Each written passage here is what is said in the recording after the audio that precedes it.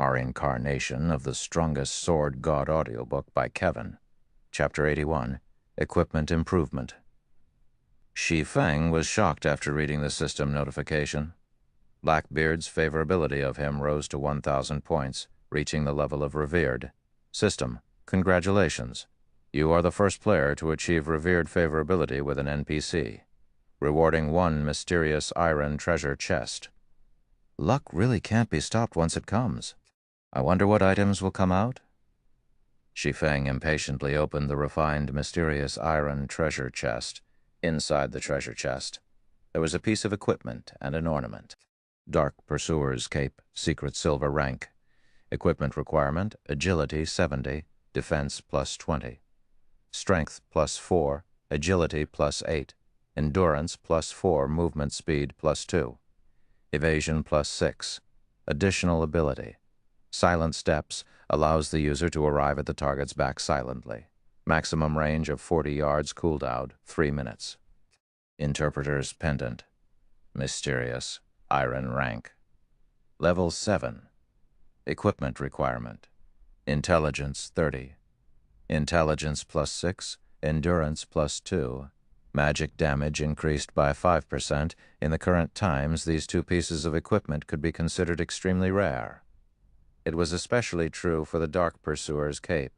The cape was well suited for weapons specialists, and it would definitely increase their strength when equipped. Meanwhile, Silent Steps was an ability similar to the instantaneous movement of mages and shadow steps of assassins. It was equipment meant for PK. The Interpreter's Pendant was even more of a top-tier ornament.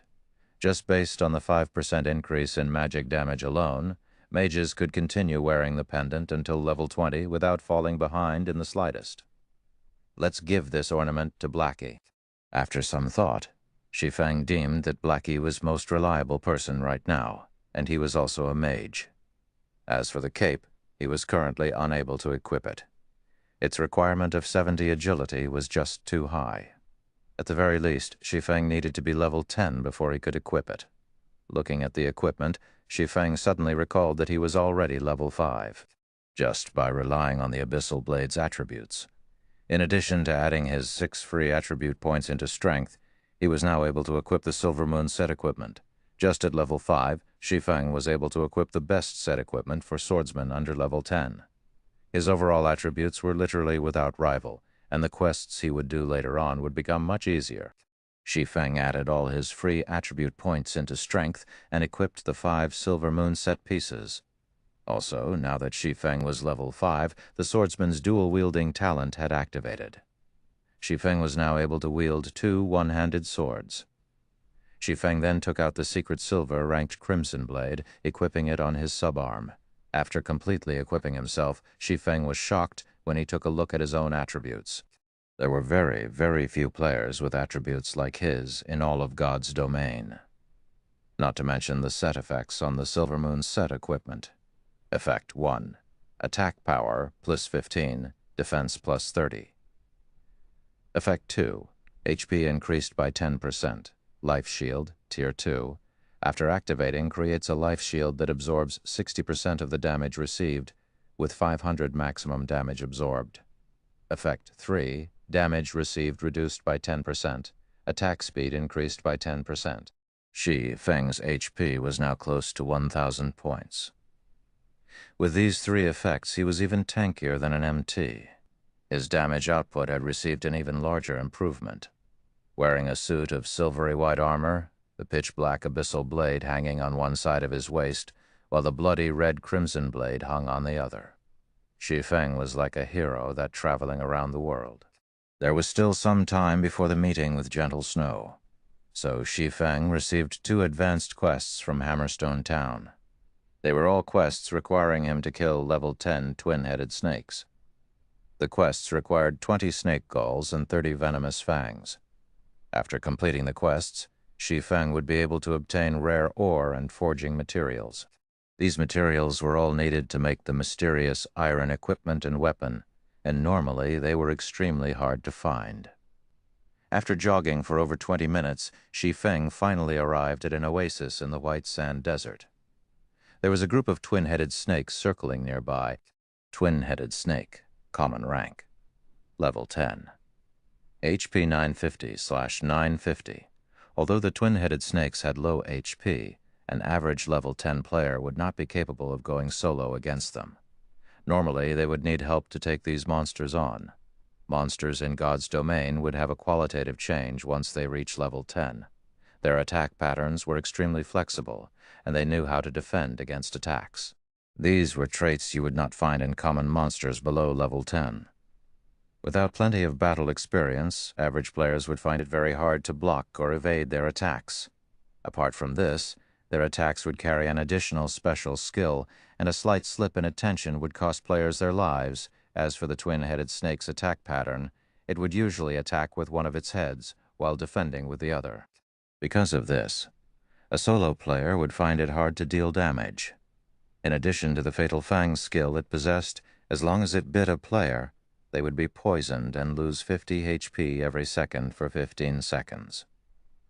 If they did not dispel the poison, an average player would practically lose their lives to it. Shi Feng slowly closed in on the twin-headed snakes. Before he even reached the 20-yard range, a twin-headed snake, the height of an adult, spat out its tongue, rushing towards Shi Feng. Since he had been discovered, Shi Feng took the initiative to rush over as well. Wind blade. The abyssal blade transformed into a black streak of light, piercing towards the vital point of the twin-headed snake. The snake reacted extremely quickly. One of its heads immediately bit down on the abyssal blade, preventing the abyssal blade from moving a single inch. Meanwhile, its other head opened its mouth widely, its sharp venomous fangs leaking a bluish-green poison as it bit at Shi Feng. Shi Feng's other hand waved the crimson blade, the weapon transforming into a red streak as it slashed at the twin-headed snake.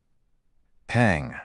He stuck as the twin-headed snake was retreating, and a damage of over 60 points appeared above its head. On the other hand, Shi Feng only lost slightly more than 10 HP, and he did not retreat even a single step backward, following which the abyssal blade slashed towards the undefended belly of the twin-headed snake, immediately causing 96 damage. Incidentally, the abyssal blade's ability, Doom Curse, was triggered, greatly reducing the twin-headed snake's attributes. However, Shi Feng was not finished. He continued slashing the crimson blade, piercing the twin-headed snake's vital points and causing another 112 damage. By the time the twin-headed snake started reacting, its HP had already been reduced by half. When one of the snake heads bit at Shi Feng, he dodged to a side and his foot stomped on the ground, pushing him forward. His actions caught the other snakehead by surprise, rendering it unable to attack or defend. Double chop. The abyssal blade and crimson blade pierced deeply into the twin-headed snake's abdomen. Shi Feng then abruptly pulled on them, slashing apart the twin-headed snake's body and leaving 2 long gashes. 2 damages appeared above the twin-headed snake's head, -156 and -132. In addition, the snake also received a bleeding debuff. The twin-headed snake still wished to retaliate. However, before it could reach Shi Feng, it bled itself to death. System: Level 10 twin-headed snake killed. Level difference of 5. EXP obtained increased by 500%. Obtained 1000 EXP. The twin-headed snake contributed a snake gall to Shi Feng. Shi Feng did not use many skills throughout the entire killing process, mainly only using normal attacks. He easily took care of a level 10 monster. However, Shi Feng was still not satisfied.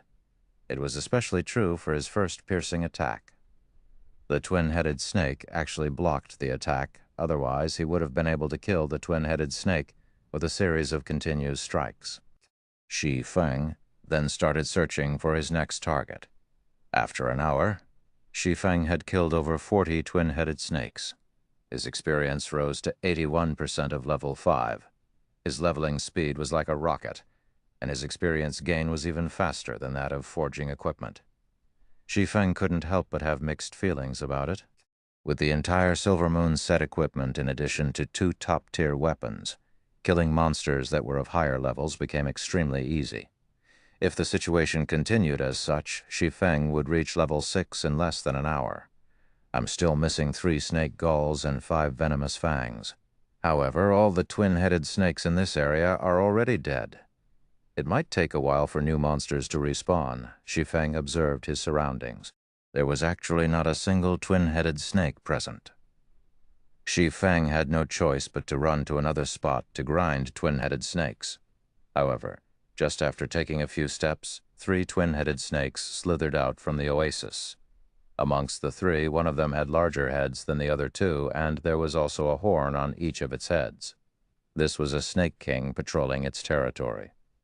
"And a rare elite, is it?" Shi Feng licked his lips when he saw the twin-headed snake king, his lips revealing a faint smile. A rare elite was not something that a person could often meet. It would appear randomly, and its strength was slightly more than normal elite monsters. Its drop rate was also extremely good. Being able to meet one depended all on luck. TL Notes. Make PK. Player Killing. Chapter 82. Killing the Twin-Headed Snake King. The Twin-Headed Snake King, along with its 2 subordinates, slowly slithered towards Shi Feng. However, it did not discover Shi Feng's existence. Its tail calmly swayed and its head proudly raised as it overlooked its own territory. Meanwhile, the 2 normal twin-headed snakes were closely following the Snake King. They did not act proudly like the Snake King, but more like bodyguards, their chilling gazes sweeping across their surroundings. As long as there were any signs of activity, they would immediately become their king's sharp swords, killing all enemies that were harmful to their king. From when the twin-headed Snake King approached his location to when it turned around and left, Shi Feng only watched it, silently. However, Shi Feng was in no hurry to make a move. Instead, he stealthily followed it, using observing eyes on it, and waiting for the best terrain to start his attack. Twin-headed Snake King. Rare Elite. Level 10 HP 4000, 4000. The other 2 twin-headed snake guards were both common monsters. They were both level 10, and they both had 4,400 HP. Shi Feng was about to face 3 level 10 monsters together. Moreover, there was even a rare elite amongst them. Even though Shi Feng equipped with the full Silver Moon set equipment, he still needed to plan properly before taking action. After all, the few can't fight the many. Also, the snake race had extremely quick movement speeds, and the Snake King even more so. Shi Feng followed the twin-headed Snake King to an area filled with sandstone. There were several stones taller than a person here that could be used to obstruct the twin-headed Snake King's vision, so Shi Feng finally started taking action. Shi Feng would be at a big disadvantage if he were to take on all 3 twin-headed snakes at the same time, so he needed to split them up and kill them one at a time, with the common monsters taking priority. Shi Feng immediately used Phantom Kill, letting his doppelganger stay behind waiting while he took charge. Shi Feng used Windblade, his sword stabbing at the nearest twin-headed snake guard with the ambush and the speed increase from Windblade. The twin-headed snake was not able to react to the attack at all. Shi Feng's 2 swords immediately stabbed it in the backs, causing damages of -76 and -61. Following which, Shi Feng used Double Chop, causing -103 and -89 damage, and leaving the twin-headed snake guard with a bleeding effect. Shi Feng was fully equipped with top-tier equipment and high-leveled skills. Even if the twin-headed snake guard had a high defense, the damage Shi Feng could cause was extremely high. If it were a level 5 average player attacking the twin-headed snake guard, with the level suppression and the monster's high defense, they would at most cause -3 or -4 damage to it. The twin-headed snake guard wailed in pain.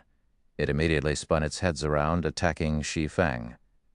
The other twin-headed snake guard also came over, biting at Shi Feng. Shi Feng now received attacks from 2 sides at the same time. Shi Feng slightly smiled at this. He used Thundering Flash, sending 3 streaks of thunder at one of the twin-headed snake guards. However, the twin-headed snake guard reacted extremely quickly. One of its heads blocked, while the other bit at Shi Feng. The 3 streaks of thunder were blocked, causing an insignificant amount of damage. Just as the snake's venomous fangs were about to bite down, Shi Feng used parry and activated Windwalk. After blocking an attack, Shi Feng immediately turned around and ran. The twin-headed snake guards would naturally not let go of an enemy who angered them. Slithering at high speeds, they chased after Shi Feng. As for the unharmed twin-headed Snake King, one could see boiling rage in its chilling eyes. It, too, slithered and chased after Shi Feng. However, just after the twin-headed Snake King moved several yards, Shi Feng's doppelganger used Windblade and rushed at the twin-headed Snake King. The doppelganger slashed at the twin-headed Snake King's neck, causing -24 damage. The twin-headed Snake King was enraged by this attack. With the speed of a thunderbolt, the twin-headed Snake King bit at the doppelganger. As the doppelganger's goal had been achieved, it, too, activated Windwalk, turning around and leaving. Now the twin-headed snake guards were separated from the Snake King. Although the two twin-headed snake guards were tough without the support of their king, they were unable to stand against Shi Feng's fierce attacks. One move after another, Shi Feng's blades would always strike at the vital points of the twin-headed snake guards. After all, the Silver Moon set equipment was not just for show. Right now, Shi Feng's ability exceeded 60 points. Even if the twin-headed snake guards could defend against one of Shi Feng's attacks in time, they would still be struck by his other sword. Every sword that landed would take away 60 to 70 HP, while the occasional critical hit would cause over -150 damage. Shi Feng's sword strikes were like a fierce gale passing by. The sword strikes constantly landed on the two twin-headed snake guards, causing their HP to fall madly. Within a few moments, the two twin-headed snake guards breathed their last breaths. After looting the drops, Shi Feng rushed at the twin-headed Snake King. Currently, the doppelganger's HP had fallen below 30%. It was exhausting itself trying to pin down the twin-headed Snake King. The rare elite's attacks were extremely quick. It would, from time to time, spit out a poisonous fog, enveloping a large area with it. The doppelganger only possessed 50% of the original body's attributes, so it could only constantly defend and escape. Otherwise, it would have long since dropped dead. However, now that the original body had arrived, the doppelganger did not need to pin down the twin-headed Snake King any longer. Shi Feng immediately used 9 Dragon's Slash, shooting out 9 phantoms of the abyssal blade. Shi Feng then used Defensive Blade, his attack range greatly increasing. He could only attack from afar when facing the twin-headed Snake King, who was capable of spewing out poisonous fog. If he were to enter a melee with the twin-headed Snake King, he would not last 20 seconds. Even if he were to activate all of his life-saving skills, he still would not survive. The twin-headed Snake King was very cunning. When facing Shi Feng, one of its heads defended against Shi Feng's attacks, while its other head constantly attacked his doppelganger, paying no attention to Shi Feng himself. After 3 to 4 hits, the doppelganger could no longer take it, vanishing. Meanwhile, the twin-headed Snake King's HP was still over 70%. Its other head now turned to stare at Shi Feng. It opened its mouth, spitting out a mouthful of poison. The poison was like an arrow as it shot towards Shi Feng. Shi Feng's expression suddenly sank. His body dodged sideways, avoiding the poison. When the poisonous fluid struck a sandstone, the fluid immediately passed through, leaving behind a large hole. This was the twin-headed Snake King's corroding acid. If one were to block it, though a secret silver weapon might still be fine, a common weapon would immediately melt. As for a bronze weapon, its durability would at least be reduced by half, and taking 2 hits from the corroding acid would turn it into scrap. In such a way, one man and one snake started maintaining their distance between each other, attacking and dodging. Shi Feng madly slashed his swords, streak after streak of swordlight filling up the area. Meanwhile, the twin-headed Snake King's 2 heads spat out poison without halt, leaving behind countless holes. From time to time, it would also fill a large area with a poisonous fog, leaving not even a blade of grass alive. From time to time, Shi Feng would be poisoned during battle. After over 10 minutes of constant battle, even though Shi Feng was constantly drinking basic regeneration potions, as soon as the cooldown was finished, his remaining HP was only at 8%. Meanwhile, the twin-headed Snake King still had 14% of its HP remaining. Seeing as both their HPs were low, the twin-headed Snake King revealed a sinister look. Its size faintly increased by a fold, Then suddenly it leaped into the air. One of its heads widely opened its mouth, revealing its snow-white poisonous fangs, while its other head spewed out poisonous fog. The twin-headed Snake King used an attack pattern that contained both attack and defense, and as long as Shi Feng closed in on it, he would be trapped in the harmful fog. Going all out now? Currently, Shi Feng could withstand the poisonous fog for 3 seconds at best, or take one strike from the Snake King itself. Shi Feng took out a bottle of basic regeneration potion from his bag, gulping it down and recovering 180 HP. In his other hand, Shi Feng took out a polymorph scroll. Just as the twin-headed Snake King was about to land, it was immediately turned into a sheep. Thundering flash, chop, double chop, earth splitter. After a series of attacks, the twin-headed Snake King only had 5% of its HP remaining. However, it had transformed back into its original form while its surroundings were filled with poisonous fog. The twin-headed Snake King's recovery speed increased by a fold while inside the fog, while its enemies would madly lose their HP. Shi Feng immediately retreated, using Abyssal Bind on the twin-headed Snake King. Shi Feng then took out the Tier 1 magic scroll, continuous flame bombs, and started chanting. 5 large fireballs smashed onto the twin-headed Snake King's body, taking away the last of its HP. The twin-headed Snake King dropped 4 items as it died. System: twin-headed Snake King killed. Level difference of 5. EXP obtained increased by 500%. Obtained 5,000 EXP. Shi Feng finally loosened his breath. As expected, a level 10 rare elite was extremely hard to deal with. If he did not possess the Silver Moon set equipment and the Tier 1 magic scroll, he would have been the one to die in this battle. Fortunately, Shi Feng killed it. Amongst the 4 items dropped, there was the level 8 mysterious iron staff, Song of Life, meant for clerics. Its overall attributes were quite good, and it also increased the levels of recovery skills by +1.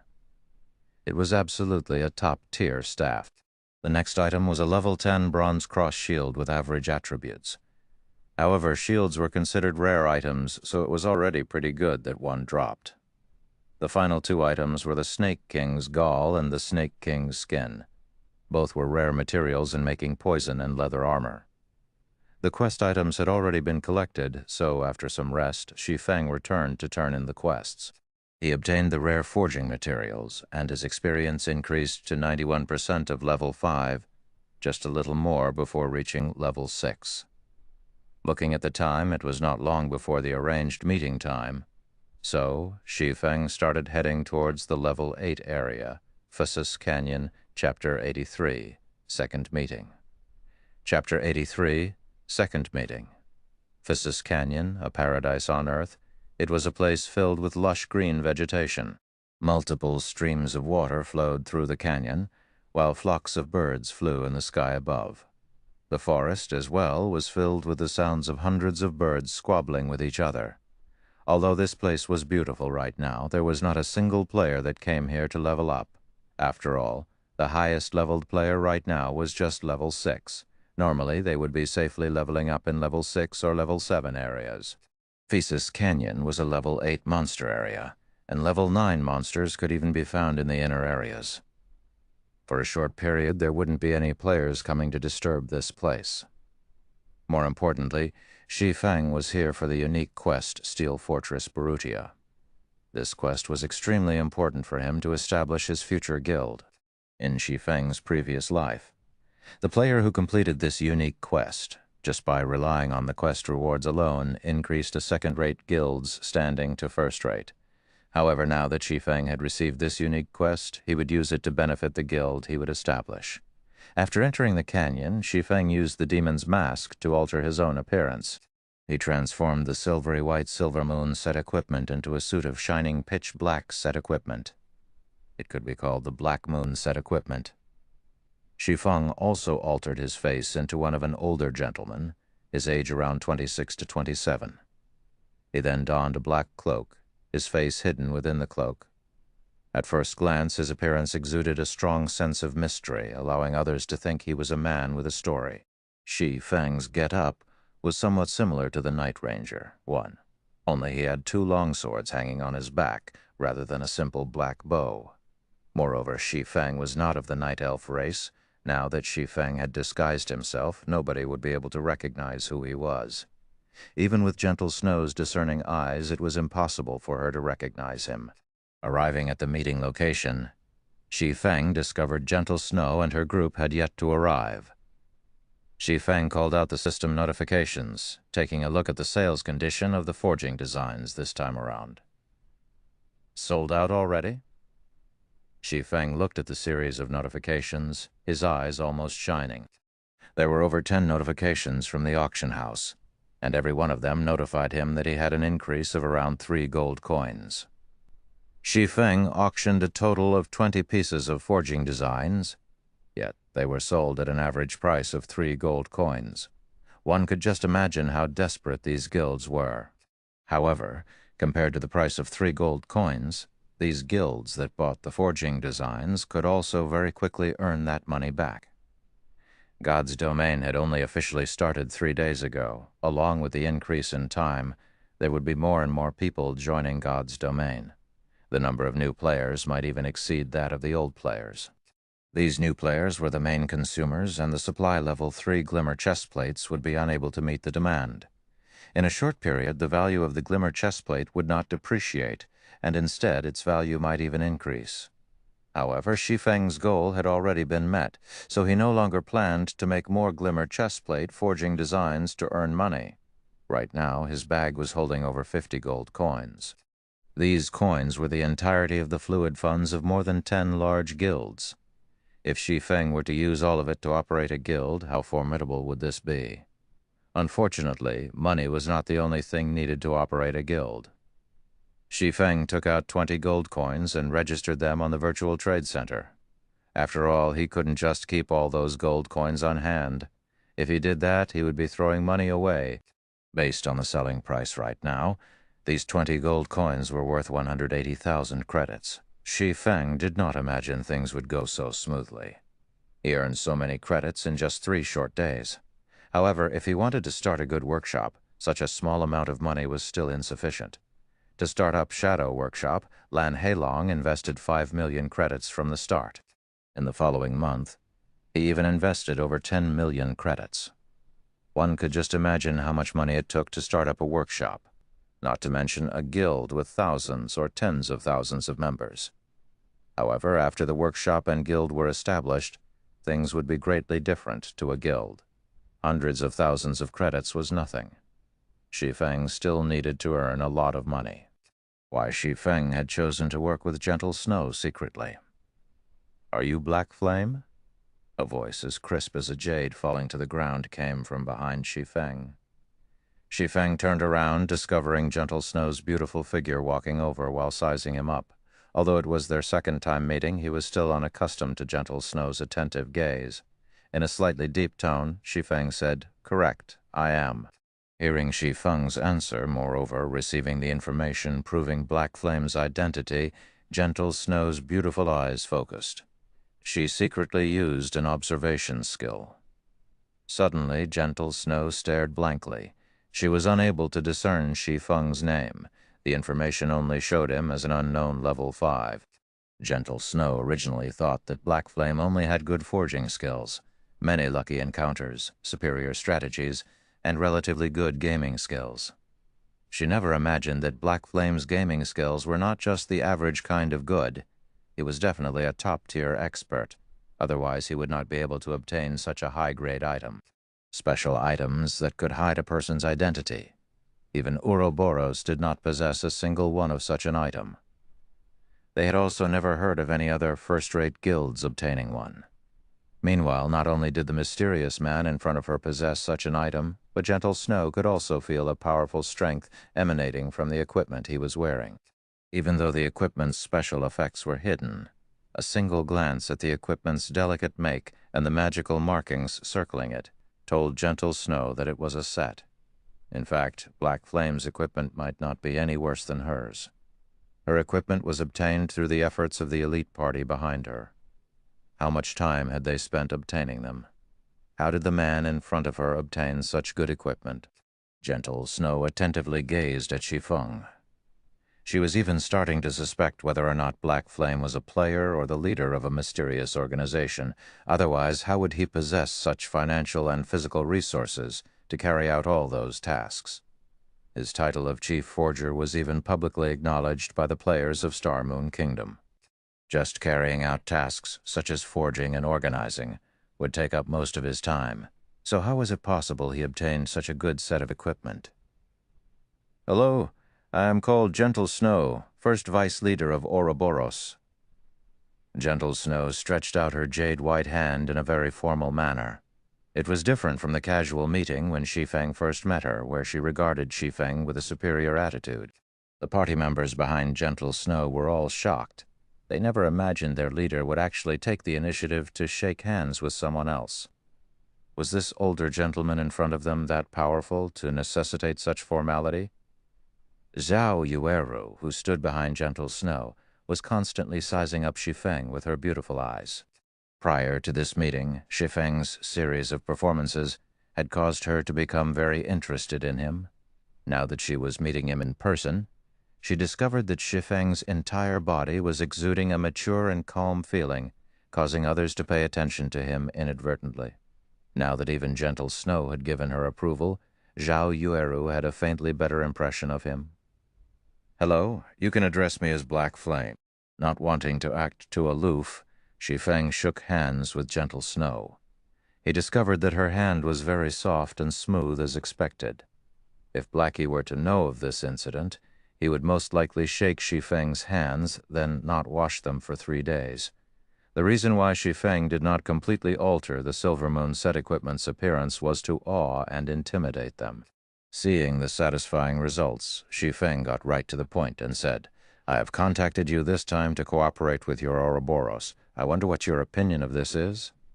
"Of course, we welcome it very much. If you are willing to become the chief forger of our Ouroboros, just state your price," Gentle Snow said with confidence. She guessed that Shi Feng would demand an exorbitant price.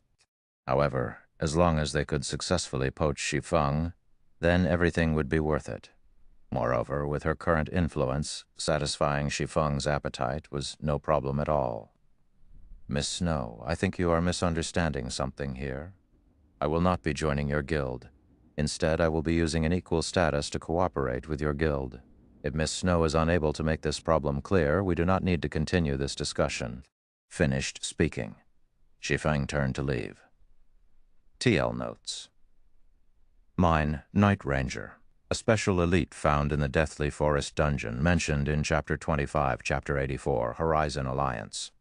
Chapter 84, Horizon Alliance, seeing as Shi Feng was about to leave. The members from Ouroboros were stupefied. There was actually a man who would treat Gentle Snow in such a way. He even discarded the chance to work with Ouroboros without hesitation. Zhao Yueru panicked, her words caught in her mouth. She almost wanted to hold back Shi Feng and mediate between them. Even the wise Gentle Snow had yet to speak. If Zhao Yueru took action herself, her standing out might cause the situation to worsen, so without a better choice, she just pulled on Gentle Snow's arm, secretly reminding her. However, what Zhao Yueru did not know was that Gentle Snow was similarly stupefied. She did not imagine that Shi Feng's goal from the start was not to join Ouroboros, but to cooperate with them on equal standing. However, did Shi Feng have the qualifications to do so? Ouroboros was not as simple as it looked. It was a colossus in the virtual gaming world. The resources in its possession were not something an average player could imagine. To be able to cooperate with Ouroboros with equal statuses at the very least, they needed to be a first-rate guild equally. On the other hand, the man before Gentle Snow wanted to cooperate with Ouroboros on equal standings, as if it were a matter of course. For him to be so confident, did this man truly have some sort of hidden power standing behind him? This was also not an impossibility. Being able to carry out this series of matters, in addition to obtaining such a set of equipment, was not something a person could do within such a short period. Black Flame definitely possessed the support of a great power. That's the only way he would be capable of causing the vicious competition that was happening right now. According to their guild's statistics, The income black flame obtained from selling the forging designs exceeded 60 gold coins. Meanwhile, the fluid funds of a first-rate guild right now did not exceed even 3 gold coins. If this money were utilized properly, it would allow a first-rate guild to surpass the other first-rate guilds instantly. Becoming a super guild would not be a problem. Suddenly, Gentle Snow felt chills crawl down her spine. As the vice leader of Ouroboros, she actually failed to notice such a great hidden power. However, for a power to be unknown to her, one could just imagine how deep this power hid. Fortunately, she was able to discover it now. Whether they were a friend or a foe remained unknown. Please wait. Gentle Snow urged Shi Feng to stay, saying, "You too should know that our Ouroboros is a first-rate guild. There are not many powers out there who possess the qualifications to work with us. If you can prove that you have the ability and capital and that your proposal would bring Ouroboros great benefits, then we can come to an agreement." "Humph! Ouroboros sure does have a very big tone. You should know that the first-rate guilds that I can choose to cooperate with aren't just limited to you." Shi Feng turned around and looked at Gentle Snow, acting as if he did not place Ouroboros in his eyes at all. Afterward, he took out one of the level 10 mysterious iron equipment forging designs that he bought from Blackbeard, waving it in front of Gentle Snow's face. He then said with a sneer, "I wonder what thoughts you will have after seeing this. Do you think I have enough qualifications?" How could it be? Gentle Snow could not believe what her eyes were seeing. Her heart was filled with extreme shock. "How did you obtain a level 10 mysterious iron forging design?" Right now, even the level 3 Glimmer chestplate forging design was being fought over insanely. The value of the forging design in Shi Feng's hands right now simply could not be imagined. To the elites of a guild, the level 3 Glimmer chestplate forging design was not particularly useful. The main purpose of a guild obtaining it was just to earn money and nurture their own forgers, increasing the advantage that their guild possessed over others. However, when compared to the forging design that Shi Feng was currently holding, the Glimmer chestplate forging design was not even worth being mentioned. Lead by one step, then lead to every other step. This was the natural law of the virtual gaming world. Every guild knew of this law. Trade secret. Don't think too much about it. Shi Feng kept the forging design. If there aren't any other matters, then I'll be leaving. It was absolutely impossible for Gentle Snow to allow the person in front of her, who possesses a level 10 mysterious iron equipment forging design, to leave. Moreover, to allow him to cooperate with another first-rate guild. If she were to allow the other first-rate guilds to obtain him and mass-produce these pieces of equipment, equipping every elite member with it, then the competition for the kingdom's capital would no longer be necessary. All right, I agree. State how we should cooperate then. Gentle Snow grit her teeth, yielding to Shi Feng in the end. Hehe. But I don't wish to cooperate with you anymore, Shi Feng said in a deep tone. You? Gentle Snow's expression suddenly turned cold. However, very quickly, she calmed back down. She no longer had her high and aloof attitude, her face revealing a calm smile as she said, "I apologize for my previous poor manners. I wonder if you can reconsider. Our Ouroboros is willing to pay double the price of the other guilds." Shi Feng nodded his head, saying with a smile, "All right then, seeing as you are so sincere after this scene, everyone else thought that they had heard wrong." The incomparably proud snow goddess actually surrendered. Moreover, she even apologized for her previous behavior. How terrifying was this black flame! Currently, Zhao Yueru's eyes were shining as they looked at Black Flame with admiration. She knew full well how proud and intelligent Gentle Snow was. Since meeting her, Zhao Yueru had never seen a person who could make Gentle Snow apologize. "I wonder how you wish to cooperate." Gentle Snow sent a glare towards the snickering Zhao Yueru behind her, then looked back at Shi Feng and asked, "It's very simple. I'm planning to establish a loose lifestyle organization called Horizon Alliance and recruit all sorts of lifestyle players. You just need to help me advertise it and spread its influence, and I'll give your guild a discounted price. I'll even sell you equipment and tools that are unavailable to the public, Shi Feng unhurriedly said. You really want to establish such an organization? Gentle Snow was slightly shocked. Although she did not think highly of Shi Feng, the terms he stated were very attractive. Zhao Yueru's eyes widened in shock. She unbelievably looked at Shi Feng, feeling he was too insane. After everyone else heard Shi Feng, they all thought that Shi Feng simply had too much money to waste. He was actually trying to establish such an organization. Shi Feng's plan was truly outrageous. It was utterly impossible to unify all the lifestyle players. The financial resources, physical resources, and manpower required to carry out such a feat were simply too great. Every guild has been nurturing their own lifestyle players. Moreover, they only recruited the elites among them in order to avoid wasting resources. That meant that the leftover lifestyle players were just mob characters, and there wouldn't be a big effect if all of them gathered together. The resources needed to nurture these lifestyle players were even more needless. There was not a single guild out there who was willing to bear such a price. Of course, if it were to succeed, the profits would be truly unimaginable. You don't have to worry about this. When the time comes, I will naturally notify you to help me advertise the organization and spread its influence. In any case, you all don't have anything to lose, of course. I will give you all some remuneration in advance. 10 glimmer chestplate forging designs should be enough for your guild to nurture quite a few forgers. If Shi Feng were to advertise the organization himself, not to mention how much time it would waste, the effects would not be that great. He would need a lot of time to increase the organization's influence. However, it was a different story if Ouroboros were the ones advertising the organization. They could practically cover the entire Star Moon Kingdom, greatly shortening the process of gathering influence. Gentle Snow gave Shi Feng's offer some thought. It was not much work for them to do the advertising. They could also obtain 10 glimmer chestplate forging designs now, allowing them to widen the gap between Ouroboros and the other guilds. They would also be able to nurture a large batch of lifestyle players, earning even more coins. As for the matter of establishing such a lifestyle alliance, nurturing lifestyle players in large batches meant it was a process of constantly spending money.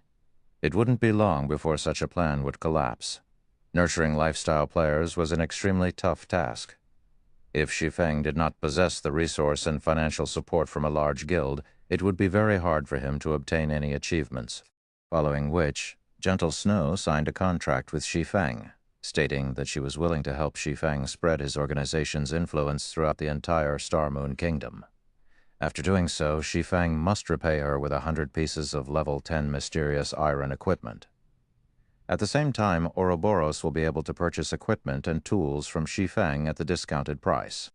Gentle Snow looked rather happy after receiving the 10 glimmer chestplate forging designs. She passed the forging designs to an assassin, letting him take the forging designs back to the guild. Then she looked towards Shi Feng, inviting him. I see that the number of humanoid monsters is quite high here, although their levels are slightly higher. It is a good place to level up. Why don't you level up with us? It would be much faster than leveling up by yourself. Chapter 85, Birdman. Chapter 85, Birdman. Gentle Snow's invite caused both Zhao Yueru and Xiao Yuer to pay attention. Shi Feng's strength must definitely be great, however, they have never specifically seen him in action, so they were extremely curious about his capabilities. They wanted to experience the strength of the rumored chief forger of Star Moon Kingdom, right. Join our party. Big Brother Black Flame. Our party members are all very skilled, so our leveling efficiency will be a lot higher, Xiao Yuer said from the side. Zhao Yueru sent a glare towards Xiao Yuer. The girl actually made the statement before she could. Xiao Yuer hid behind Gentle Snow, cutely sticking her little tongue out at Zhao Yueru. Zhao Yueru stamped her feet in anger, causing her chest to bounce indefinitely. If it were not for Black Flame being present, she would have taught this little girl a lesson right this instant. Although the beauties were filled with interest in Shi Feng's strength, the remaining 2 male players had their fighting spirits raised instead. Just what did Shi Feng possess to earn the attention of the 3 beauties? Suddenly, a heart of competition grew within them. They looked at Shi Feng with a provocative expression, not believing that they were any worse than Shi Feng. Regarding these provocative glances, Shi Feng paid no attention to them.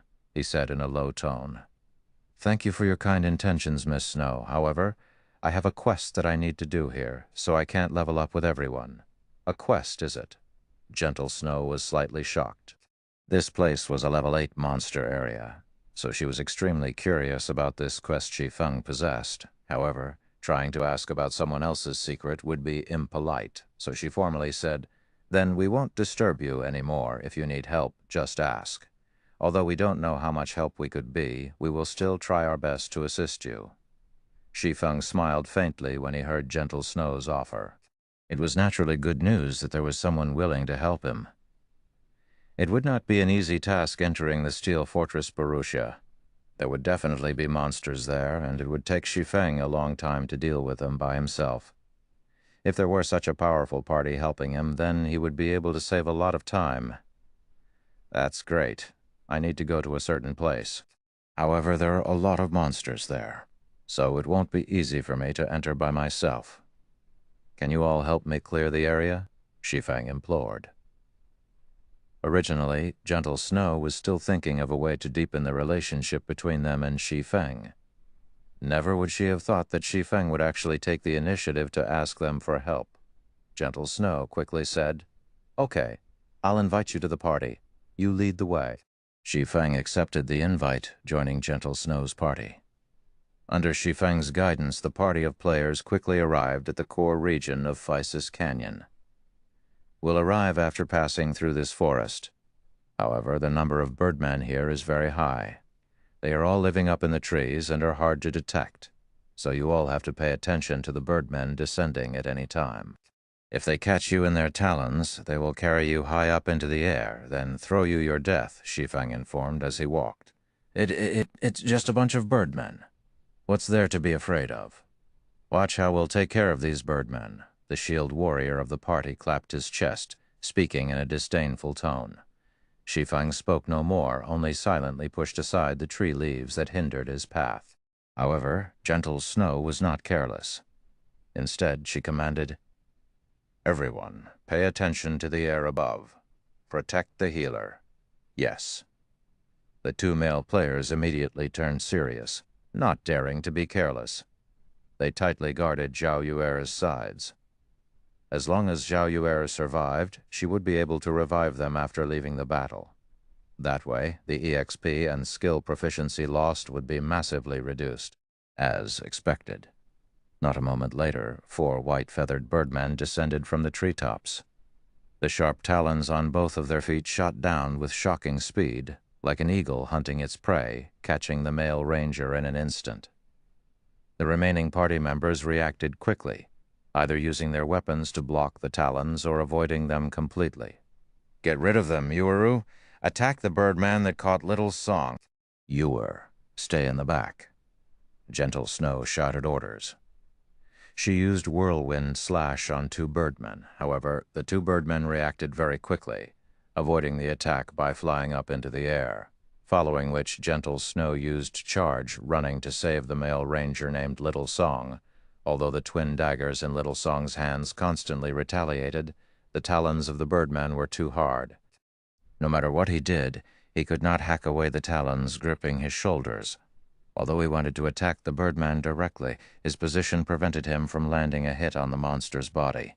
He could only helplessly dangle, slowly rising into the air. Zhao Yueru used a flame explosion on the level 9 birdman's wings, causing Misa 53 damage. The flames burned away some of the birdman's feathers, causing the birdman to plummet from the sky instantly. Gentle Snow was already waiting down below by the time the birdman landed.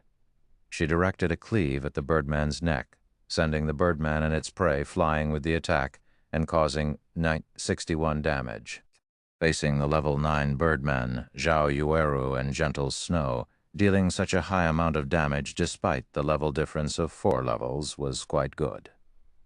The injured birdman looked pitiful. However, Birdman had a total of 1,000 HP.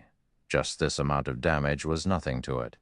It would be better again after rubbing some spit on its wounds. Moreover, it was the first time Gentle Snow and the others dealt with the attack patterns of flying monsters.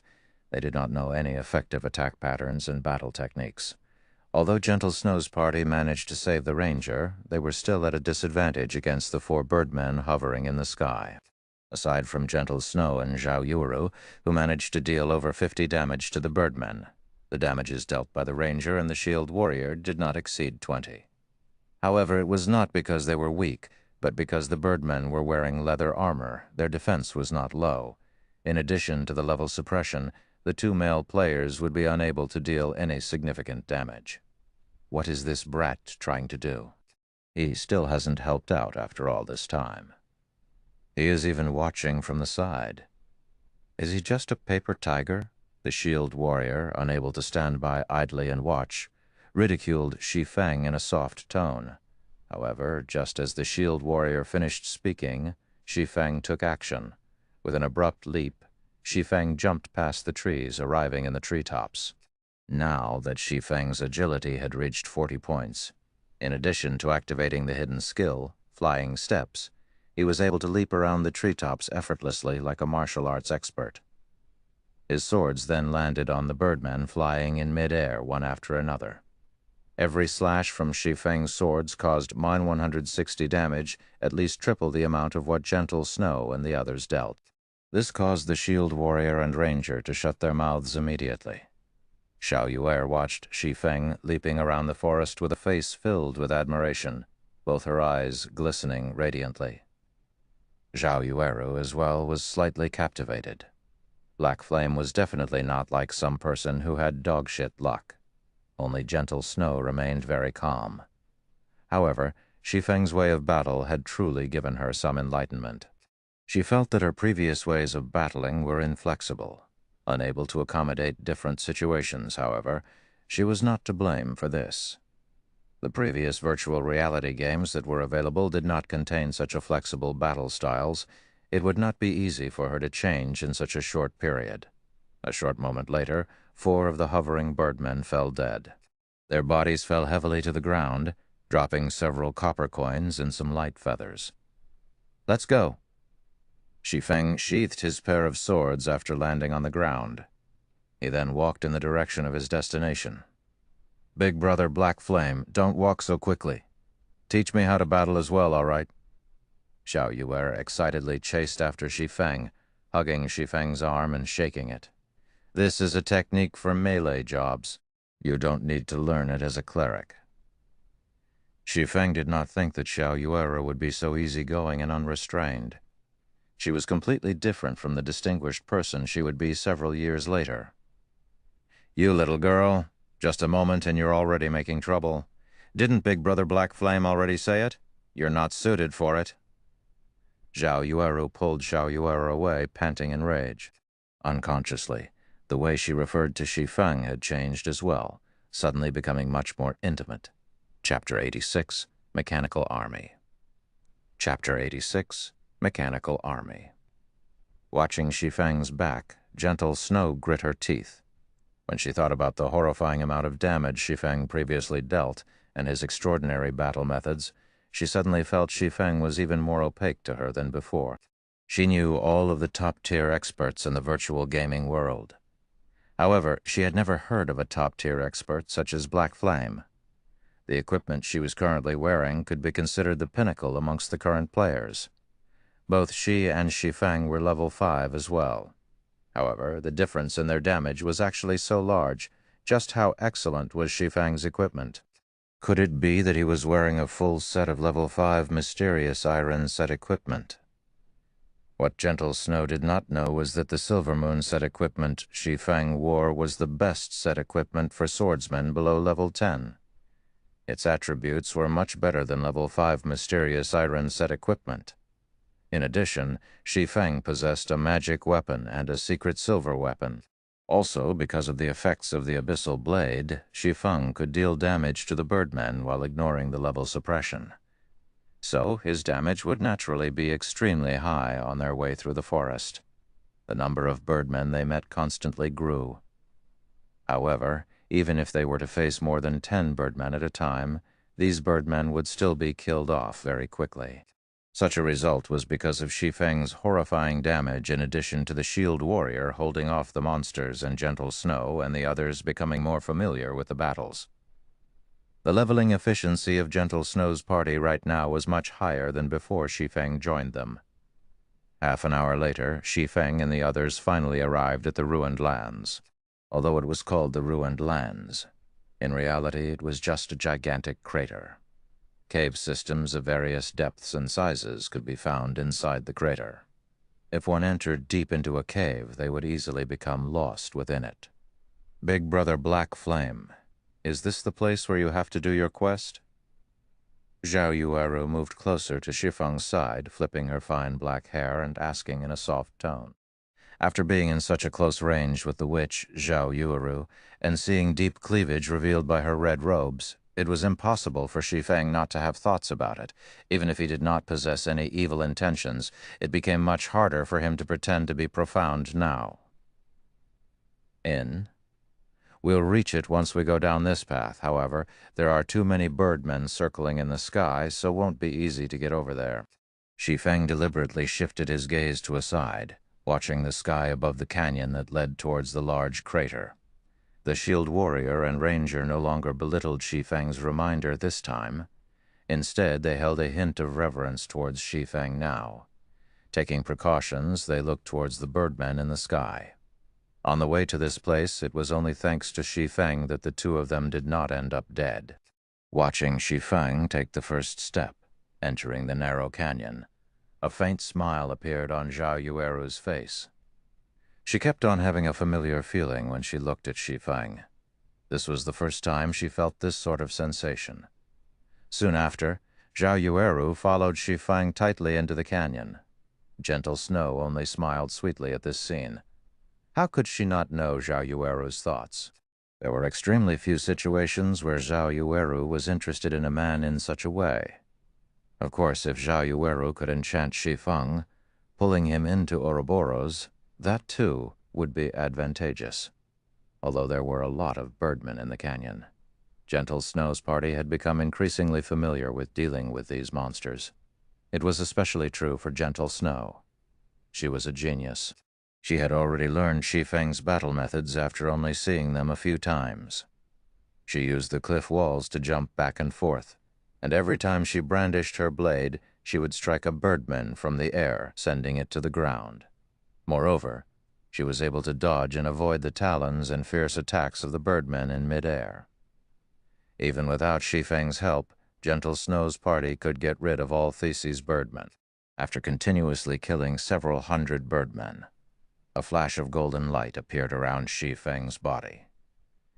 He had finally reached level 6, catching up to those leveling madmen in order to equip the Dark Pursuer's cape a little earlier. Shi Feng placed all of his attribute points into agility. If he were to level up the Abyssal Blade to level 5, he might even be able to equip the Dark Pursuer's cape at level 8.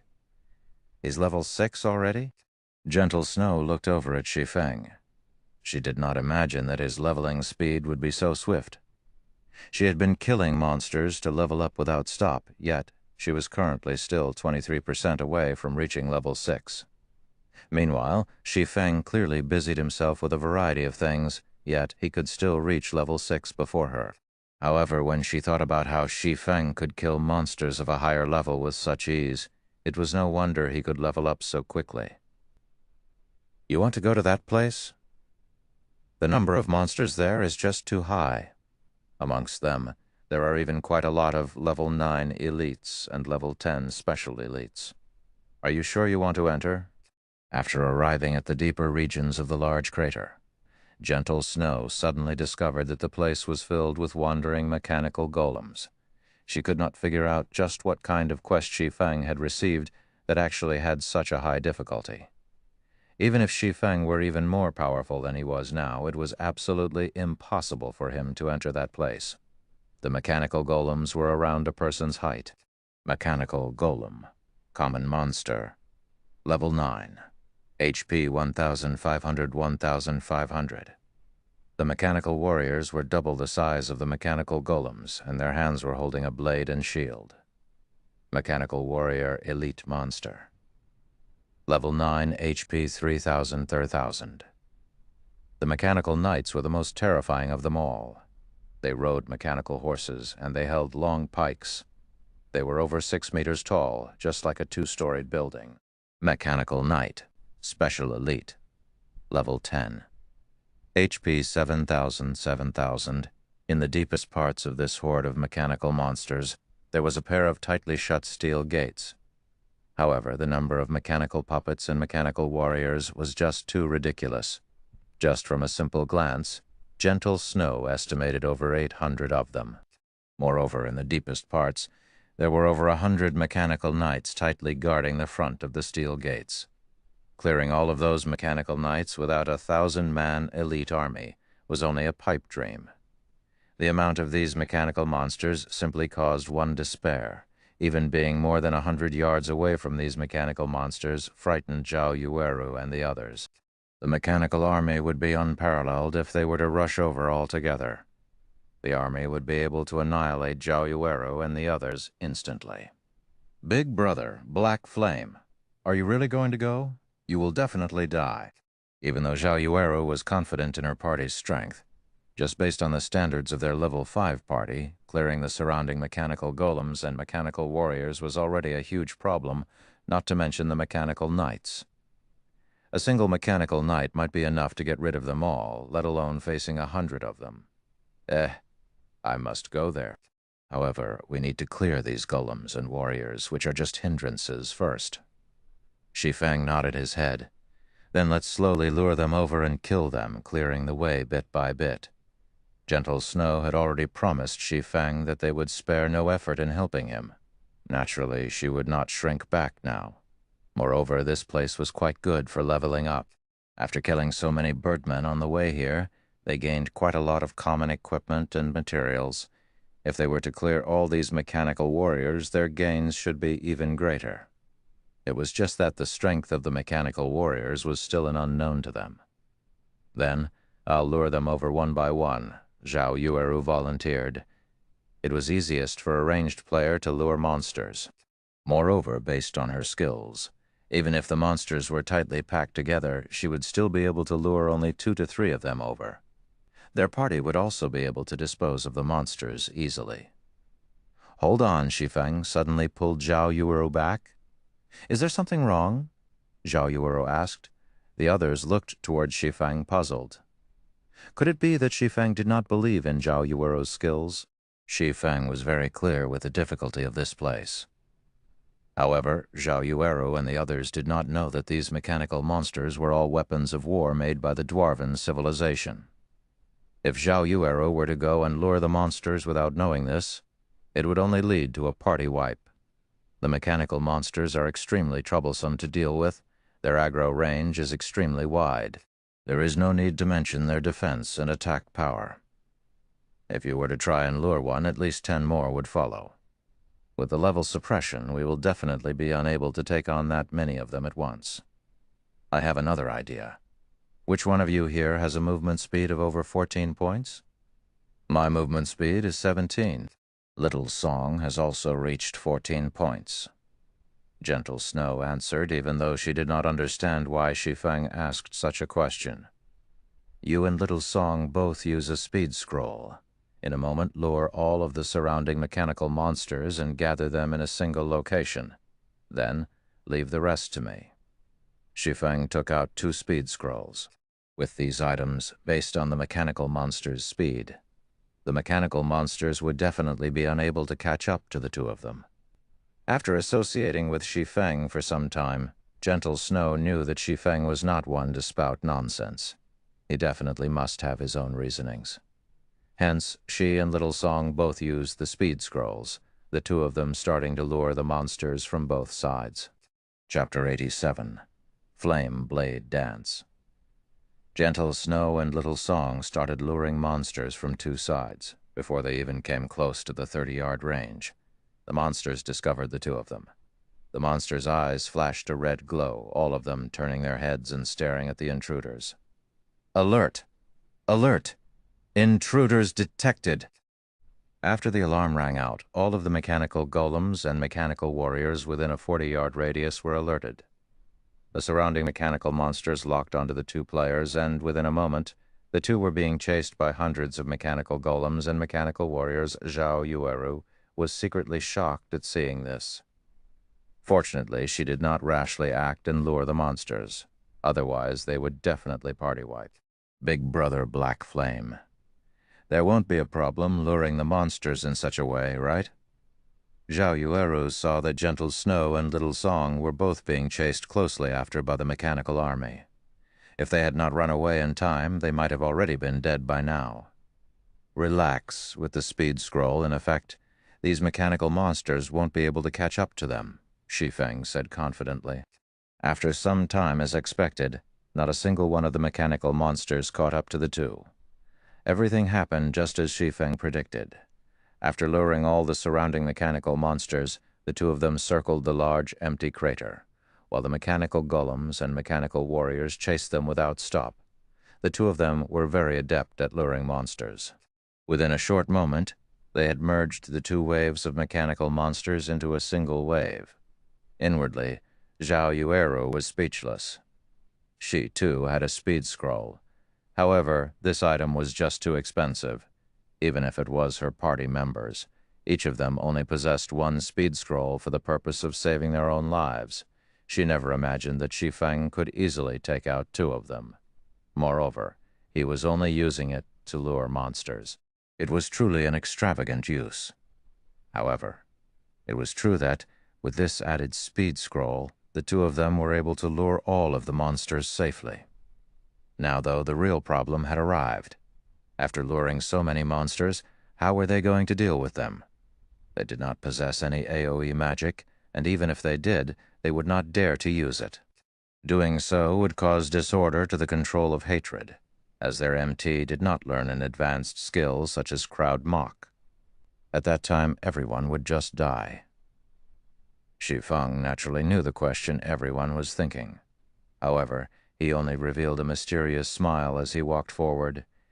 "In 10 seconds, both of you lure all the monsters to the center," Shi Feng said in the party chat.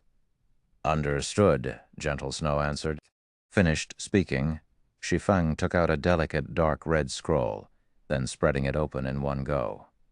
Incantations were written throughout the inside of the scroll. Just the light coming from the incantations was enough to cause the fire mana in the surroundings to surge. After seeing this, even an amateur would know that the item Shi Feng took out was not simple. As an elementalist, Zhao Yueru's face was filled with shock. Just what kind of magic scroll was this? The magic scrolls sold by the magic shops were definitely unable to create such a feat. Just the incantations alone were enough to cause the fire mana of the surrounding area to gather quickly, becoming incomparably violent. Such a gathering of fire mana was even stronger than the fire dragon's roar she used by several times. If Shi Feng were to release it, who knew how strong it would be? At this moment, Shi Feng activated the magic scroll and pulled out the abyssal blade. Suddenly, the fire mana collected above the magic scroll poured down like mercury, and streak after streak of flames over 10 meters in length penetrated the abyssal blade. Magnificent flames then burst out of the abyssal blade's form, suddenly transforming into a sword of flame. It faintly released the cry of a phoenix, resounding throughout the surroundings. Naturally, everyone noticed such a vast and mighty power. Nobody thought Shi Feng would actually still have such a hidden ace in the hole. In fact, Shi Feng did not wish to use this Tier 2 magic scroll. He would have one less after every use. Moreover, Shi Feng had only harvested 4 such items from all of Moonlight Forest. Now that he had used one, he only had 3 remaining. At this time, Gentle Snow and Little Song had already lured all of the mechanical monsters to the central region of the crater. They then ran towards Shi Feng. The mechanical monsters were coming in closer and closer, 40 yards, 30 yards, 20 yards, 10 yards. However, Shi Feng had still not taken any action. He was only standing there, silently, with his hand holding the dazzling and burning hot sword.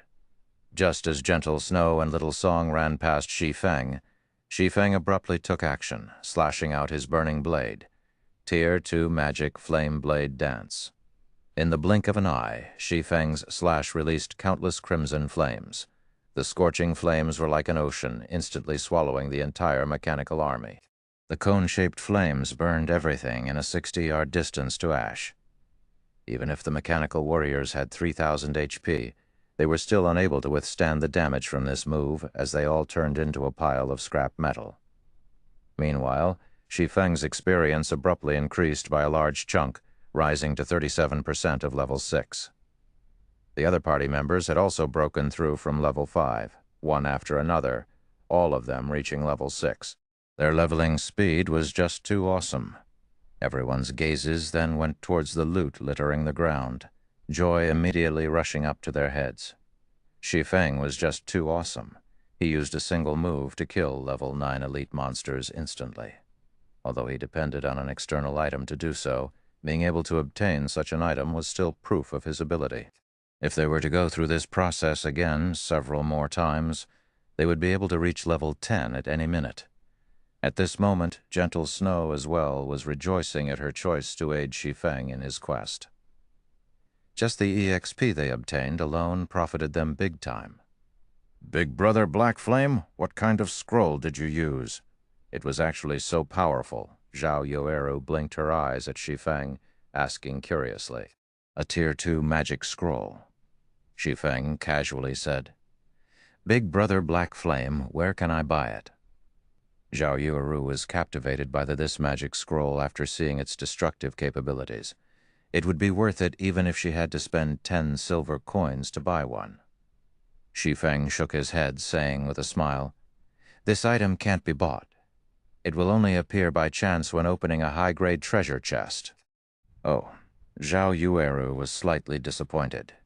Shi Feng might have spat out blood if he knew Zhao Yueru thought of buying the Tier 2 magic scroll for only 10 silver coins. Nobody would sell a Tier 2 magic scroll. That was because this item was just too valuable. If used at a crucial point, it was possible to create a comeback situation. Since Shi Feng's previous life, there were many large guilds who offered 2 to 3 gold coins for Tier 2 magic scrolls, but still failed to purchase any. If it were not due to the importance of this quest, Shi Feng would not have been willing to use this scroll. Gentle Snow originally wished to find out more about the magic scroll as this item was truly too useful. However, after hearing Shi Feng's tone, it was clear that he was feeling heartache over having used the item. Even the rich and overbearing chief forger was feeling heartache. One could just imagine how rare this item was, however. When Gentle Snow heard that she could obtain such an item from a high-grade treasure chest, she thought to herself that she would let the players from her guild make a note of it, following which everyone else started cleaning up the loot. There were plenty of elite monsters amongst the over 800 mechanical monsters, so there were many items dropped. Amongst them, there was no lack of level 7 to level 8 common equipment. There were even over 30 pieces of bronze equipment and several skill books. You killed all these monsters, and we were not of much help, so we won't be taking any of the equipment or skill books. Gentle Snow traded all the items to Shi Feng after she finished arranging the loot. However, the shield warrior started drooling when he looked at all the equipment for MTs. He was extremely reluctant to part with them. However, he also did not dare have any objections to give everything to Shi Feng. "You all helped out quite a lot. Let's split according to job requirements. As for these skill books, I'll be taking them." Shi Feng only kept all of the skill books because he discovered a special skill, precision throw, amongst them. This skill was extremely useful to him. As for the bronze equipment, they were worth but a few gold coins, so they were not as valuable to him. The equipment he was currently wearing was the Silver Moon set equipment. Shi Feng did not plan on changing equipment while he was below level 10. As for Blackie and the others, he would obtain equipment that would better suit them. Although the equipment did not serve much purpose to Shi Feng, they were very useful to Gentle Snow. I would feel embarrassed if I were to accept them vainly. How about I purchase all of them? I currently don't have enough game coins on hand. Could I pay using credits? Gentle Snow, not wishing to owe Shi Feng a favor, softly asked. Paying with credits is fine as well. Shi Feng was naturally very willing. In a short moment, Gentle Snow had transferred 50,000 credits to Shi Feng, enriching Shi Feng quite a lot once more. What about the remaining mechanical knights? Are you going to use a magic scroll again? Gentle Snow looked towards the over 100 mechanical knights guarding the large gate, asking in anticipation. A Tier 2 magic scroll can't get rid of them. Moreover, I don't need to kill them to enter into that place. I just need to lure them away. When Shi Feng heard Gentle Snow saying so, his forehead couldn't help but sweat. Tier 2 magic scrolls weren't just some kind of cabbage he could waste. Leave it to me, then. Gentle Snow looked at the terrain and entered into deep thought. She felt that there should be no problem in accomplishing the task. Here are some speed scrolls and return scrolls. As long as you run out of the crater, they will not continue chasing. After leaving the battle, you all can use the return scrolls to leave this place, Shi Feng explained and took out several scrolls. Seeing that they were about to part from each other, Zhao Yueru felt unwillingness in her heart. She did not know why, but she could feel a sense of ease and security when she was with Shi Feng. Big brother Black Flame, let's add each other as friends. We're going to enter a level 5 dungeon tomorrow, so how about you come and join us? Zhao Yueru suddenly said. Gentle Snow was faintly astonished. She looked at Zhao Yueru with a helpless smile. However, she felt that this was not really a bad choice. With Shi Feng around, their chances of clearing the level 5 dungeon would be even greater. Shi Feng did not think that this witch would actually want to add him as a friend. Moreover, she even invited him to dive into a dungeon. This behavior of hers right now was just way too different from before. We can add each other as friends, but I have some things to do tomorrow. We'll dive into a dungeon together when I have time in the future. Shi Feng tactically rejected the invitation. After all, he couldn't suddenly multiply himself into 2 people. As for the matter of adding each other as friends, Shi Feng possessed another independent circle of friends after donning the demon mask. So, others would not be able to discover any issues. Let us add each other as friends, then. Zhao Yueru softly bit her lips. She was slightly disappointed that she would not be able to dive into a dungeon with Shi Feng immediately. However, it was still good that she could add him as a friend. She would be able to contact him more easily in the future. System, do you wish to accept Flaming Moon's friend request? Shi Feng hit accept, and the name Flaming Moon entered Black Flame's friend window. Afterward, Shi Feng headed towards the left side of the gate. At this moment, Gentle Snow had already arrived at the gate's right side, prepared to lure the mechanical knights. Elder Sister Yueru, let us leave first. We can just leave the rest to Elder Sister Snow, Zhao Yueru softly said when she noticed that Zhao Yueru remained motionless. I got it. Zhao Yueru, after taking another glance at Shi Feng's back, turned around and left, seeing that Shi Feng was ready. Gentle Snow activated the speed scroll and rushed at the level 10 mechanical knights. Halfway there, the eyes of mechanical knights in front of the large gate shone brightly. Their enormous bodies started moving, and all of them had their eyes focused on Gentle Snow. Gentle Snow immediately halted her steps. She then turned around and escaped. The mechanical knights bellowed in rage as they moved their large figures, chasing after Gentle Snow. Only when all of the mechanical knights left did Shi Feng hastily run towards the large steel gates. Although Gentle Snow had lured the mechanical knights away, the amount of time they could be lured was limited. Moreover, they would not fall for the same trick the next time, so Shi Feng had to seize the opportunity. Arriving at the large gate, Shi Feng found a moss-covered keyhole. He then inserted the broken obsidian crystal given to him by Blackbeard. The fortress key had already been stored away for almost a millennium. Blackbeard also mentioned that the key might not be able to open the gates. However, it was still worth a try. Chapter 88. Advancing to Intermediate Rank. Chapter 88. Advancing to Intermediate Rank. After inserting the obsidian key, there was no reaction from the steel gate. It was still as unmoving as ever. At this moment, a message arrived from Gentle Snow. She told Shi Feng that the mechanical knights had suddenly stopped chasing her and were quickly returning. Crap, it can't be, right? The key really doesn't work. In a fit of rage, Shi Feng abruptly sent a punch towards the keyhole. Since he could not use the simplest way to enter, Then he could only use the more dangerous method to enter. Die. Suddenly, a dazzling golden light radiated out from the keyhole. Countless energy runes flashed on the pair of three-storied gates, after which the gates slowly opened, letting out ear-piercing, creaking sounds. Seeing that the mechanical knights had already hurried over while a gap fit for a person had opened between the pair of gates. Without hesitation, Shi Feng pulled out the obsidian key, and the gates stopped moving instantly, following which Shi Feng squeezed himself through the gap between the gates. System: you have discovered the steel fortress Borussia. The two-storied tall mechanical knights tried to rush in through the gates. However, the gap between the gates was just too narrow for them to pass through. In addition to the gate's immense weight, the mechanical knights could only bombard attacks at the gate outside. Unfortunately, their actions were not one bit useful. I'm inside. After Shi Feng sent a message to Gentle Snow, he carefully headed forward along the gigantic steel pathway on the other side of the ruined lands. Snow, how is he? Waiting by the side. Zhao Yueru asked when she saw Gentle Snow running in her direction. No problems, he's already inside. However, this quest is truly dangerous. I've roughly estimated the mechanical knight's strength just now, and I've discovered that these mechanical knights are completely different than other special elites. They can swiftly block my attacks in addition to instantly returning with a counterattack. If it wasn't for my quick reaction, I might have died just now. If we do not possess a skill that could continuously deal large amounts of damage, even if we could kite them around, we would still be helpless against these mechanical knights. Instead, we would just be piling up our own corpses.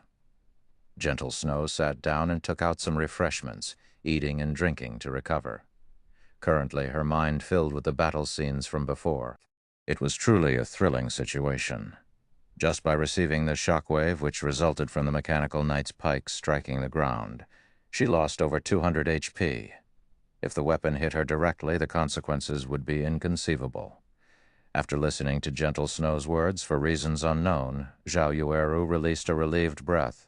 All right, stop dreaming. We'll be grinding birdmen in the canyon. The loot and experience here are quite good, so we should be able to quickly surpass those top-tier experts. After recovering, Gentle Snow stood up and commanded. Meanwhile, inside the steel fortress, Shi Feng was advancing carefully. Signs of rust and corrosion covered every inch inside the fortress. There were only flashing fragments of light inside, barely allowing Shi Feng to see the path clearly. After walking for quite some distance, Shi Feng did not discover any danger. There was only the occasional sound of dripping water and the rumbling sounds of machines operating. Even though more than a millennium had passed, a majority of the machinery here still functioned normally. One could clearly see just how advanced the techniques the dwarven civilization possessed were. After passing through the large hallway, Shi Feng arrived at an area with a humongous smelting furnace. The surrounding steel walls around the furnace were linked together with steel stairs, and at the bottom of the furnace was an endlessly deep pool of water. However, Shi Feng did not head along the stairs towards the next exit. Instead, he leaped and jumped towards the pool. Halfway down, Shi Feng activated gravity liberation. His falling speed sharply reduced, his body slowly descending like a feather. During his descent, Shi Feng suddenly noticed a passage on the walls. The passage could barely allow a person to enter. However, the information Shi Feng had collected in his previous life did not mention such a passage. Hence, Shi Feng slowly floated over, accurately landing in the hidden passageway. There is actually a treasure chest here. Did none of those people notice it last time? Shi Feng discovered that in the deepest part of the passageway there was a large pitch-black steel chest. Many runes were carved onto the chest, and a glance was enough to tell it was not just a simple chest. After observing it in detail, Shi Feng determined that the chest was a mysterious iron treasure chest. However, Shi Feng did not rush to open the treasure chest. Instead, he used Phantom Kill, allowing his doppelganger to go over and take a look. Just as the doppelganger started activating the treasure chest, the surrounding steel walls shot out countless flying arrows. The doppelganger was killed in an instant, giving Shi Feng a scare. Fortunately, Shi Feng had made it a habit to be cautious and prudent when in God's domain. Otherwise, he would have really died. Such types of traps were normally one-time uses. However, Shi Feng did not rush. In any case, the chest wouldn't run away, so he might as well wait until Phantom Kill's cooldown finished, then use his doppelganger to open the treasure chest. This time the doppelganger had managed to open the treasure chest safely. With no more dangers present, Shi Feng walked over to the chest and took out its contents. Inside, there was a mysterious iron-ranked blackstone shield. It was absolutely a top-tier level 10 shield. Blackstone shield, mysterious iron rank, level 10. Equipment requirement, strength 25, defense plus 69. Defend rate 29%, strength plus 7, endurance plus 10, HP plus 200. After equipping, all damage received from the front will be reduced by 10%. There was also a mysterious iron mastery book. When used, players would randomly receive 10 to 50 free mastery points. This item was several times rarer than the Blackstone Shield. That was because mastery points could last a player forever, while the Blackstone Shield could not. Hopefully my luck won't be too bad, Shi Feng slightly prayed before selecting to use the mastery book.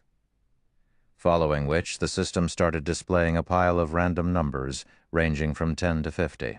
As long as Shi Feng yelled stop, the final number to appear would be the number of mastery points he would obtain.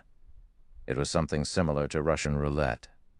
In Shi Feng's previous life, many experts collected various kinds of mastery books to increase their weapon mastery. However, mastery books were just too rare, and even with money, one may not necessarily be able to buy it. Most players that obtained a mastery book would use it instead of selling it. After all, it was extremely hard to obtain a single free mastery point. Shi Feng had once seen a person who was fortunate enough to obtain a fine gold mastery book. Many players looked at that person with immense envy, and some were even willing to spend 1,000,000 credits to buy the mastery book from that person. However, that person refused to sell and instead used the mastery book for himself. The range of free mastery points provided by the fine gold mastery book was between 30 to 200. Originally, everyone thought this fellow had very good luck.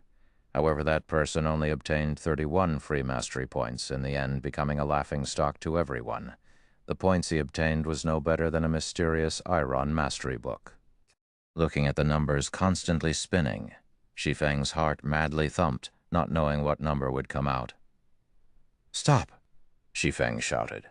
The wheel of numbers abruptly halted, and Shi Feng peered open his eyes and took a look. 32 points, a relatively good number.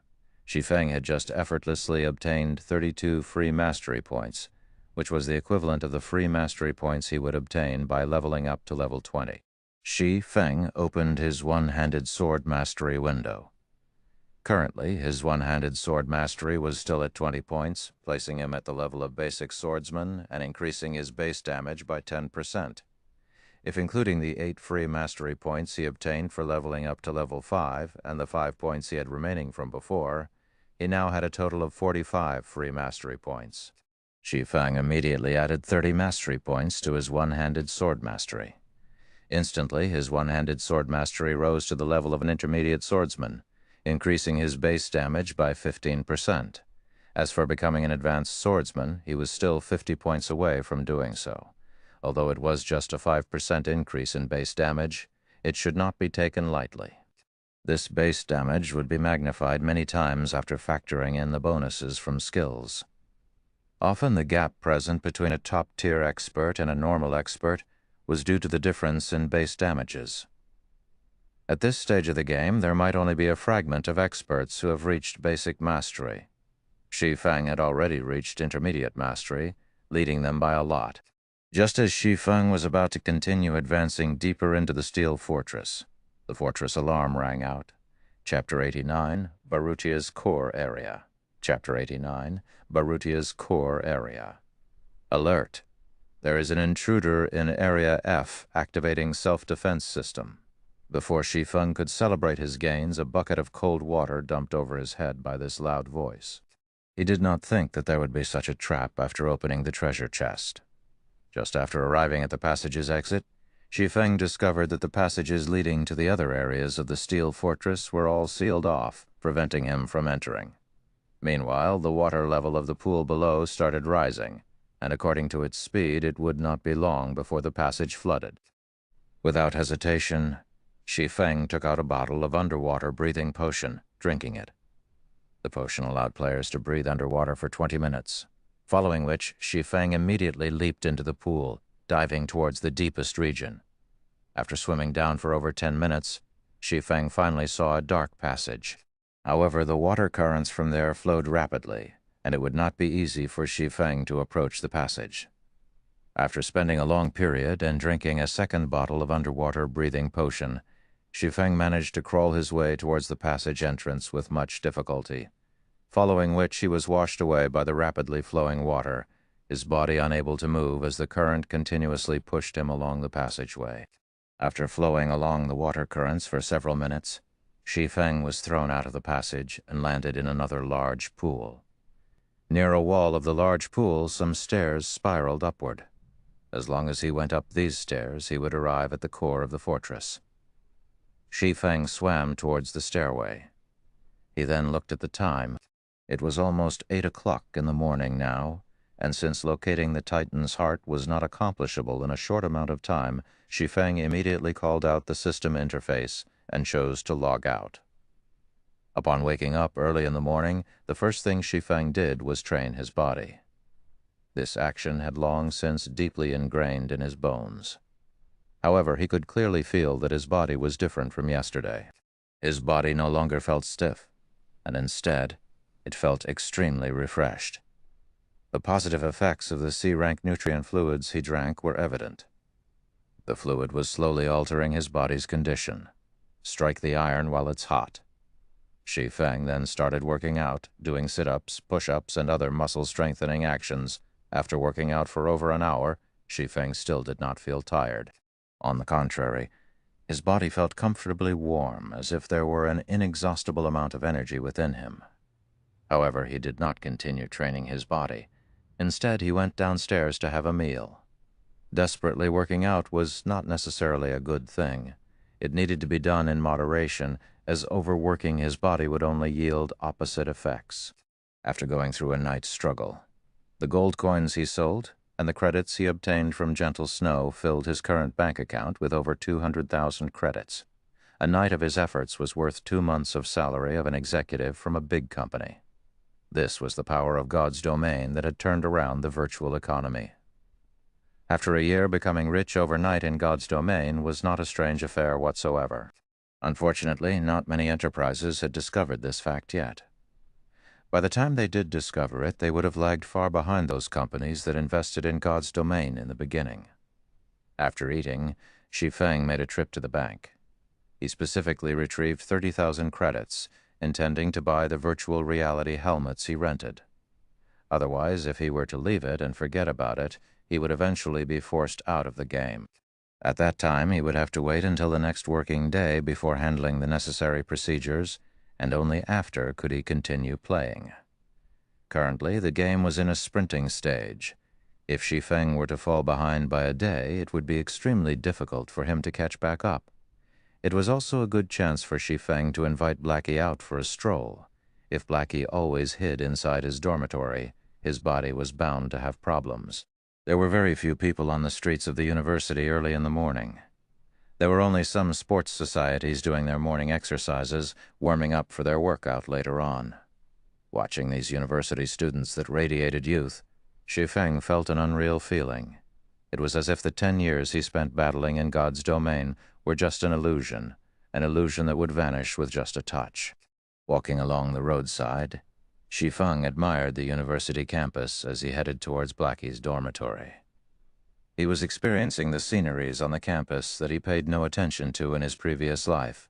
As he was about to enter into Blackie's dormitory, Shi Feng heard sounds of laughter coming from within. "Blackie, weren't you extremely confident in getting into Shadow Workshop before? I've been waiting for you for several days now, so why haven't I seen you there yet?" "Wu Yi, haven't I already said it before? I joined another workshop, so I didn't participate in Shadow's test." Blackie, don't try to trick me. Where in the entire Jinhai University is there another workshop? What is it called? How many members does it have? Who established it? Can you tell me that? If they treat players well, I might even decide to join. Being asked in such a way, Blackie suddenly realized that Shi Feng did not actually tell him the name of their workshop. As for the number of members, taking everything into account, there were exactly 6 people. Not to mention having a workshop to play God's domain, they possessed absolutely nothing right now and were even riddled with debt. Blackie, stop being obstinate. I know that you didn't pass Shadow's test. If it really is no good, then let Brother Wu plead for you. In any case, Brother Wu is currently an official member. Who knows, you might be able to become an outer member of Shadow. At the very least, you could continue playing God's domain, and earning 2,000 credits a month should not be a problem. Don't forget, the trial period for the virtual gaming helmet is only 10 days. After this period, you will not be able to continue playing the game. Blackie's fellow dorm mate sneered.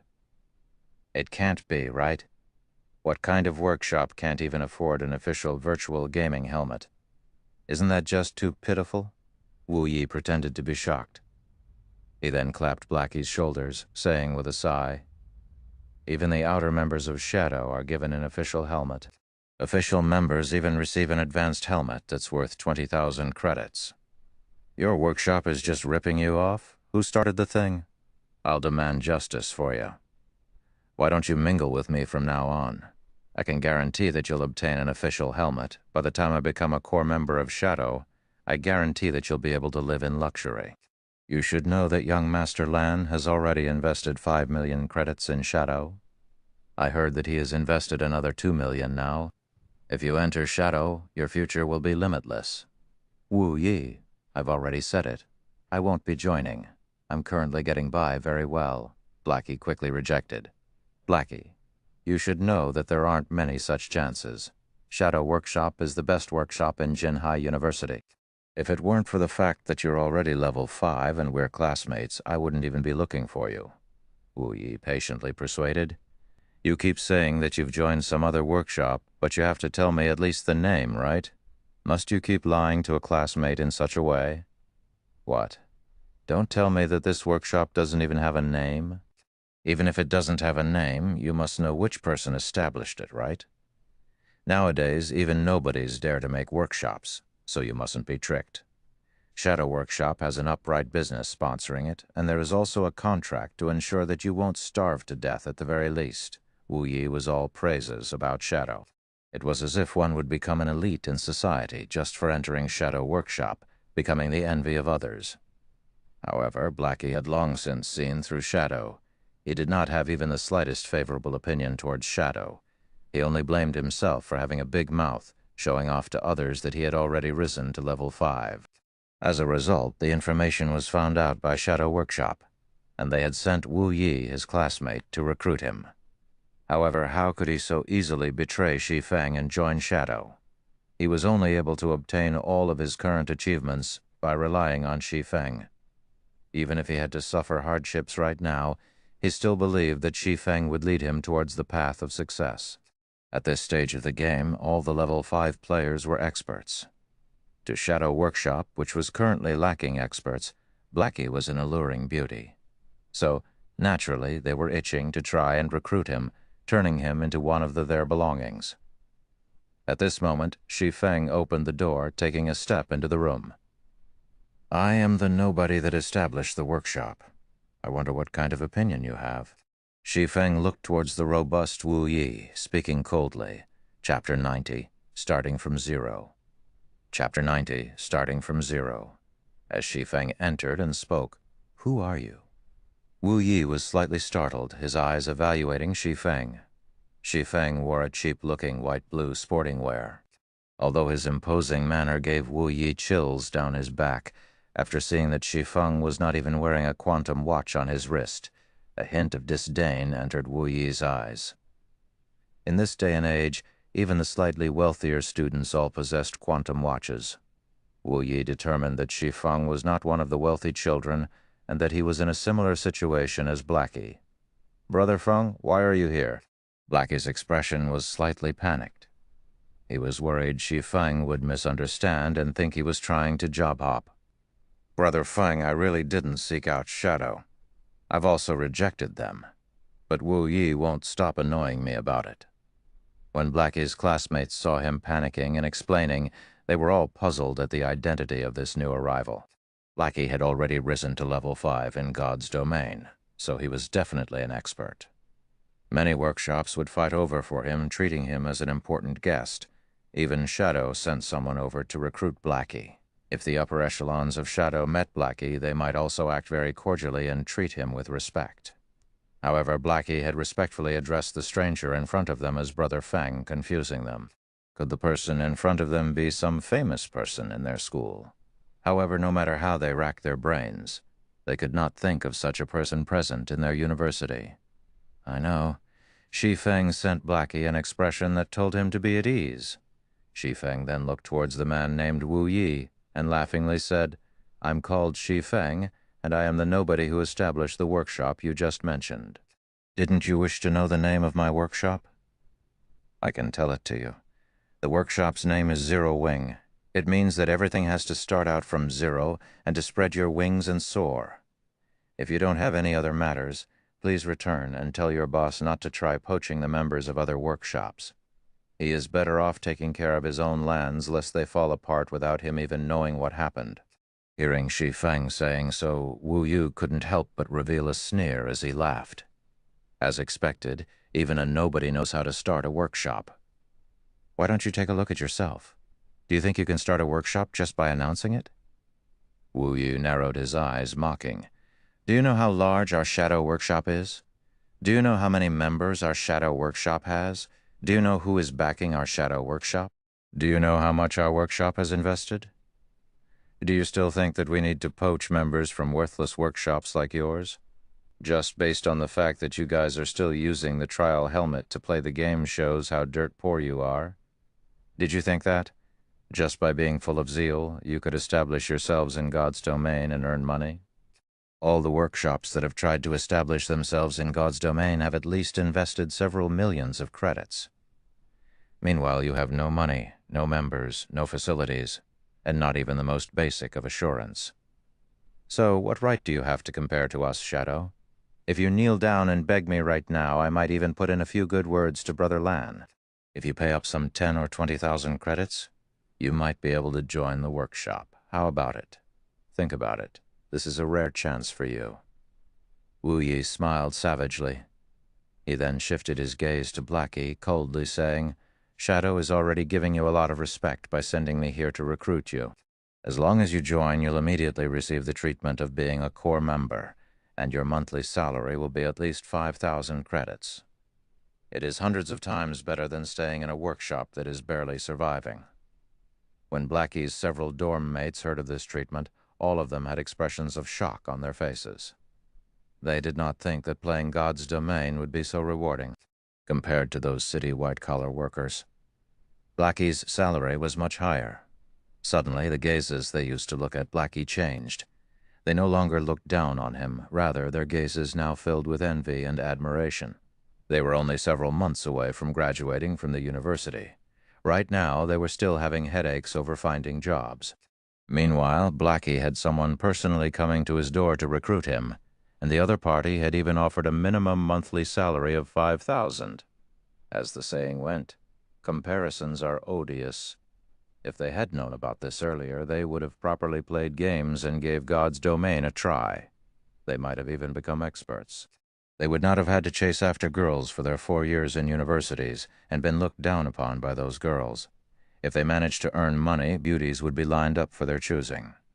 However, after listening to Wu Yi, Blackie instead started laughing.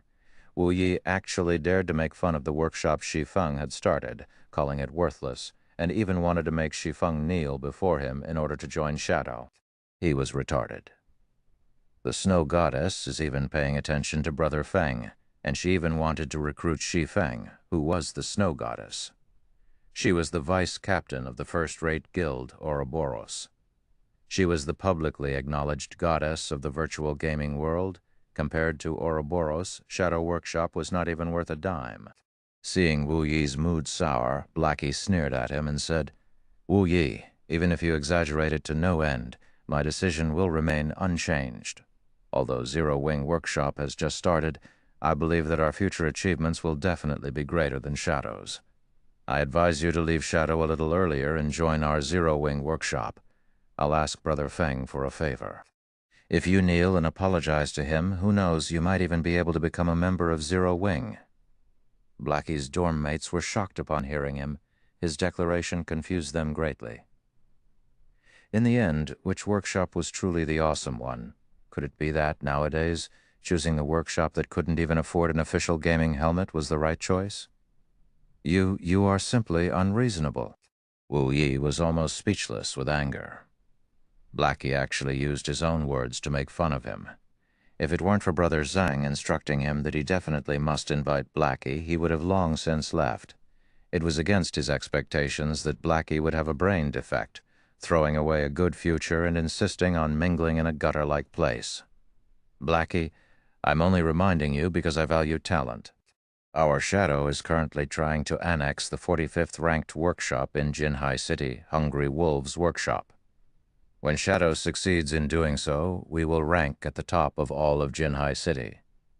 If you were to miss this chance now, there would be no more chances for you in the future."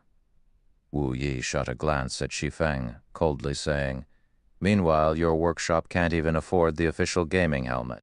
How do you plan to play God's domain in the future? It would be better if you joined Shadow. A great future is awaiting you here, faced with such a brazen way of poaching people. Even if Shi Feng's temper were much cooler, he would still get slightly angry. Since they were fated to battle each other, then battle it was. Who said that our workshop couldn't afford the official gaming helmet?" Shi Feng took out the 20,000 credits from his pocket, casually throwing it on the table, saying, "I previously decided that starting a workshop would be too sudden, and I was never able to decide which type of official gaming helmet I would buy, so I was only using the trial helmet as a temporary replacement. However, today I'm here to give Blackie the money to buy an advanced gaming helmet." "But really? It's not that I'm trying to criticize Shadow, but aren't you guys being too cheap in poaching for people? The salary I'm giving Blackie is 20,000 credits minimum. Your Shadow is so rich and has invested so much, yet the salary you're offering is only a minimum of 5,000 credits? When Blackie saw the shining white credits on the table, he turned to look at Shi Feng astonished eyes. Nobody was more knowledgeable of Shi Feng's financial condition than he was. So how was he able to suddenly throw down 20,000 credits? Could it be that Shi Feng robbed a bank? The others in the dormitory swallowed their saliva when they saw the credits scattered across the table. Usually Blackie remained hidden and did not seem like anything special. They did not think that his monthly salary would be 20,000 credits. It was no wonder why he refused to join Shadow Workshop. After all, Shadow was only offering him 5,000 credits, 4 times less than his current earnings. Even an idiot would know which side to choose. What was even more unthinkable was that Shi Feng, who was wearing a suit of cheaply-looking sportswear, was actually a brother tycoon. Chapter 91, Going Through Thick and Thin Together. Chapter 91, Going Through Thick and Thin Together, looking at the credits on the table. Wu Yi's complexion alternated between green and red. His face was gloomy to the degree of being able to squeeze water out. How was this possible? Ignoring the credibility of the monthly salary of 20,000 credits, just being able to toss down 20,000 credits casually was not normal. Wu Yi had seen many wealthy tycoons before, and his eyesight had never failed him before. The clothing that Shi Feng was currently wearing was not even worth 300 credits, so how could Shi Feng possibly have that much money? Moreover, when he took it out, it was just so simple. He even casually threw it onto the table. This series of actions were not habits of an average person, and they were impossible fake. Only those tycoons that paid no heed to credits would carry the action out in such a relaxed and comfortable manner. What Wu Yi did not know was that Shi Feng was once the guild leader of Shadow. Throwing money away like dirt was just a small matter to him. He even spent tens of millions of credits to poach a few master-level lifestyle players. During those times, he had thrown stack after stack of credits onto the table, causing those lifestyle players to worship him immediately. Throwing out just 20,000 credits was not even a warm-up for him. Humph! Just this amount of money is nothing.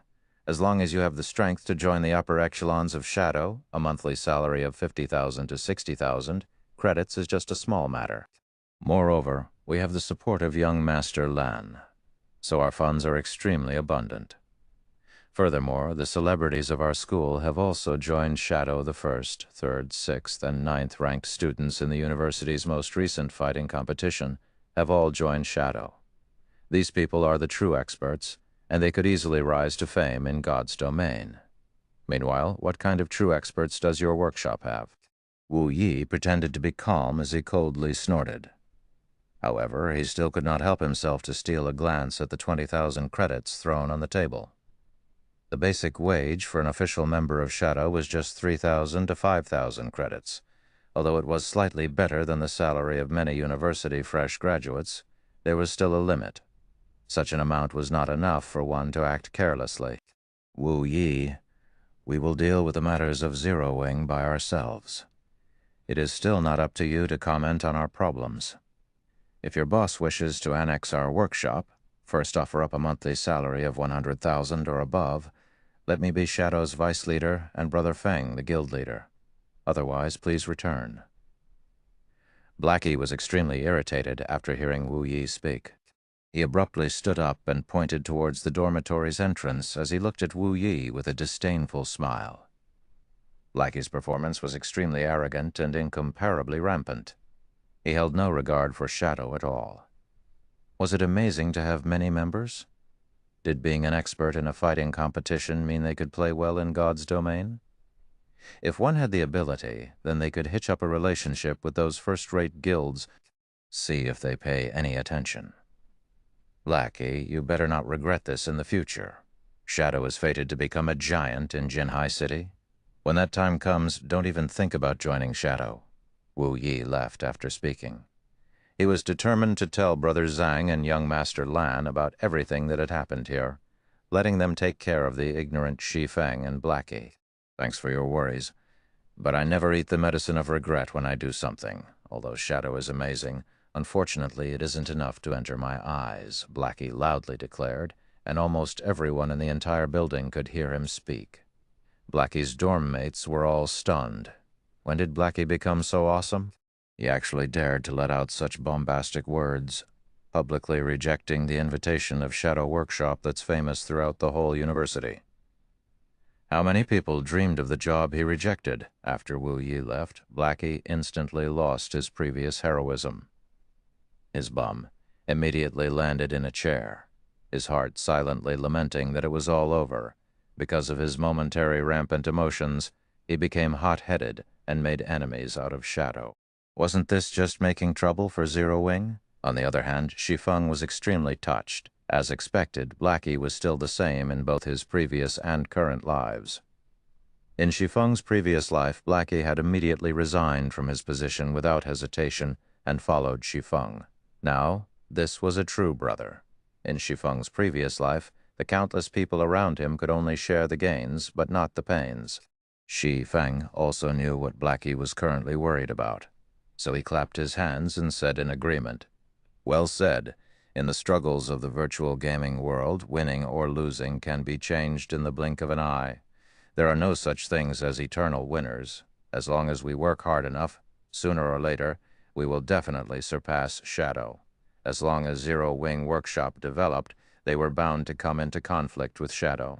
If Shadow wished to spare no expense to deal with them, then they could just use Shadow's reputation to spread Zero Wing's fame throughout the university campus. That way, Shi Feng would not have to waste efforts to publicize his guild. Let's go. We'll go out and take a walk and buy an advanced helmet on the way. Always staying in your dormitory won't be good for your body." Shi Feng left the room, letting Blackie tidy himself up. Blackie was constantly holed up in his dorm room these days. He was even playing God's Domain during the daytime, not doing any other activities, although it wouldn't be a problem in the short term after a while. The damage to his body would become very significant. "Brother Feng, wait for a moment. I'll come immediately." Blackie immediately collected all the credits on the table, then tidied himself before leaving the dormitory with Shi Feng. Only his dumbfounded dorm mates remained in the room. They all looked at each other, their faces revealing bitter smiles. Normally, they had many times made fun of Blackie. Never would they have thought that Blackie was hiding his true appearance. He even managed to gain the favor of a tycoon. This won't do. I will also apply for a trial gaming helmet. I've decided. I'll become a professional gamer in God's domain. When Shi Feng had walked out of the dormitory, Blackie quietly stuffed the 20,000 credits into Shi Feng's pocket. Brother Feng, you really gave me a shock today. However, the way you threw out the money was just too cool. I felt awesome just seeing Wu Yi's expression. But you better keep this money properly. Don't simply throw it around next time, Blackie said excitedly. What are you trying to do? Shi Feng slightly wrinkled his brows. He then gave the money back to Blackie. He had never been putting up an act. From the beginning, he intended to give Blackie the money. He knew that Blackie's family situation was not that good either. With this money, he would be able to alleviate a lot of his family's burden. I've already said that your basic salary every month would be 20,000 credits. Did you think I was just joking with Wu Yi? Just take this money as your salary in advance? Looking at the 20,000 credits in his hands, Blackie's mouth widened, staring blankly at the money. Originally, even if Shi Feng's previous words were but a joke, they were enough to make him feel happy. However, looking at Shi Feng's expression, he knew that Shi Feng was not joking. Shi Feng had truly intended to give him a monthly salary of 20,000 credits. Moreover, Shi Feng intended to give him the money that he was currently holding. However, where did all this money come from? Blackie was extremely clear about Shi Feng's condition. Being able to borrow 20,000 credits was already a difficult feat. Now, Shi Feng was even giving all of it to him. This was just insane. Brother Feng, if you give away this money, what will you do about the workshop? Moreover, the deadline for the trial gaming helmets is almost up. You're bound to have to buy the official gaming helmet, right? Won't this money be just the right amount to buy it? In any case, I'm currently not in need of money. Blackie pushed the credits back to Shi Feng again. It would be a lie if he were to say that the 20,000 credits didn't attract him. However, he couldn't just ignore his brother's situation just because of some money. Shi Feng could naturally discern Blackie's worries. He clapped Blackie's shoulders and couldn't help but reveal a smile. His bank account currently held over 100,000 credits, and most likely during this period, it had risen to over 200,000 credits. In another 10 days or so, he would earn even more money. You don't have to worry about this. You also don't have to worry about the matter of the gaming helmets. Haven't I said it already? Leave the matters regarding money to me. Shi Feng possessed the memories of his previous life. He was also the guild leader of Shadow. All beginnings had with hardships. Although earning the initial fundings was extremely difficult, as long as he obtained them, the following matters would become much easier to deal with. If he did not even possess the method of making money with money, then how would he have been able to turn Shadow into a second-rate guild? Brother Feng, you couldn't have possibly. Seeing that Shi Feng was so confident, Blackie's first feelings were not excitement or happiness. Instead, he was trembling. He worried that Shi Feng might have done something bad, such as being by a rich woman to obtain this money. Compared to borrowing the money, this was a much more horrifying scenario. What are you blindly thinking about? Don't forget about the matter of cooperation we have with Gentle Snow. This is just the compensation she has given. Now we no longer have to stay poor and blank. We already have some funds, so relax. Shi Feng rolled his eyes at Blackie. This fellow's thinking was just too slanted. Shi Feng did not reveal the real truth, otherwise it would be extremely hard for him to explain. So, he simply pushed everything onto Gentle Snow. In any case, Gentle Snow was the great goddess that everybody knew. When Blackie heard Shi Feng, sudden realization struck him. He sent Shi Feng a gaze filled with worship. Being able to gain the favor of the snow goddess was the dream of every man. It was as expected of Brother Feng. His methods were just too awesome. Chapter 92. Virtual Reality. Chapter 92, Virtual Reality. Inside a finely decorated office, a robust man with thick eyebrows sat in an office chair as his fingers tapped on the desk. In his other hand, he was flipping through a thick stack of resumes. Dang, dang, dang. Enter, the man with the thick eyebrows said, in a deep tone. Brother Zhang, I've done the thing that you asked of me. Wu Yi gently opened the door and carefully entered. He then stood, panicked, in front of the desk. Although it was not his first time meeting Shadow's person in power, Zhang Luowei, he still felt an intense pressure every time they met. He was always scared and on edge whenever he spoke with this person. Shadow Workshop, aside from Lan Heilong. Zhang Luowei's authority was the highest. Moreover, Zhang Luowei was the champion of Jinhai University's fighting competition. He was also one of the hot contenders for becoming the champion of Jinhai City's fighting competition. Even Lan Heilong was respectful before this person, as one of the main reasons why Shadow became so popular within the university was due to Zhang Luowei's personal fame. Sit. Tell me about it. Zhang Luowei placed the resumes to a side, his finger pointing towards the leathered sofa in front of his desk. Although Zhang Luowei looked like an amiable person, Wu Yi knew that, below that appearance, there was an abyss-like horror. Zhang Luowei's personality was both vicious and merciless, otherwise he wouldn't have been able to suppress fighting experts like Zhou Yuhu and others. After some thought, Wu Yi slightly organized his words before saying, Brother Zhang, the others have already agreed. It is only that Blackie that is a stone inside a latrine pit, both smelly and hard. He wouldn't agree no matter what, and he had joined a newly established workshop called Zero Wing. He even said that it was beneath him to join a trash workshop like Shadow. Not willing to join, is it? He's even joined Zero Wing Workshop? Zhang Luowei displayed contemplation as he smiled. However, inside his eyes a cold glint flashed. What is the origin of this Zero Wing Workshop? Why haven't I heard of it before? Brother Zhang, Zero Wing Workshop was established by a Year 4 student named Shi Feng. I heard that this workshop has nothing at all.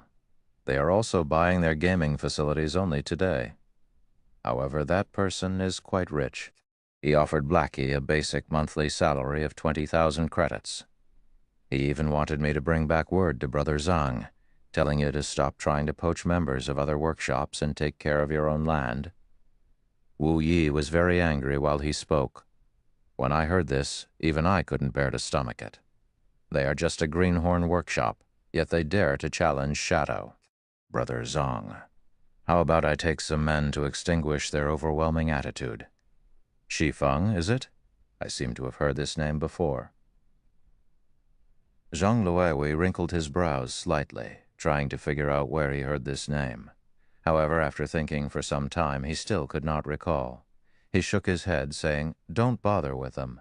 In a few days, the school will be holding the annual fellowship party. This is a great chance for Shadow to have a meteoric rise, so we don't have the time to waste on these little workshops. Right. You organize the newly recruited members and have them quickly level up. The guilds in White River City will be starting the competition over the honor of getting the first clear for the 20-man dungeon very soon. We also have to fight for the fame obtaining the first clear of a level 5 dungeon. Yes, you can rest assured, Brother Zhang. I will help them quickly rise to level 5. Wu Yi clapped his chest, assuring. Elsewhere, Shi Feng brought Blackie along to purchase 2 advanced virtual gaming helmets. Although the current virtual reality technology was very advanced, the basic helmet was cheaply made in consideration of the general masses. Its degree of synchronization was just 80%. However, the advanced version of the helmet could reach up to 90% synchronization, and the user's 5 senses would become much more sensitive. Although the difference did not seem too great, during a battle between equal strengths, this small difference would be the determining factor of victory or defeat. The battles in God's domain were always life or death battles. Moreover, the penalty of a single death was a great amount of EXP and skill proficiency. Hence, most large-scale workshops would allocate an advanced virtual gaming helmet to all their official members. Previously, Shi Feng did not have the money to purchase even a basic gaming helmet. Now that he had the money, however, he naturally would not fall behind in this aspect. After purchasing the advanced gaming helmets, Shi Feng found a good restaurant and ordered some high-class nutrition meals. He ate with Blackie as they talked about the future development of their workshop. Such a situation made Blackie feel like he was in a dream. God's domain had only been running for slightly more than 3 days. Not only had Shi Feng solved the problem of the gaming helmets, but Shi Feng also brought him to a high-class restaurant for a meal and discussion of the matters of developing their workshop. The more unbelievable thing was that Shi Feng unhesitatingly gave him a salary of 20,000 credits. Just how many university students' dream was it to have a monthly salary of 20,000 credits? On the other hand, he hadn't even helped Shi Feng out much, yet he was able to obtain such a salary. Although Blackie did not voice it, inwardly, he was extremely moved. He felt extremely apologetic to Shi Feng, so he silently swore that he would work hard to be of help to Shi Feng. Shi Feng and Blackie conversed for a long time. They properly discussed the matters regarding the future development of their workshop. They also prepared to officially recruit Lonely Snow and the others, establishing a real workshop. The remaining matters were to find a location to set up their workshop, purchasing facilities for the workshop, and the workshop's administration. Brother Feng, leave these to me, since I'm usually doing nothing during the day. It is already hard on you just to level up and earn money. Anyway, I'm an economy and management major, so it is a great chance for me to display my specialty. I guarantee that you will be satisfied, Blackie assured. He couldn't help but want to start his work immediately. Good then, I'll leave it to you, Shi Feng smiled. He felt extremely relieved with Blackie managing things. After the two parted. Shi Feng sent a message to his parents. He then sent them 3,000 credits, telling them not to send him living expenses any longer. He told them that he had already found a good job, and that he was able to support himself financially. Shi Feng was still not ready to tell his parents about everything. If he were to tell them that he had earned over 200,000 credits in just a few days, they would most likely not accept it. So he might as well take it slow, gradually increasing the money he sent them. That way his old folks would be able to gradually accept it, thinking it reasonable and fair. At 7 o'clock in the evening, after having his meal, Shi Feng drank a bottle of C-rank nutrient fluid. He put on the newly bought advanced virtual gaming helmet, starting his conquest in God's domain. Upon entering God's domain this time, the sensation Shi Feng felt when he stood beside the large pool was completely different. The cool breeze blowing, the sound's water flowing into the pool, the scratches and rust that were clearly visible on the steel walls, the faint smell of machine oil, even the feeling of manipulating his own body had become much more relaxed. Shi Feng flexed his body on the stairway. He then pulled out his swords, slashing out streak after streak of beautiful sword images. The sword images kept flickering in and out of existence, giving an unpredictable feeling. Eh? The feeling I had while playing God's domain in the previous life is finally back. Shi Feng stopped waving his swords, extremely pleased with his current condition. In his previous life, Shi Feng was used to using the virtual reality cabin. The virtual reality cabin's synchronizing rate could reach up to 97% in God's domain. If the system interface, status indicators, and other such things weren't present, players would be practically unable to differentiate between the real world and the virtual world. After getting used to his body, Shi Feng felt that he should start searching for the Titan's heart. Chapter 93. Dark Clown. Chapter 93. Dark Clown. The spiral staircase led directly to the core control area on the highest floor. After climbing an unknown number of steps, Shi Feng arrived at a winding corridor that led towards the core area. Ancient magical runes were carved into the walls on both sides of the corridor, and even though almost a millennium had passed, this corridor was still gleaming with light. Only some parts of the corridor had decayed, damaging the magical circuits etched in it and plunging those particular areas into darkness. Fortunately, not many parts of the corridor were badly decayed, so Shi Feng was still able to clearly see the entirety of the long, narrow, and maze-like corridor. Just after Shi Feng set foot into the corridor, the alarm once again rang out. "Alert! Alert! The intruder has already invaded Area A of the fortress, the magic corridor, activating guardian statues on duty." Shi Feng then heard loud booming noises coming from the corridor, as if some gigantic machine had started moving. Shi Feng no longer dared advance slowly. He immediately used a speed scroll, dashing through the magic corridor at flying speed. After taking several turns in the magic corridor, Shi Feng discovered a machine that had a flashing red light. Although this machine was just the size of a football, it was constantly producing alarms, as if it were a tool meant for guiding the guardian statues. Sentinel Guard, Common Monster, Level 10, HP 200, 200. Shi Feng immediately understood how he was so easily discovered. This Sentinel Guard was just like a radar. It could detect enemies within a range of 500 yards, and after discovering them, it would set off an alarm. The distance between the entrance of the corridor and this location was roughly around 500 yards, so the Sentinel Guard was able to immediately discover Shi Feng. As long as Shi Feng could get rid of it, then he would be able to rid himself of the alarms of this area. However, this thing had very sensitive reactions. It would not let any enemies get within 30 yards. Also, if it were attacked even once, it would try to retreat with all its might. Simultaneously, it would increase its speed of calling for its allies, and it would absolutely not give the enemy a second chance to attack. It was extremely hard to deal with. I guess I've no choice left. I can only give it a try. Shi Feng unsheathed both of his swords. He could already hear the angry roars of the guardian statues coming from behind him. Based on his strength, fighting in this narrow area would only lead to his own death. His only chance of throwing off those guardian statues was to get rid of this Sentinel Guard. When Shi Feng was nearing the 30-yard range, just as the Sentinel Guard was about to break into a run, Shi Feng's eyes locked onto the Sentinel Guard. The muscles in both of his arms bulged, and with the strength of his entire body, he cast out both swords. Shoo. Both swords flew towards the Sentinel Guard. Precision throw. The throwing distance of the skill was just at 30 yards, and it caused 150% of his weapon's damage. The Sentinel Guard was extremely vigilant. It rapidly moved its body, immediately dodging the crimson blade that flew at it. However, the Sentinel Guard's dodge had, in turn, placed it in the flight path of Shi Feng's second sword, the Abyssal Blade. Pang! The Abyssal Blade pierced through the Sentinel Guard, causing 201 damage and instantly killing it. System. Level 10 Sentinel Guard killed. Level difference of 4. EXP obtained increased by 400%. Obtained 800 EXP. Shi Feng activated Windwalk, his speed once again increasing by a notch as he rushed to pull out his swords that pierced into the ground. He then rushed towards the magic corridor's exit.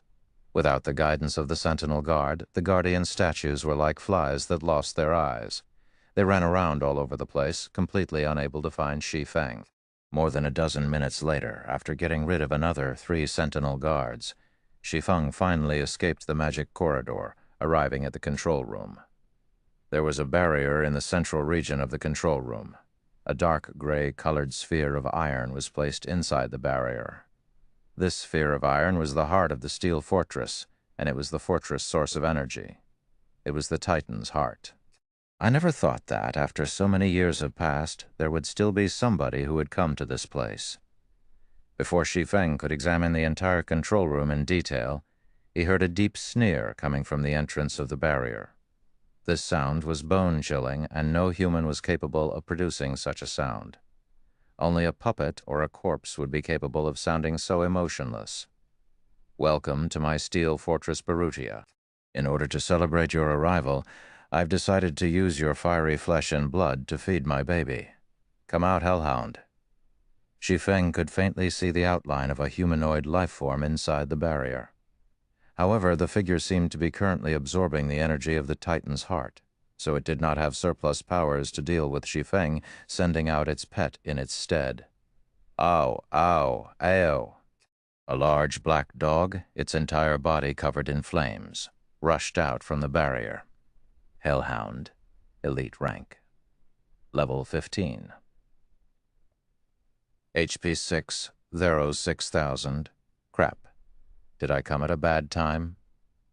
Shi Feng's brows slightly wrinkled as he observed the hellhound. According to the information in his previous life, there were definitely no life forms or monsters in this place. The person that did the quest was able to safely take the Titan's heart away. So why was it that, when it was his turn to do the quest, a mysterious character appeared here, trying to steal the Titan's heart's energy? However, Shi Feng also thought of another possibility. This mysterious character stole all the energy of the Titan's heart first. Meanwhile, the player who came here had merely taken away the Titan's heart that was empty of any energy. On the other hand, Shi Feng had coincidentally run into this energy thief. However, unfortunately for Shi Feng, he wasn't even capable of defeating the pet of this mysterious character, not to mention the person itself. Since you want to battle, then come. Shi Feng pulled out his swords, his attention affixed on the slowly approaching hellhound. As the hellhound's distance from him continuously shortened, Shi Feng could feel his surroundings become exceptionally hot, causing his mouth to feel parched. Shi Feng thought of taking out a cold beverage to enjoy, but he currently couldn't carelessly move about. He would immediately reveal a weak point as soon as he moved. As a level 15 elite monster, the hellhound's intelligence was already extremely high. It was the reason why it leisurely walked towards Shi Feng. That was because the hellhound knew the best time for it to launch an attack. As long as Shi Feng revealed a gap, it would immediately bite at him with all its might, not letting go of Shi Feng until he was completely dead. In the confrontation between the two, after all was said and done, the hellhound was still the more powerful, so, naturally, it would not simply wait. Its legs immediately pushed against the ground, leaping high into the air and transforming into a ball of fire. It then opened its flaming maw. Shi Feng rolled to a side, dodging the hellhound's pouncing attack. However, immediately after the hellhound landed, its flaming claws slashed horizontally. Shi Feng had long since prepared for this, so he used both of his swords to parry Peng. Although Shi Feng did not receive any damage, his entire body was thrown. The hellhound immediately opened its large mouth, spewing scorching hot flames. The flames wrapped around Shi Feng completely, preventing him from escaping. Shi Feng clenched his teeth. He used Phantom Kill, and at the moment of imminent peril, he swapped positions with his doppelganger in midair. Shi Feng's doppelganger was immediately swallowed by the flames, instantly turning into a pile of ash. Meanwhile, the system notification showed a damage of up to -3,000. Even if Shi Feng were to take the hit with his HP full and all of his life shield activated, he still wouldn't be able to shoulder this attack. Shi Feng clearly felt how powerful the hellhound was. Such damage was definitely not something a level 15 elite monster could dish out. Its strength was greatly increased because of the quest's storyline. According to his experience, Shi Feng estimated the hellhound's actual level to be over level 30, and it should be a Lord-rank boss. If the pet were already this powerful, then what about its owner? Seeing that the hellhound's flaming claws were about to slap down at him, Shi Feng used Abyssal Bind. Even if the hellhound were any stronger, it would still be restricted for 3 seconds. Following which, Shi Feng rushed into the barrier at the center of the room. Currently, the best option Shi Feng possessed was to snatch the Titan's heart and swiftly depart. However, just after entering the barrier, Shi Feng immediately became shocked upon seeing this mysterious person's true identity. Dark Clown. Shi Feng immediately recognized the identity of this mysterious character. His heart could not help but be surprised. Why is such a bastard here? Teal notes. Life Shield. Effect 2 of the Silver Moon set equipment, mentioned in Chapter 81, Chapter 94, Titan's Heart. Chapter 94, Titan's Heart. Although Shi Feng was shocked, his feet never stopped moving.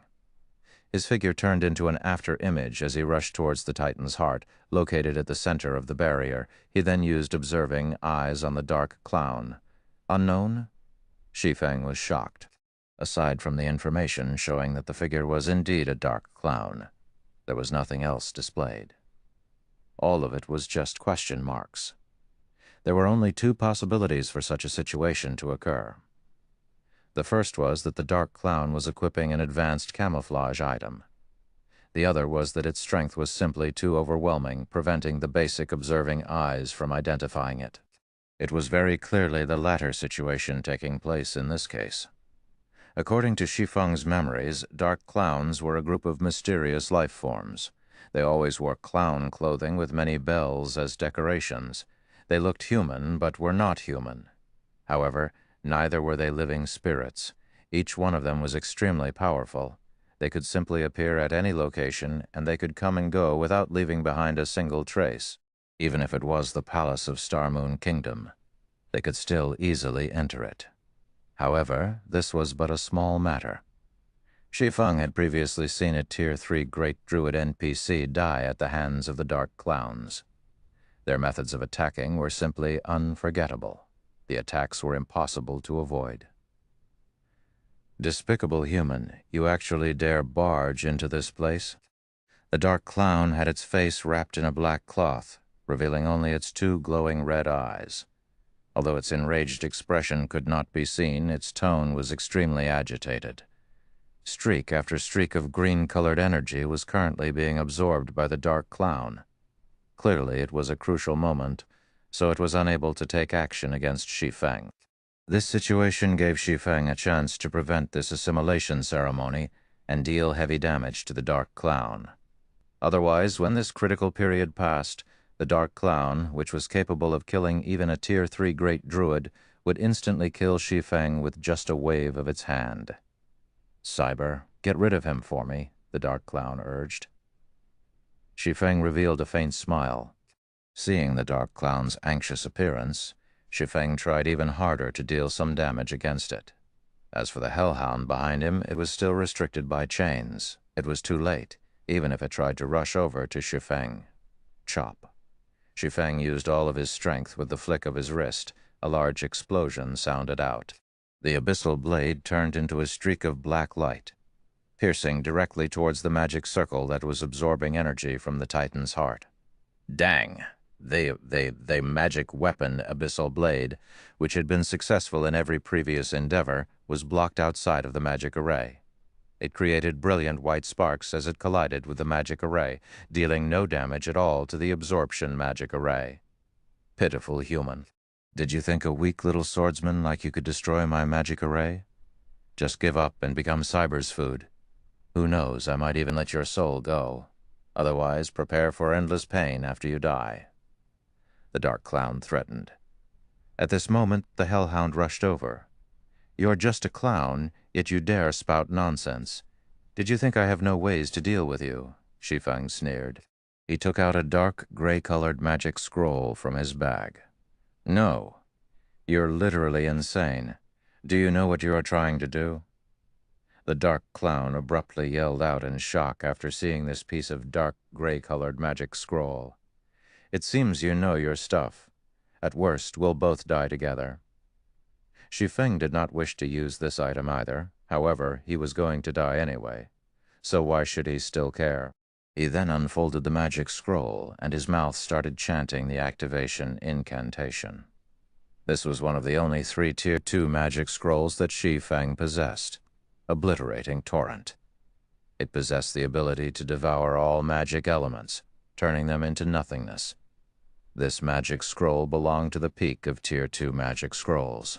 Suddenly, the magic elements in the center of the barrier surged, becoming incomparably violent, following which it started collapsing without any signs of stopping. The absorption magic array was made up of magic elements, so naturally, it could not escape its fate as it collapsed and exploded. The entire magic array was similar to frying beans, producing crackling sounds. The magic array loudly exploded, dispersing streak after streak of dazzling shockwaves. Shi Feng immediately activated Defensive Blade, becoming immune to the damage of 6 ranged attacks. He then rushed towards the Titan's heart. However, it was not easy to collect the Titan's heart. Shi Feng either had to deplete all the energy the Titan's heart possessed, or he would need to have the key to remove the barrier. Fortunately, Shi Feng had the key. In the midst of the explosions, Shi Feng unlocked the barrier protecting the Titan's heart, then stored it in his bag. The shockwaves created by the obliterating torrent sent the Hellhound flying away, violently slamming it into a wall. The wall then split apart like a spider web, following which the hellhound heavily landed on the ground and didn't stand back up. However, the shockwaves of the explosion did no harm to the Dark Clown, as if they had just passed through its body. The Dark Clown's body seemed as though it did not exist in this plane of existence. However, the backlash from the magic ceremony failing had caused great damage to it. The Dark Clown silently glared at Shi Feng, faintly having the intention to take action. "Humph! Come if you have the ability." Shmi smiled in disdain as he took out another deep blue-colored Tier 2 magic scroll. Shi Feng had already obtained the Titan's heart. Even if he died, a quest item could not be dropped. The Dark Clown was already extremely weakened as well, and at most it would only be slightly stronger than him. Shi Feng still had 2 pieces of Tier 2 magic scrolls. At worst, he would perish together with the Dark Clown. He could still revive after dying, but if the Dark Clown died, then it would truly be dead. Let's see who's afraid of who. Despicable human. I'll let you off this time. We will meet again sooner or later.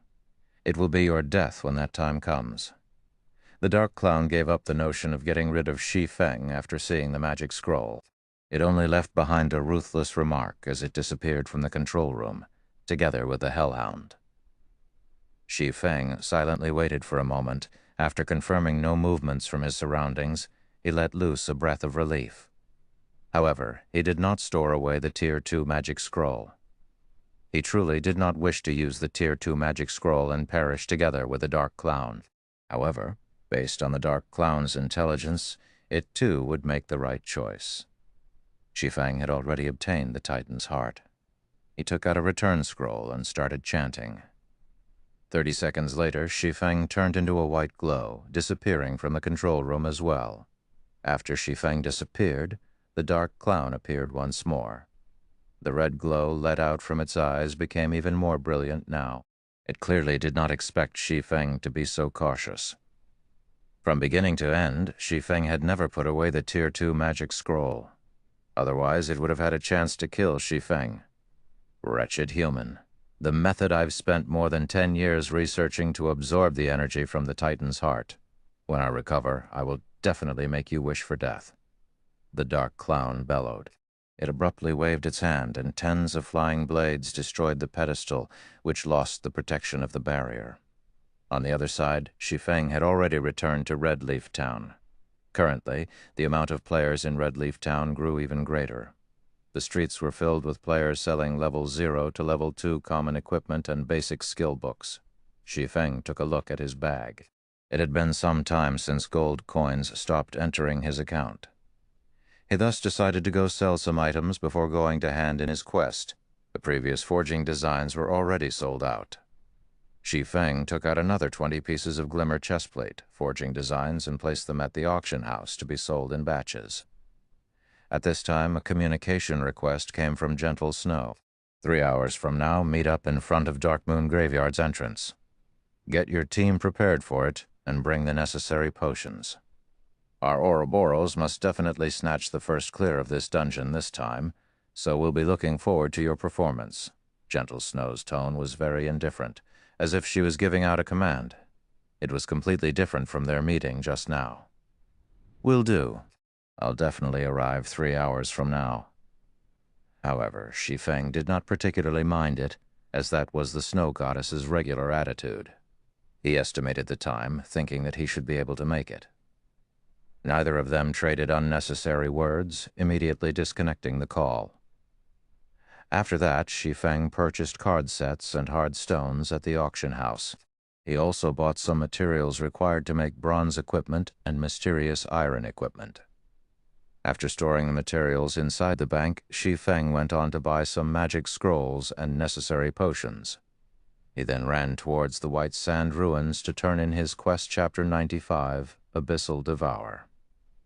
Chapter 95, Abyssal Devour. Blackie, how are things at your place at the moment? What level are you guys at right now? Shi Feng asked. Leveling up in this hidden area is just too awesome. There is still no one coming over here to steal monsters, and everyone is at level 5 right now. Moreover, we obtained a lot of wolf meat and wolf skin, and our bags have long since been filled to the brim. Right now, we're preparing to return to town and clear out our bags a bit, Blackie excitedly said. In this short period of time, they had obtained 4 pieces of level 5 bronze equipment from grinding on forest wolf dens. Amongst them, there was a level 5 bronze staff that allowed Blackie's damage to increase by a lot. Full already? You guys sure are efficient? Shi Feng was slightly shocked. A stack of wolf meat had 100 pieces in it. Previously, Blackie and the others had purchased plenty of big bags. Shi Feng never thought that they would be filled so quickly. How many wolf meat was this? If all of them were to be given to Violet Cloud to be made into advanced cookings, then it would become a huge profit. That's right, you guys pass all of your wolf meat to a female cleric called Violet Cloud. Just give out my name when you meet her. Afterward, you guys rest up a little and buy some HP and MP recovery potions. Then wait for me at the trade area. Brother Feng, are we going to go dungeon diving with the snow goddess?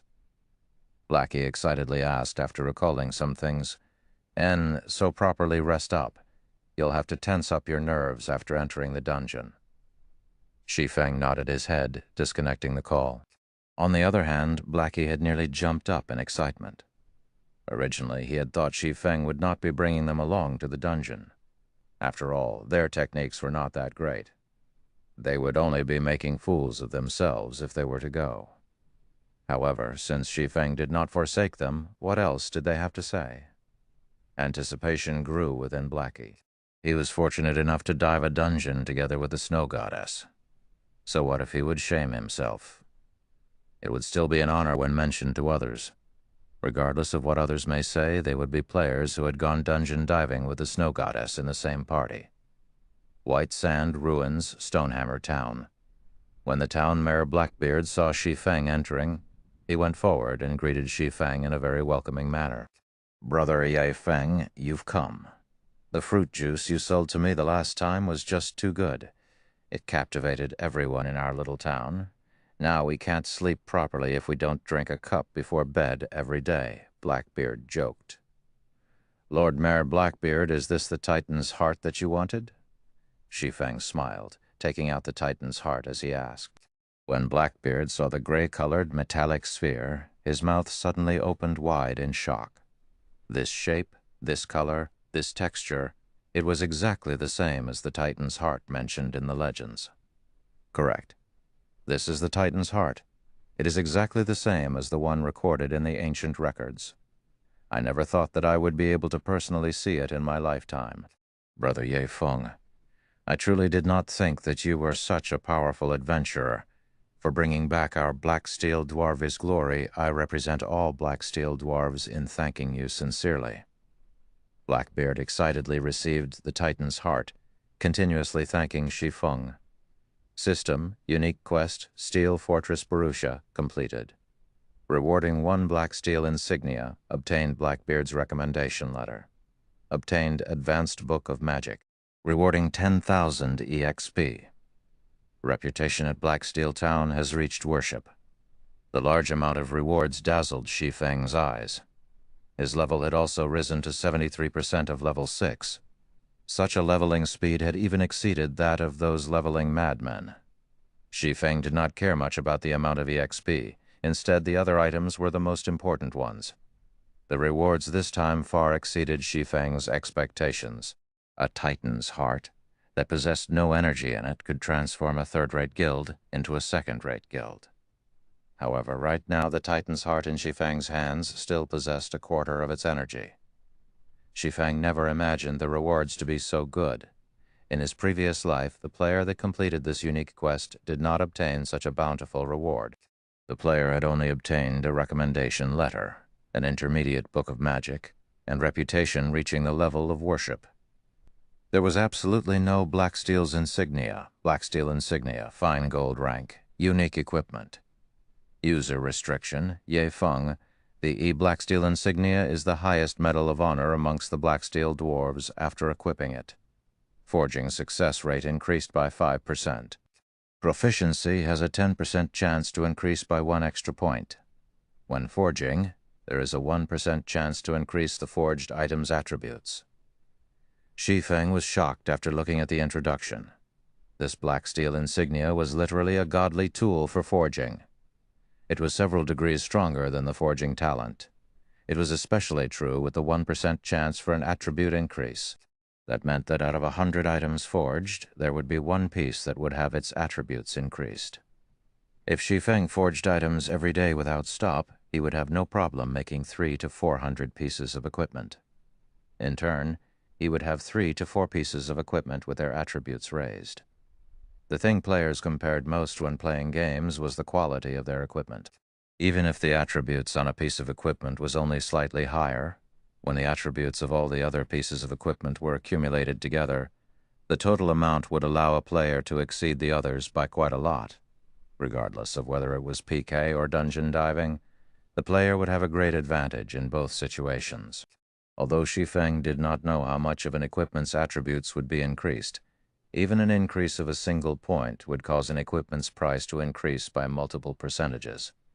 If it was a big increase, then the price would increase by several folds. The price of a single piece of equipment could even rival the price of 10 or more pieces. The black steel insignia was an unexpected profit. Shi Feng's main purpose for doing this quest was to obtain the Book of Magic and recommendation letter. As both of these items were capable of allowing a guild to rise up, it was especially true for the Book of Magic. Moreover, the one Shi Feng obtained was even an advanced Book of Magic. Aside from forging equipment, Shi Feng could also forge other items, such as armor kits, gemstone buckles, alchemy wands, and much more. Amongst them, armor kits were the most popular and also had the largest demand. Generally, armor kits were capable of increasing either a chestplate's defense or attributes. These all depended on the armor kit's quality and level. Meanwhile, the Book of Magic Shi Feng obtained from Blackbeard was for making the strengthened version of the armor kit, the Mana Armor Kit. The Book of Magic was a unique item, and there was only one of it in the entire God's domain. In Shi Feng's previous life, it was exactly this item that had allowed a guild to earn a large sum of money, turning it from a third-rate guild into a second-rate guild. As for Blackbeard's recommendation letter, it would only be useful in White River City, so Shi Feng was still unable to use it right now. However, now that Shi Feng's reputation in Stonehammer Town had reached the level of worship, he could purchase a few bronze equipment, and even mysterious iron equipment that would bind to the player's character upon purchase. Moreover, the prices of these equipment items were very cheap, to the degree that even an average player at level 10 could afford them. Stonehammer Town could be called the best location for players to obtain mysterious iron equipment. Hence, many players loved coming to this place to grind for reputation. After their reputation reached worship, they would be able to gear themselves fully with level 10 mysterious iron equipment. Unfortunately, it was not easy to grind for reputation. It was almost impossible for anybody to fully equip themselves with level 10 mysterious iron reputation equipment.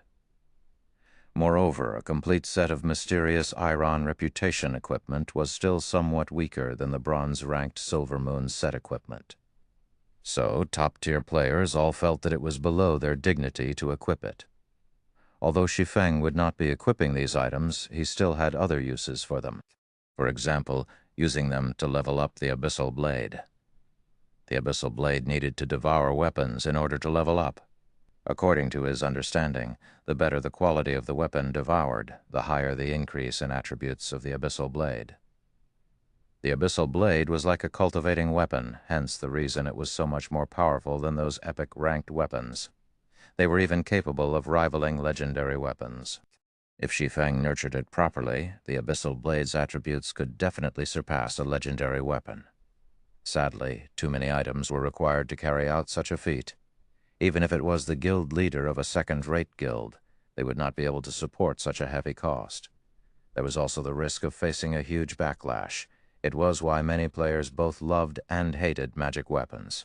In consideration for the Abyssal Blade's attributes, instead of feeding it the original 1 piece of level 5 mysterious iron weapon and 10 pieces of level 5 bronze weapon, Shi Feng decided to buy 11 pieces of level 5 mysterious iron weapon from the weapon shop. It was unknown how much of an increase in attributes such an action would yield. following which Shi Feng called out the leveling interface for the Abyssal Blade. He then fed all these weapons to the Abyssal Blade, Chapter 96, Magic Weapon Transformation. Chapter 96, Magic Weapon Transformation. After choosing the weapons to devour and clicking Level Up for the Abyssal Blade, the Abyssal Blade suddenly let out a dragon's roar. Countless black flames started emerging from the blade of the sword. The black flames then transformed into a dragon's head, immediately biting at the weapons that had been chosen. The dragon devoured the weapons, bite by bite. In the blink of an eye, the black flame devoured all 11 mysterious iron weapons, and all of their essences flowed into the Abyssal Blade. The Abyssal Blade no longer looked like a fire poker, and it now gave off a faint cold feeling of sharpness. The blade's color and luster had also become more rustic, similar to a blade covered in dust for many years. When Shi Feng held the Abyssal Blade once again, the weapon felt slightly heavier than before. He felt a refreshing feeling when his hand wrapped around the sword's hilt. Shi Feng then waved the sword a few times. Wah, wah, wah. The air was like paper, creating tearing sounds as he sliced it apart. The boss of the weapon shop was also a forging expert. When he saw this, his mouth opened wide in shock. He even nearly pulled out his goatee. The ordinary-looking weapon was actually so sharp that it could easily surpass a fine gold weapon. If it were utilized properly, it might even be able to break apart a bronze weapon with a single slash. "Good sword!" Shi Feng waved the Abyssal Blade a few more times.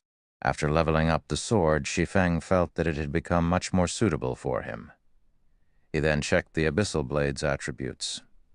Abyssal Blade, magic weapon, one-handed sword, attack power 39. All attributes plus 14, attack speed plus 5. Ignore monsters' level by 5 levels. Attacks have a 15% chance to cause 2 times damage, 10% chance to induce Doom Curse, reducing all stats by 40%, lasting 30 seconds. If wielder belongs to any swordsman job. All skill levels plus 2. Increase free ability points received by 2 points for every increase in level. Equipment level 5. Can be leveled up. Devour 10 level 10 bronze equipment and 1 level 10 mysterious iron equipment to level up to level 10.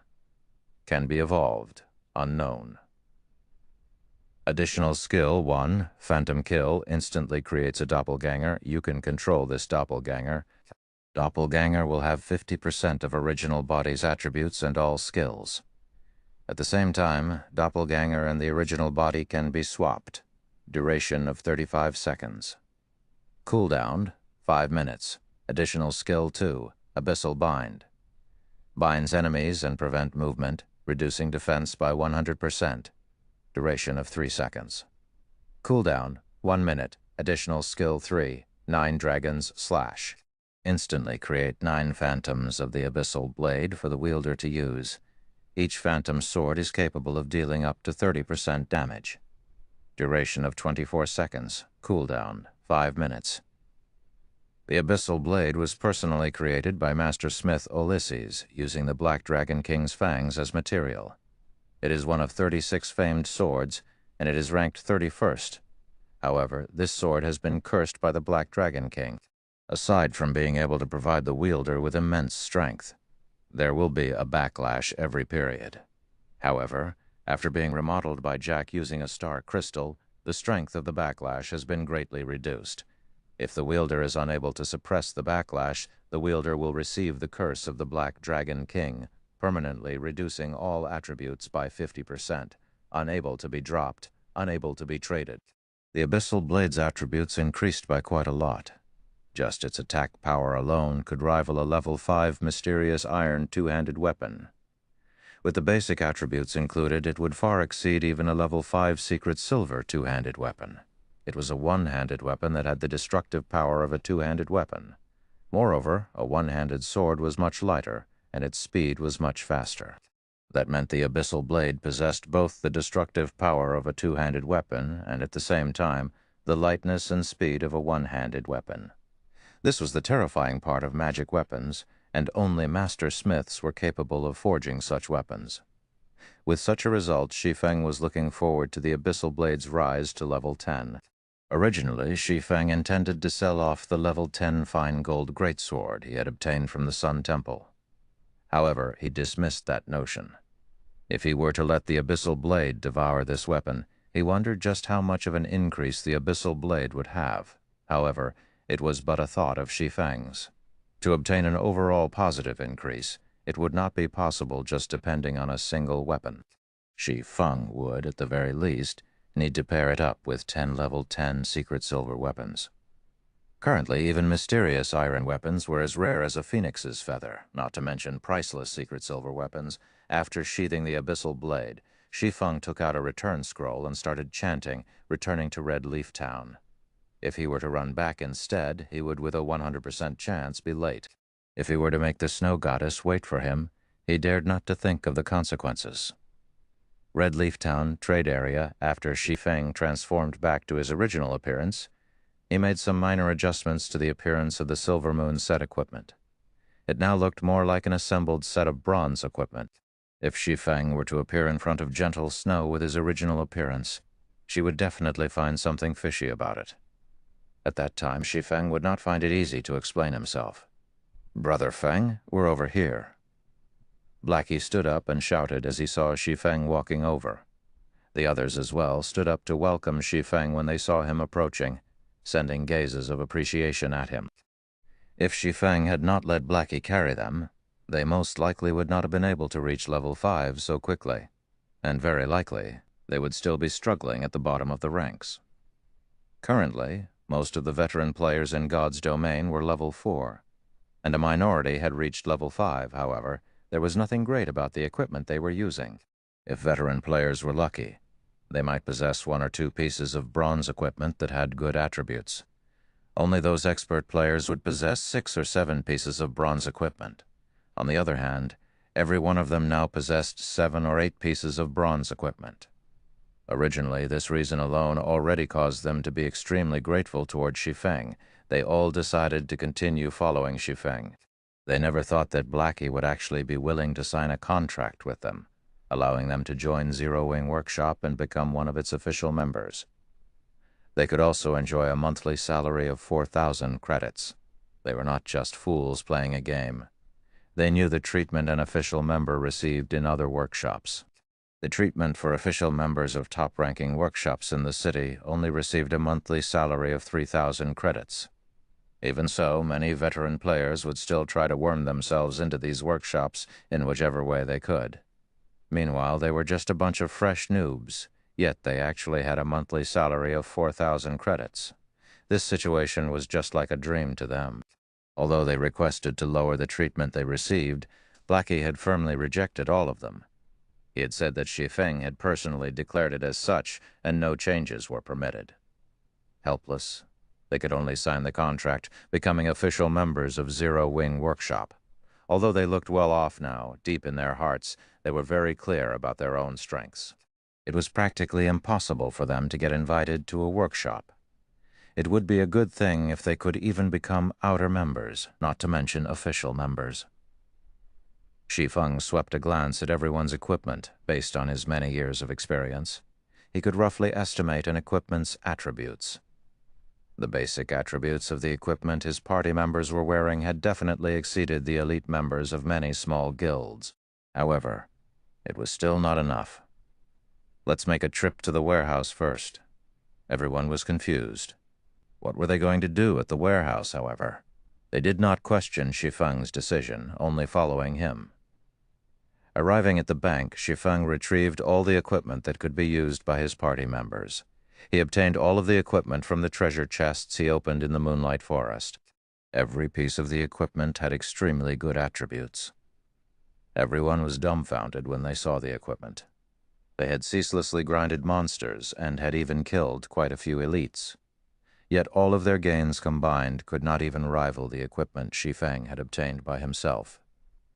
The quality was, of course, much higher. It was all level 5 bronze equipment, surpassing the level 2 or level 3 equipment they obtained by leaps and bounds. "Brother Feng, how many elite monsters did you actually kill?" Blackie's heart was filled with shock. However, he did not remain courteous as he swapped all his equipment that could be swapped. After doing so, the set of equipment on his person was just slightly weaker than a level 5 bronze set equipment. However, the level 5 mysterious iron staff he wielded easily made up for this gap. The other party members also fully swapped out their equipment. Their basic attributes right now far surpassed those of the elite members of large guilds. Every one of them had exchanged their shotguns for cannons.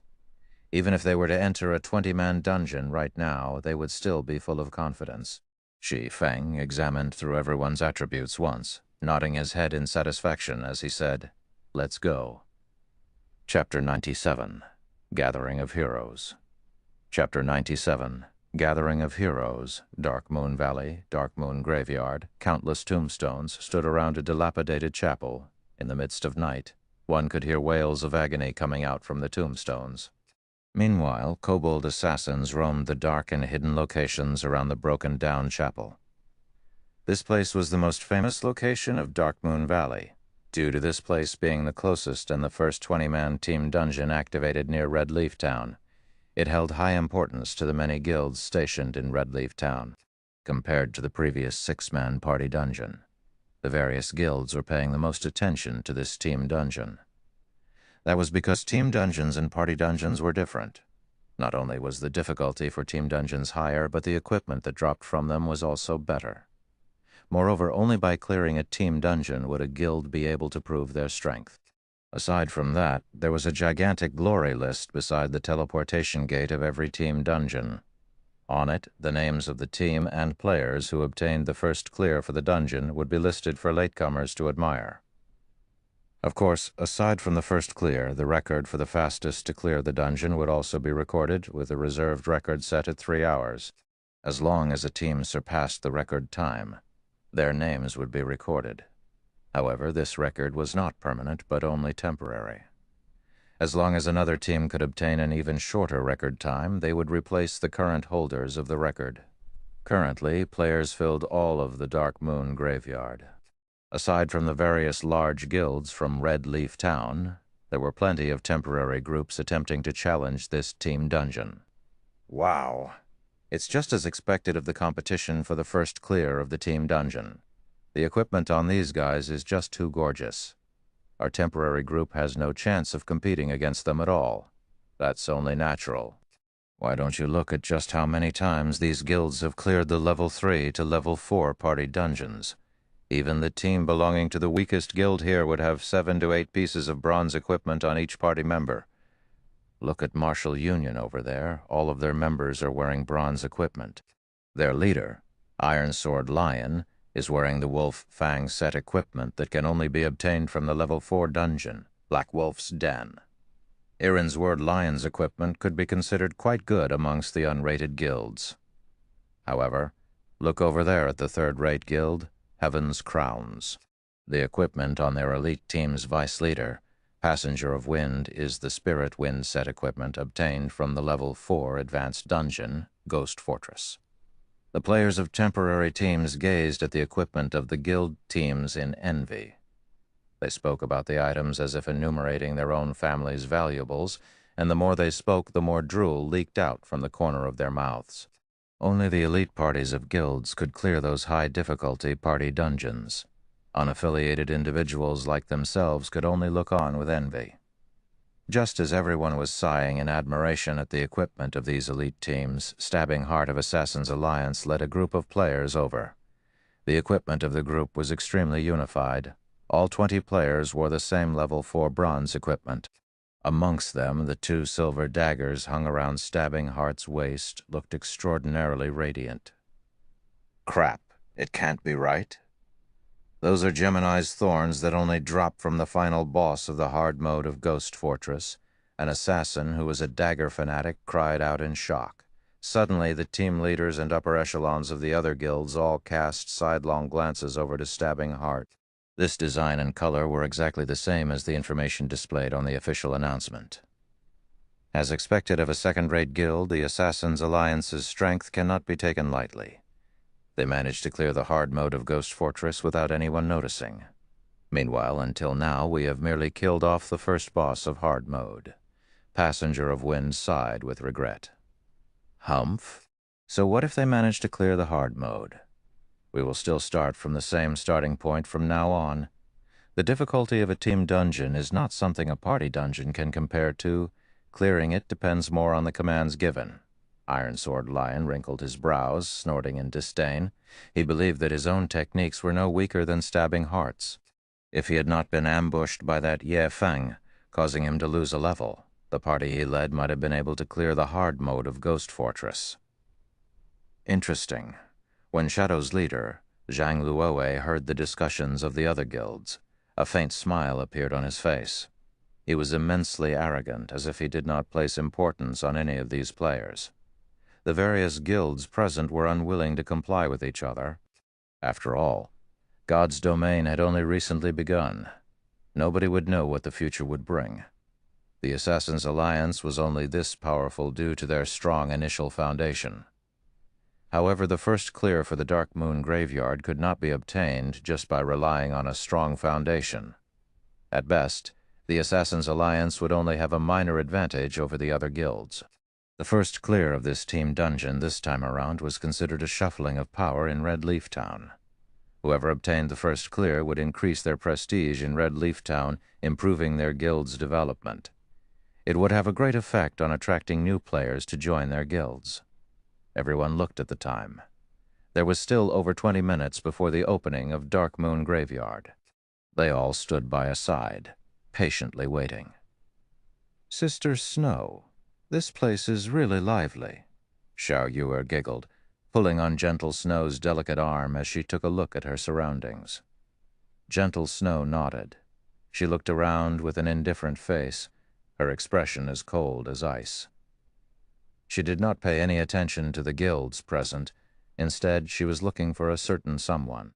Although Gentle Snow and her group kept a low profile when they arrived at the Dark Moon Graveyard, everyone's sights still unconsciously turned towards the group, including the upper echelons of the various guilds.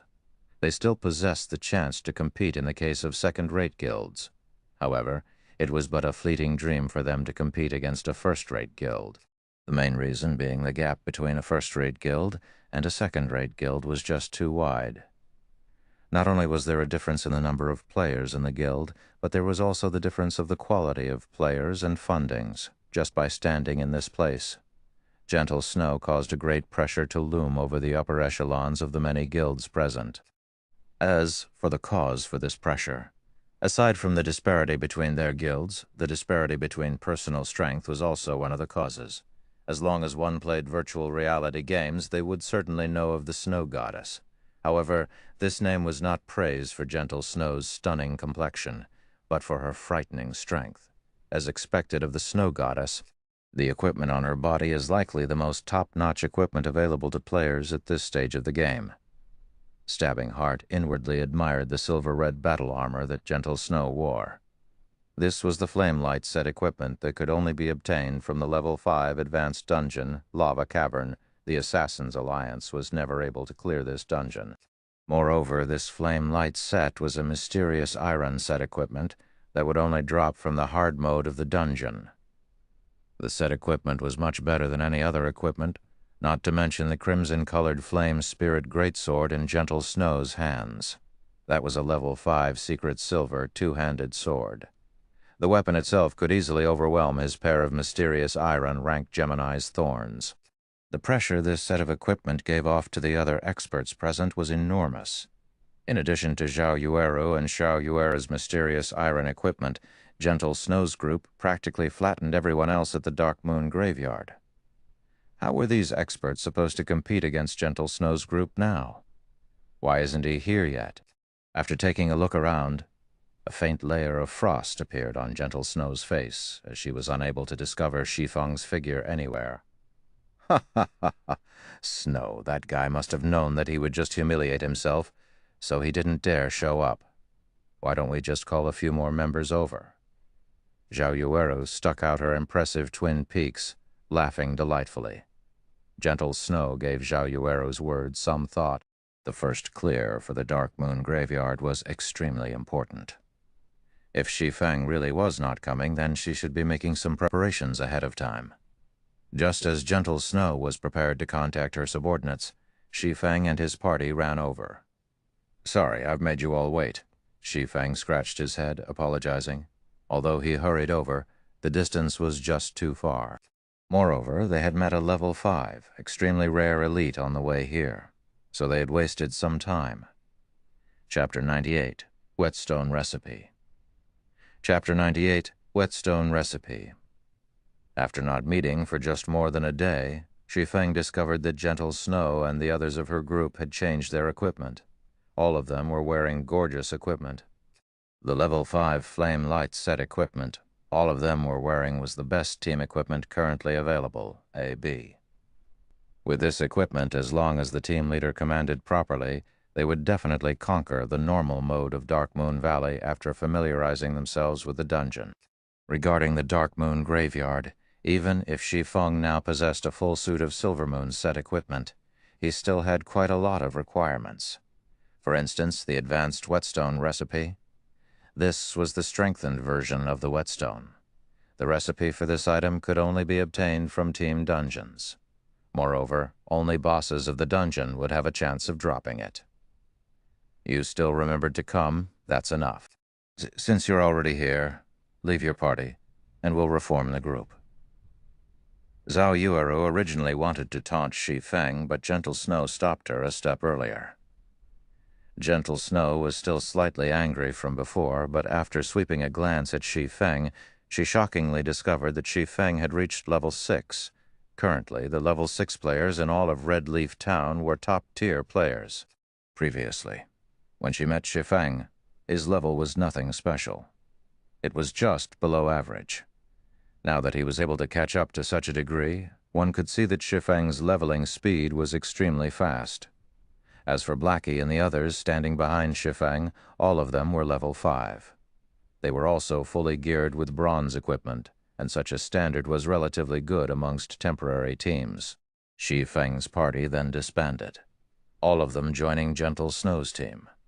All of the surrounding guilds and players saw Shi Feng join Gentle Snow's team. Judging from the equipment of Shi Feng's party, it was obvious that Shi Feng and the others were not members of Ouroboros.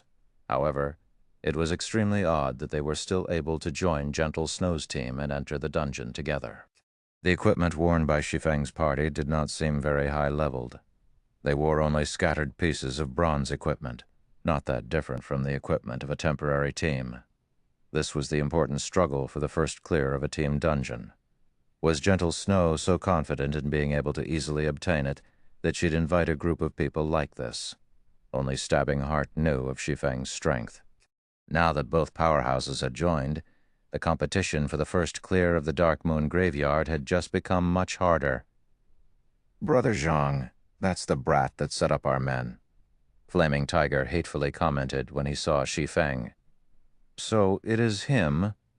Zhang Loi raised his brows. He could not help but pay more attention to...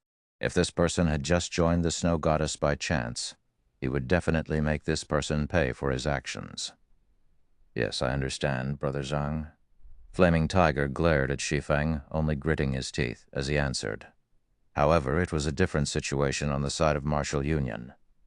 Every member of Martial Union could not help but wish they could get rid of Shi Feng right that instant. It was especially true for Iron Sword Lion. Previously, he put out the word that he would kill Shi Feng back to level 0. Now that he saw Shi Feng had already reached level 6, one level higher than Iron Sword Lion himself, he felt extremely humiliated. What is that group of assassins doing? They actually allowed him to wash away his red name and even rise to level 6. Just the fact that Shi Feng was standing in this place unscathed caused the light on Iron Sword Lion's face to fade. His face turned crimson from anger, saying, "Immediately contact the party of assassins." "What exactly is going on here?" "Boss, what's up?" one of the assassins standing guard in front of the hotel asked. "What's up?" Iron Sword Lion nearly suffocated from anger when he heard those words. He bellowed, "I told you all to pay attention to Ye Feng. Yet, what have you all been doing?" "Boss, we've constantly been keeping an eye out for him. However, Ye Feng has not set foot outside the hotel. I'm guessing that he must be afraid, the assassin said, puzzled. You've constantly been keeping an eye out for him? Then you tell me, who is this person that I'm looking at? Iron Sword Lion sent a screenshot asking coldly. Impossible. We've really been constantly keeping an eye out for Shi Feng, and he never came out. The assassin, immediately dumbfounded, looked at the screenshot. You're a bunch of rubbish that can't even keep watch over a single person. Get out of martial union immediately. I don't wish to see you any longer, rage completely flooded Iron Sword Lion's mind. Shortly after, he turned to glare at Shi Feng, saying to his subordinate, Call some men over, as many as you can. After they're done with the dungeon, I want him dead immediately. Boss Iron Sword, this wouldn't be a good move, right? No matter how you put it, he still has some connection with the snow goddess. If we create a bad relationship with Ouroboros, it would be detrimental to the development of our guild, a druid said. Out in the streets, we live by depending on our reputation. Now that someone has stomped our reputation to the ground, who cares about anything else? Iron Sword Lion said in disdain. So what if she's the snow goddess? She still hasn't met this daddy right here. I don't believe that a stupid skank like her could do much to me. If she knows how to be tactful, I can still give her some face. If not, then I'll kill her back to level 0 as well. Boss is right. God's domain just has slightly more players. How prestigious was it during those years that we swept across Martial World? Now, we can also sweep across God's domain just like before. What should we be afraid of? The players that had constantly followed Iron Sword Lion all voiced out their agreements, all of them releasing the aura of a mad dog from their bodies. In their opinion, one had to be fierce when playing virtual reality games. Compared to Wuxia games, God's domain merely had more players. Moreover, they had to take into consideration so many problems every single day. What good was worrying about each and every little thing? Won't everything be solved if they just killed these first-rate guilds into submission? They had only depended on being fierce to succeed in the previous Wuxia game they played, and it would be the same in God's domain. Only the druid, who had only recently joined, helplessly shook his head. These people were insane. Shi Feng did not notice the movements of martial union. He only discussed the matter of cooperation with Gentle Snow. The items dropped from the dungeon will be distributed according to Job requirements. If both sides require the same equipment, then there should be no problem if we just roll for it, right? We don't have any problems with the distribution of equipment. However, I want priority over the recipes and materials for lifestyle jobs. Shi Feng's goal in coming here was the advanced whetstone recipe, while equipment didn't really matter to him. You don't forget that we are the ones who will be carrying you through the dungeon. Moreover, do you know how valuable the recipes for lifestyle jobs are? After hearing Shi Feng's words, Zhao Yuuru stamped her feet in anger, bellowing like a fierce tigress. The other members of Gentle Snow's team were also feeling aggrieved. Shi Feng and his party were just a group of wild players. They were already extremely benevolent by rolling to distribute the equipment. Despite that fact, Shi Feng was still trying to take advantage of them. Brother Feng, your request is going slightly overboard. In any case, our equipment is slightly weaker than theirs, and even just clearing the dungeon would be a problem for us. So why don't you change your requirements, Blackie advised. Although their equipment was very good compared to the set equipment of these people, they were clearly still a step behind. Being able to roll for equipment was already a good condition. Going further to compete over recipes for lifestyle jobs. Nobody would be willing to concede to such a request, to put it bluntly, even without them joining. Gentle Snow's team could similarly clear the Dark Moon graveyard. Shi Feng shook his head. He would not mind if it were any other recipes. However, he would not concede even a single step for the advanced whetstone recipe. He also could not reveal any specifics to avoid attracting the suspicion of others. After all, before a team dungeon was conquered, the official website would not reveal any information about its drops. 20-man dungeons would only refresh once every 3 days. There were only that many team dungeons nearby, and every one of them was extremely precious. The earlier Shi Feng obtained the advanced whetstone recipe, the earlier he would obtain an advantage over the other players. To a workshop like theirs that lived on the edge, they had even more reasons not to concede. Gentle Snow, who had an ice-cold expression, also opened up her mouth this time around, saying, "Recipes for lifestyle jobs are extremely important to our guild. Your request. I cannot agree to it." TL notes. Wild players. Players that are unaffiliated to any guilds. From the last chapter, I honestly had the impression that only Gentle Snow possessed this set equipment. As for team equipment, that's what the author wrote. I refuse to capitalize it, though. Sooner or later, he's going to bring some shit like guild equipment or party equipment. Chapter 99. Dark Moon Graveyard. Chapter 99. Dark Moon Graveyard. Gentle Snow's single sentence determined the final verdict, not allowing anybody to refuse. After having worked with Black Flame, Gentle Snow discovered the importance of lifestyle jobs. Although their influence towards God's domain was small right now, who could guarantee that it would remain so in the future? She would not let even a single recipe that dropped from the dungeon slip by. With Gentle Snow's approval, the confidence of the members of Ouroboros grew. Every one of them looked towards the foolish-looking Shi Feng. Now that our leader has refused, let's see how you're going to continue acting arrogant. If you have the ability, then form your own team to enter the Dark Moon Graveyard. We will have an easier time that way as well. Shi Feng slightly wrinkled his brows. He did not think that Gentle Snow would be so resolute. He wondered what had happened to Gentle Snow to trigger a nerve in her. She was completely different from when they first met. At that time, there was still room for discussion. However, Shi Feng did not have a clue that the person who triggered Gentle Snow was exactly himself. "How about this, then? We'll hold a party auction for the lifestyle recipes that drop," Shi Feng said. Without having any better options, he could only take a step back and make some compromises. Hearing Shi Feng, Zhao Yueru covered her delicate mouth as she revealed a shallow smile. "Yi Feng, stop dreaming. Team dungeons only reset once every 3 days. The recipes obtained from inside are extremely important to a guild's development. How could we auction them amongst the party? If you insist on doing so, then we will just call in a few more of our elite members. That way, those enter the Dark Moon Graveyard will all be our members, and we won't need to share anything with you."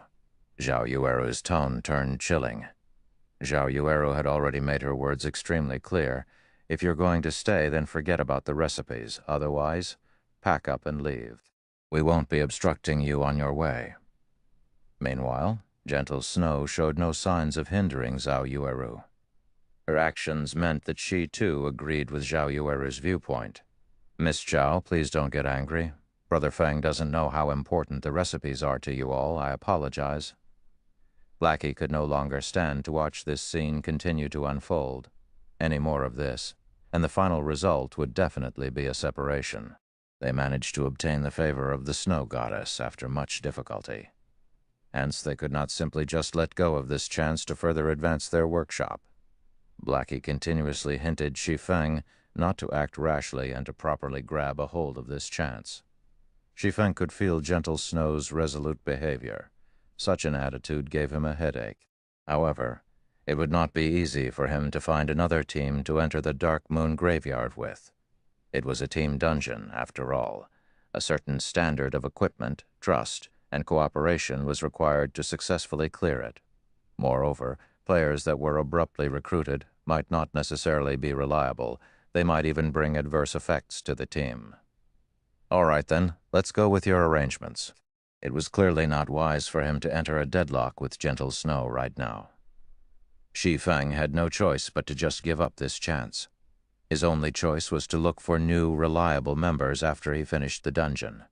He would then bring them to dive into other team dungeons. Seeing Shi Feng agree, Blackie let loose a breath of relief.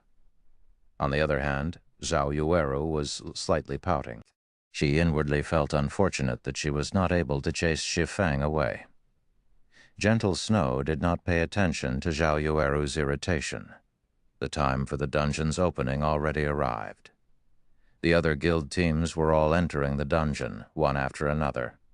Hence, Gentle Snow said in the team chat, "Let's go in then before entering the dungeon." Gentle Snow had set the dungeon's difficulty at normal. That way, after entering the teleportation gate, everyone would be sent to the normal mode of the Dark Moon Graveyard.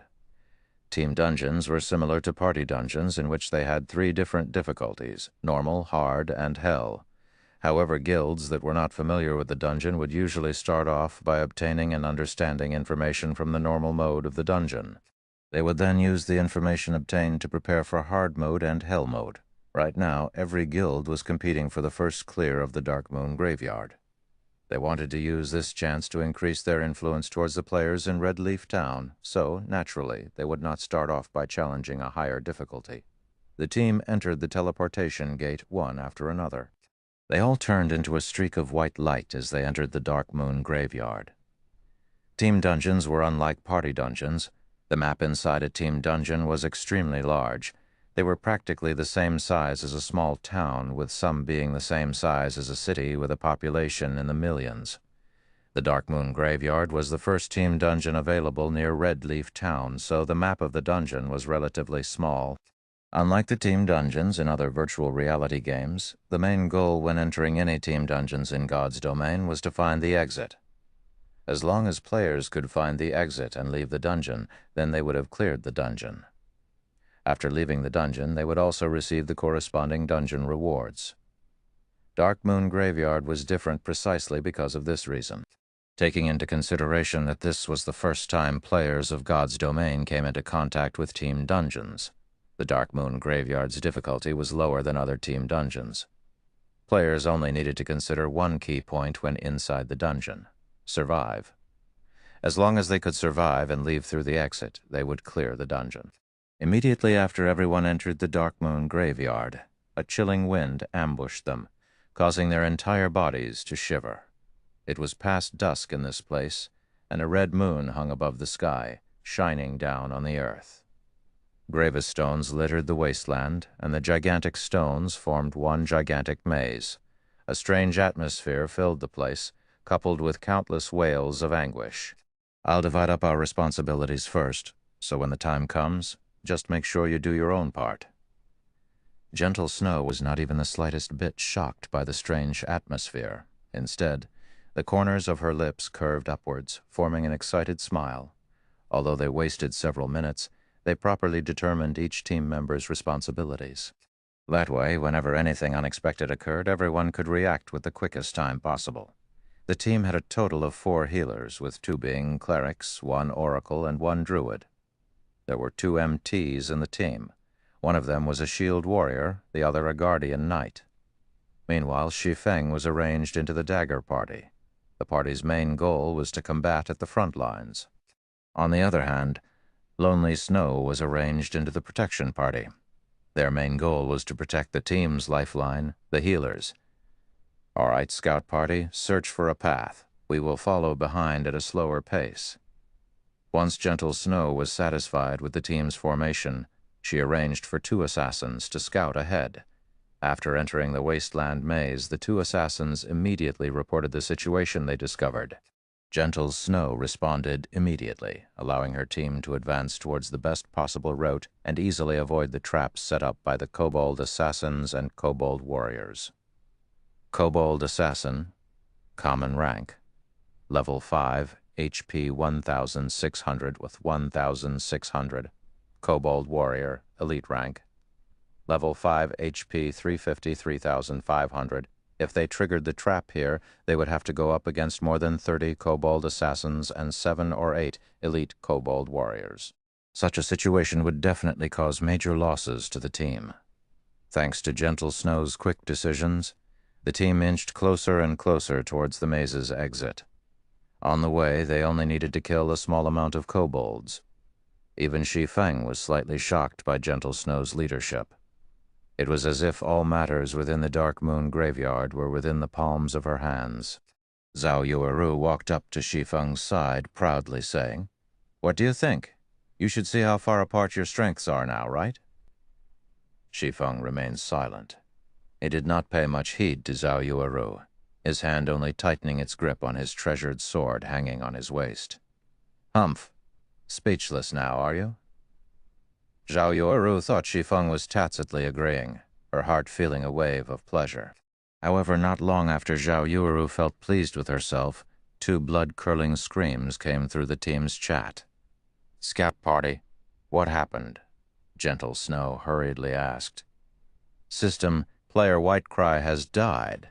System, player Wind Shadow has died. What happened?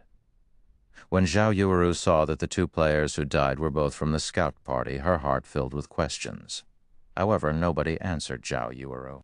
Due to the settings of God's domain, players were unable to initiate communication after death. Everyone immediately tensed up. They watched their surroundings vigilantly.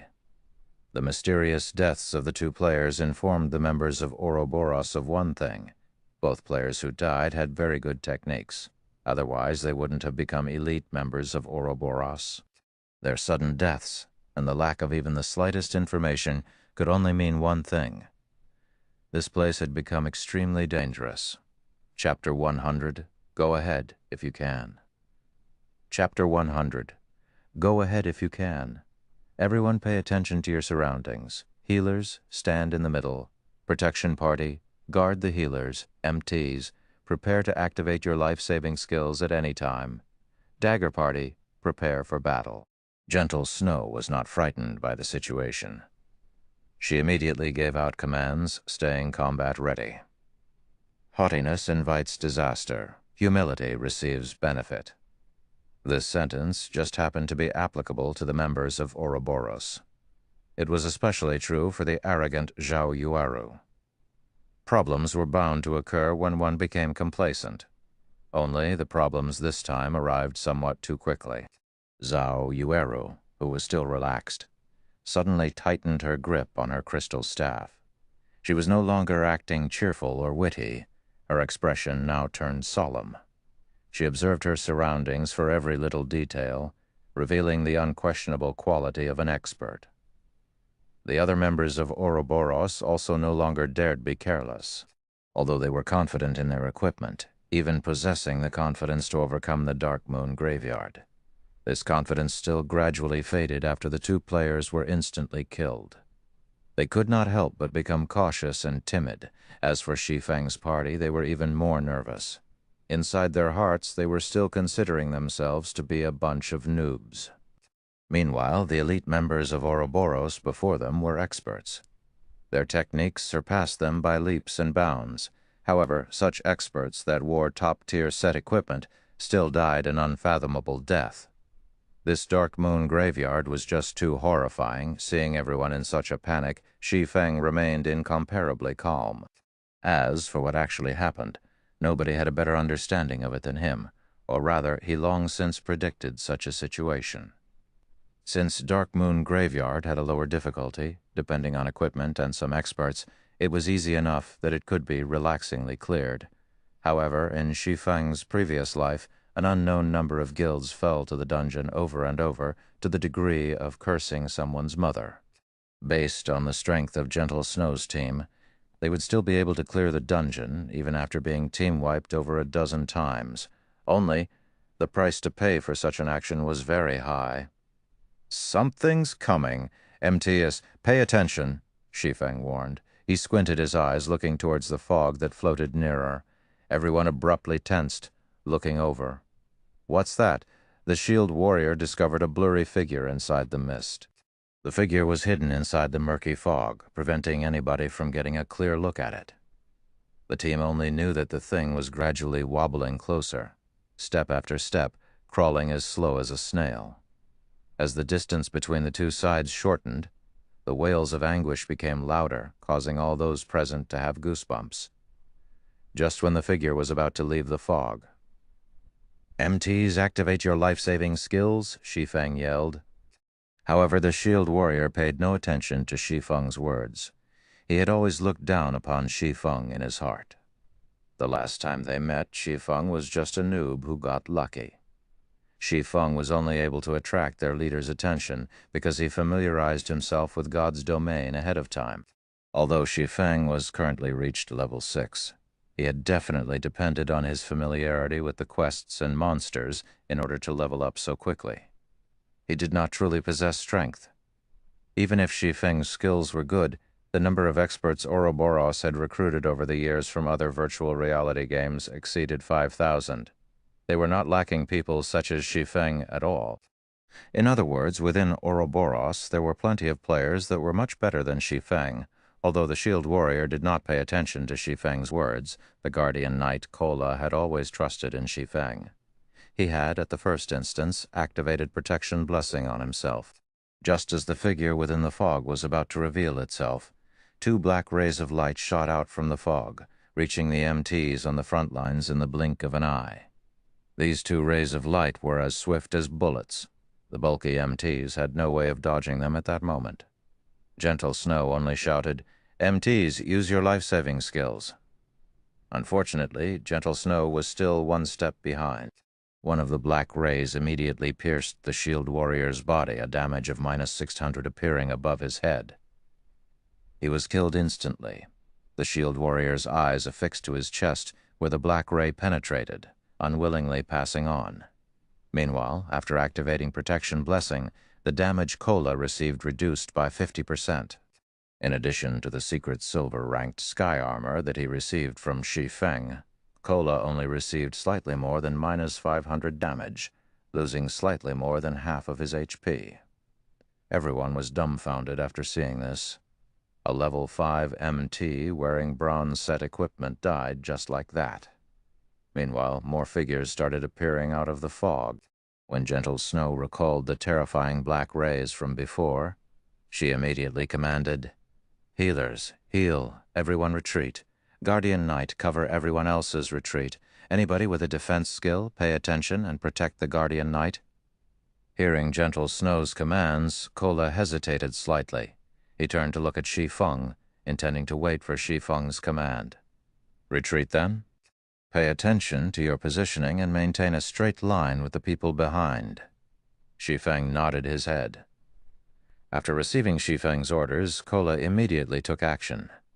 Seeing such a scene, Gentle Snow felt slightly upset in her heart. However, she did not voice it. On the other hand, Zhao Yueru was not as willing. A noob like you, instead of listening to Snow's commands, you actually listened to that lucky dog shit's words. Was he trying to imply that the Snow Goddess' strength and commands weren't as reliable as Shi Feng's? However, just as Zhao Yueru was about to open her mouth, she immediately snapped it closed. That was because, while Kola was retreating, he was actually able to simultaneously use his shield to block the black rays that fired towards the other players. He was even able to dodge the attacks of the black rays, while at the same time retreating in an orderly manner. Such a feat was absolutely impossible for a fresh noob to accomplish. His skills were even better than their own shield warriors by a thread. With 4 healers healing him, Kola was able to maintain his HP above the safety line. During the occasional desperate moments, Shi Feng would use parry to help Kola block the black rays, allowing Kola to retain his life. Such scenes caused the members of Ouroboros, who had been previously dissatisfied with Shi Feng, to have a change of heart. They questioned whether they were able to carry out such actions. Moreover, Shi Feng rescued Kola multiple times now, proving that it was not just a coincidence but skill. As long as Kola did not die, the remaining team members would remain safe. It could be said that Shi Feng was holding on to the lives of the entire team. It would seem that I have still been underestimating him. Gentle Snow started viewing Shi Feng in a different light. Although she too helped Kola block some attacks, her actions were not as natural and pleasant as Shi Feng's. He was capable of blocking the attacks while not hindering Kola's movements. After everyone retreated some distance, they were finally able to clearly see the figures within the fog. They had gigantic bodies with the height of 2 people. Their arms were both equipped with black metallic claws. When they attacked, their claws were like swords shooting forth and sheathing quickly after, all within a blink of an eye. Kobold Zombie, Special Elite. Level 6, HP 5000, HP 5000. Just a single Kobold Zombie was headache to them. However, there were a total of 6 Kobold Zombies that appeared from the fog. Such numbers practically demanded their lives. To make matters worse, a group of Kobold warriors also appeared in their path of retreat. Everyone finally understood the difficulty of a team dungeon. Its difficulty was practically over 10 times that of a party dungeon. "We're finished." Zhao Yueru felt despair in her heart when she saw the number of elites and special elites. How are we supposed to fight this many elites and special elites? Moreover, they have both ranged and melee to cooperate with each other. The other team members similarly agreed with Zhao Yueru's opinion. Is there no way for us to pass through? Gentle Snow creased her brows. She was unwilling to just leave the dungeon like this. At that moment, Shi Feng opened his mouth, saying, "If we utilize the terrain properly and cooperate well with each other, it is not entirely impossible." The members of Ouroboros felt displeasure in their hearts when they heard Shi Feng. He was wholly mocking the inability of Gentle Snow's commands. Easier said than done. Who would know how to deal with this many elites and special elites? Go ahead if you can, Zhao Yueru sneered, looking at Shi Feng with disdain. Thank you for listening to the story on KevinAudio.com. Chapter 101, Entering Hell, once more. Ridiculed by Zhao Yueru in such a way, the expressions on Shi Feng's party members turned dark. Even if Blackie loved beautiful women, he was still unable to overlook such an action. How could a great beauty like her have such a poisonous mouth? Although Blackie wanted to refute her, his words were unable to leave his mouth. The Dark Moon Graveyard was just too hard, even if they believed in Shi Feng's strengths and techniques, when faced with so many elites and special elites who could guarantee that they'd be able to pass through. What? Nothing to say? Zhao Yueru asked coldly when Shi Feng had remained silent, as if he were in deep thought. The members of Ouroboros were also looking at Shi Feng with disdain. They were already feeling despair towards the Dark Moon Graveyard, and even Gentle Snow felt helpless. So, what could a beta tester, with only some slightly good techniques, do? You're just a beta tester. Who doesn't know how to talk big? If you have the ability, then you take command and kill all of those monsters. If you don't, stop spouting bullshit. Humph. Just a bunch of independent players foolishly making second guesses after we can't get through. The members of Ouroboros all had their own arrogance. They all supported Zhao Yueru, one after another. They hurled all sorts of ridicule towards Shi Feng, venting the despair in their hearts. What did guys you say? If it weren't for Brother Feng, would you still be alive right now? Shi Feng's party members could no longer stand by idly and watch. Every one of them revealed expressions of anger, intentions of starting a fight surfacing. If it weren't for Shi Feng's warning, both of the team's MTs would have died. Without the MTs to act as meat shields, the players behind would have definitely died, and it would be lucky if even a few survived. Just as both sides were about to start a dispute, a deep, muffled voice came from the team, disrupting everyone's argument. Every one of the team members was dumbstruck, thinking they had misheard. After observing the surrounding area and those monsters, I've thought of a way to get through the fog. I wonder if Miss Snow would be willing to let me take command? Shi Feng faintly smiled as he looked at Gentle Snow. Regarding the ridicules of Zhao Yueru and the others, Shi Feng did not mind them in the slightest. That was because everything was going according to his plan. From the moment Zhao Yueru started mocking him, his goals had already been achieved. If Zhao Yueru and the others did not react the way they did, how would he be able to seize the opportunity to take the initiative? If you can lead everyone across the fog, it won't be a problem to pass leadership to you. Gentle Snow's iceberg-like expression faintly changed. Being able to get through the fog was a good thing. She was also not a petty person. It was just that, for some reason, when she looked at Shi Feng's smile, she had a faint feeling of disharmony, as if all of this was within Shi Feng's grasp. Snow, I was only joking.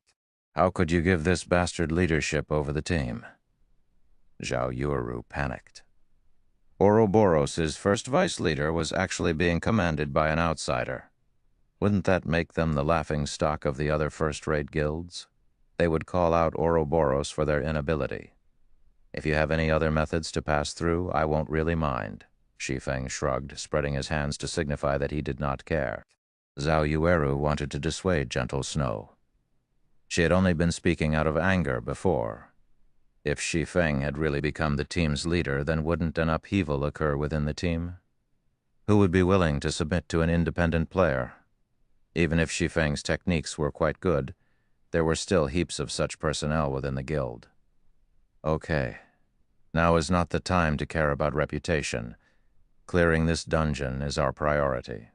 From now on, Ye Feng will command the team. His words are my words. If anybody doesn't listen, you'll know the consequences, Gentle Snow said in a chilling tone.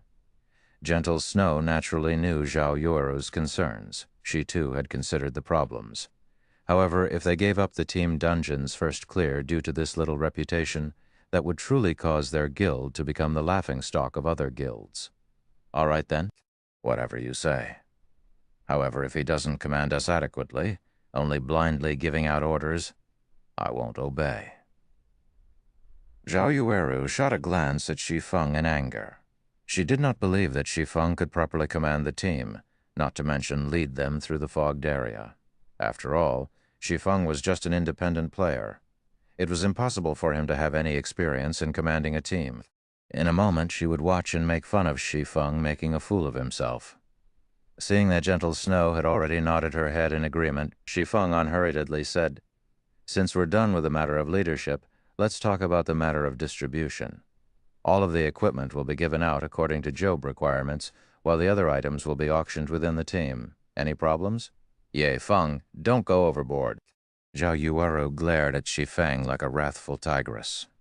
"Miss Zhao, I'm not trying to swindle even a single item. We're just fairly competing inside the dungeon, so is there a need to talk about going overboard?" Shi Feng calmly smiled. Previously, Shi Feng agreed to Gentle Snow's arrangements because he did not possess the power to back himself up. He knew the strategy to conquer the Dark Moon Graveyard. However, he couldn't reveal that fact earlier. After all, Team Dungeons had not activated during the beta test of God's domain. Hence, if Shi Feng were to reveal knowledge that not even beta testers of God's domain had Gentle Snow, and the others would definitely become suspicious. Now everyone was aware of the Dark Moon Graveyard's information. Moreover, Shi Feng himself had followed them into the dungeon. As long as Shi Feng performed thinking up a strategy, naturally no one would question him. Even the astute Gentle Snow would not suspect Shi Feng had long since known how to conquer the Dark Moon Graveyard. You. Zhao Yueru became speechless from anger. She felt Shi Feng was just a scoundrel intoxicated by success. On the other hand, Gentle Snow did not hesitate as she revealed a faint smile, calmly saying, "All right, as long as we can get through. I'll agree to your conditions, Snow." Zhao Yueru did not dare believe her own ears. Gentle Snow agreed, just like that. Recipes for lifestyle jobs, the ones dropped from Team Dungeons, were even more priceless. How could they just let others take advantage of them? Enough. It's all just a waste of breath if we can't get through the dungeon. If we manage to get through and an item drops, we'll just buy it as is. Do you think an independent player like Ye Feng is wealthier than us?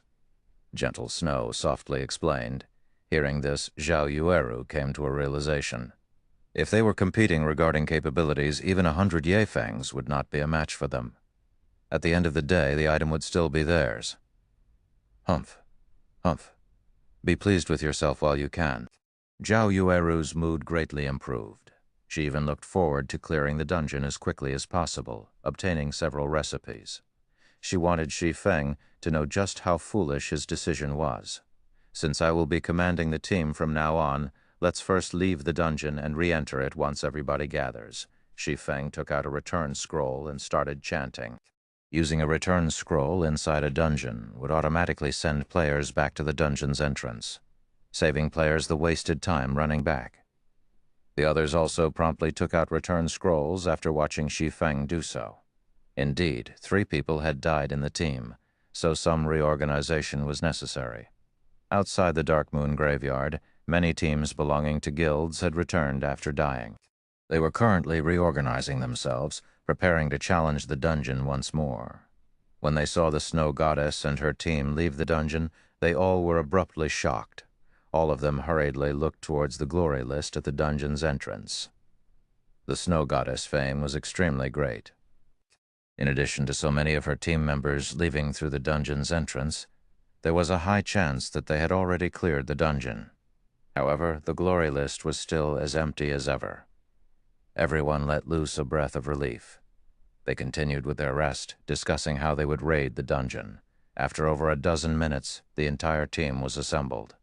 Everyone once more walked towards the teleportation gate. As the leader of the team, Shi Feng immediately adjusted the dungeon's difficulty to Hell mode. Immediately, the color of the teleportation gate changed. A flickering image of a ghost's head appeared, causing others to shudder. Before anyone within the team could react, they turned into black rays of light as they entered the dark moon graveyard. Outside the dungeon's entrance, the members of the various guilds were all dumbfounded. What sort of situation was this? Didn't they just enter normal mode once? After understanding some information about the dark moon graveyard, they're already starting to raid hell mode. Was there a need to be so strong-willed? Chapter 102, Kobold King 1. Chapter 102, Kobold King 1. The sky was dark, and the bright moon illuminated all of the dark moon graveyard. Compared to the normal mode of the dark moon graveyard, a great expanse of dense fog shrouded the wasteland. Not only did it obstruct one's vision, but it also carried with it an endless air of murder. It was like a battlefield. A heavy and oppressive feeling permeated the wasteland, causing one's body to grow sluggish. This is the hell mode of the dark moon graveyard. Gentle Snow surveyed her surroundings, revealing an indifferent smile. She discovered that the fog here was almost alive, and she felt as if she were being watched. Moreover, there were crimson-red spots glowing, floating about the fog, most likely the blood-red eyes of the kobolds. Just the number of monsters here far exceeded that of the normal mode. Moreover, there was also the dense fog hindering one's vision, greatly increasing the difficulty of battle. Yi Feng, what are you trying to do here? Why did you bring us to hell? Zhao Yueru looked towards Shi Feng, interrogating him. After experiencing the terror of normal mode, even an idiot knew how horrifying hell mode would be. This was not a place for people at all right now. They could not even clear normal mode, so coming to hell mode was just plain suicide. Gentle Snow was also curious as to why Shi Feng had done such a thing. Judging from Shi Feng's behavior, he was definitely not a brainless person. Even Shi Feng's own party members were extremely curious. They had clearly agreed on entering the normal mode, yet why had they entered hell mode? I'm the team leader now. My words are final. Since I've chosen hell mode, I obviously have my own reasons. You may leave if you have any opinions about it. I won't be stopping you, Shi Feng said with a smile. What comes around, goes around. Previously, he had only humbly submitted to Zhao Yueru because he could not reveal his hand. Now that they were in his territory, naturally, he would no longer act with modesty. You bully! Zhao Yueru's almond eyes widened into circles as she glared at Shi Feng, her twin peaks bouncing indefinitely. She stomped the rock beneath her feet, unable to find any words. She gritted her teeth, immediately turning her head away and no longer looking at Shi Feng. This scoundrel actually went so far as to use her previous words to spite her, possessing not even a hint of a gentleman. When all of this was over, she would properly put Shi Feng in his place. Originally, Blackie intended to mediate between the two. However, when he saw Zhao Yueru's sudden silence, not speaking even a word, he secretly raised his thumb at Shi Feng. As expected of Brother Feng, he even dared meet a great beauty head-on. If he were standing in Shi Feng's position, he would not have been able to do such a thing. Yi Feng, do you really have the confidence to clear hell mode? You should know that. Although the difficulty is only different by 2 levels on the surface, in reality, it is 10 or more times harder. The requirement of equipment, cooperation, and leadership also increases by several levels. I don't want my team members to die a meaningless death, Gentle Snow softly asked. Although the death penalty inside team dungeons was much lower than the death penalty in party dungeons, it was still a 5% experience loss. Moreover, hell mode was different than the other difficulties. The loss of experience in hell mode after a single death was 10%. Without a success rate of 70% or above, most players were unwilling to dive into the hell mode of a dungeon. There should be no problems. However, we still have to try before we can know the results. Shi Feng did not reveal his full opinion. Based on the team's current composition and equipment, Shi Feng was extremely confident of clearing the Hell mode of the Dark Moon graveyard. Otherwise, he wouldn't have chosen Hell mode in the first place. In Shi Feng's previous life, only after going through countless team wipes and experience accumulation, he figured out several methods of passing through the Hell mode of the Dark Moon graveyard. If he let gentle Snow to fumble about slowly, who knew how long he would have to wait, or how many team wipes they'd have to go through before they successfully passed through. Watching Shi Feng's calm behavior, after giving it some thought, gentle Snow decided to support Shi Feng's decision. It was a good chance for her to observe the extent of Shi Feng's capabilities. If he performed well, it would be beneficial to invite him to join the god-slaying army. Gentle Snow nodded. At this time, even if the others were still unwilling, they had no choice but to listen to Shi Feng's commands. However, it was not because they believed in Shi Feng. Rather, they believed in Gentle Snow's decision. After which, Shi Feng started assigning responsibilities. Overall, his arrangements were mostly similar to Gentle Snow's. The difference was that he placed 3 elementalists in the Dagger Party and disbanded the Scout Party to place their members in the Protection Party instead, protecting the healers. After entering the fog, both MTs are to activate your life-saving skills and rush after me without stopping. However, pay attention to dodge attacks. Everyone in the back must also follow, and remember, no matter what happens, never stop moving your feet. Healers only need to use instant cast skills to heal the 2 MTs. Everyone else should use your own recovery potions, Shi Feng explained. If all of you understand, then everyone should use a speed scroll now. Everyone grew suspicious after hearing Shi Feng. What was he trying to do? Turn them into kamikazes? He even wanted them to use speed scrolls. Was he complaining that they wouldn't die quick enough? Moreover, they could only earn so much money from a trip into the dungeon. There were 20 players in the entire team, which meant they would be expending 20 speed scrolls. Just how much money was that? All right, everyone, just use your speed scrolls. Noticing the unwillingness in everyone's eyes, Gentle Snow could only helplessly support the command. Everyone was helpless. Speed scrolls were very expensive, and each of them had only prepared 2. However, before they even started killing monsters, they were already required to use one of them. This was just too extravagant. However, such a decision did not alarm Shi Feng's party members. Speed scrolls had long since become a necessity for them to grind elite monsters, so they each had 6 or 7 on their person. After everyone used a speed scroll, they followed Shi Feng towards the entrance of the maze area. Follow closely. I won't concern myself if you fall behind, Shi Feng reminded in the team chat. Having Shi Feng tell them in such a way, everyone became nervous. If they fell behind, needless to say, only death waited for them. Run. After seeing everybody ready, Shi Feng activated his title, Might of 1,000, greatly increasing everyone's attributes. As a result, their running speed also increased. Before shock took hold of anyone over their increased attributes, Shi Feng started running. Every one of them tightly chased after him, disappearing into the fog within.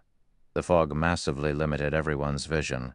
They could only barely make out an area of 5 yards. After running for some time, Shi Feng suddenly said, MTs, use your life-saving skills.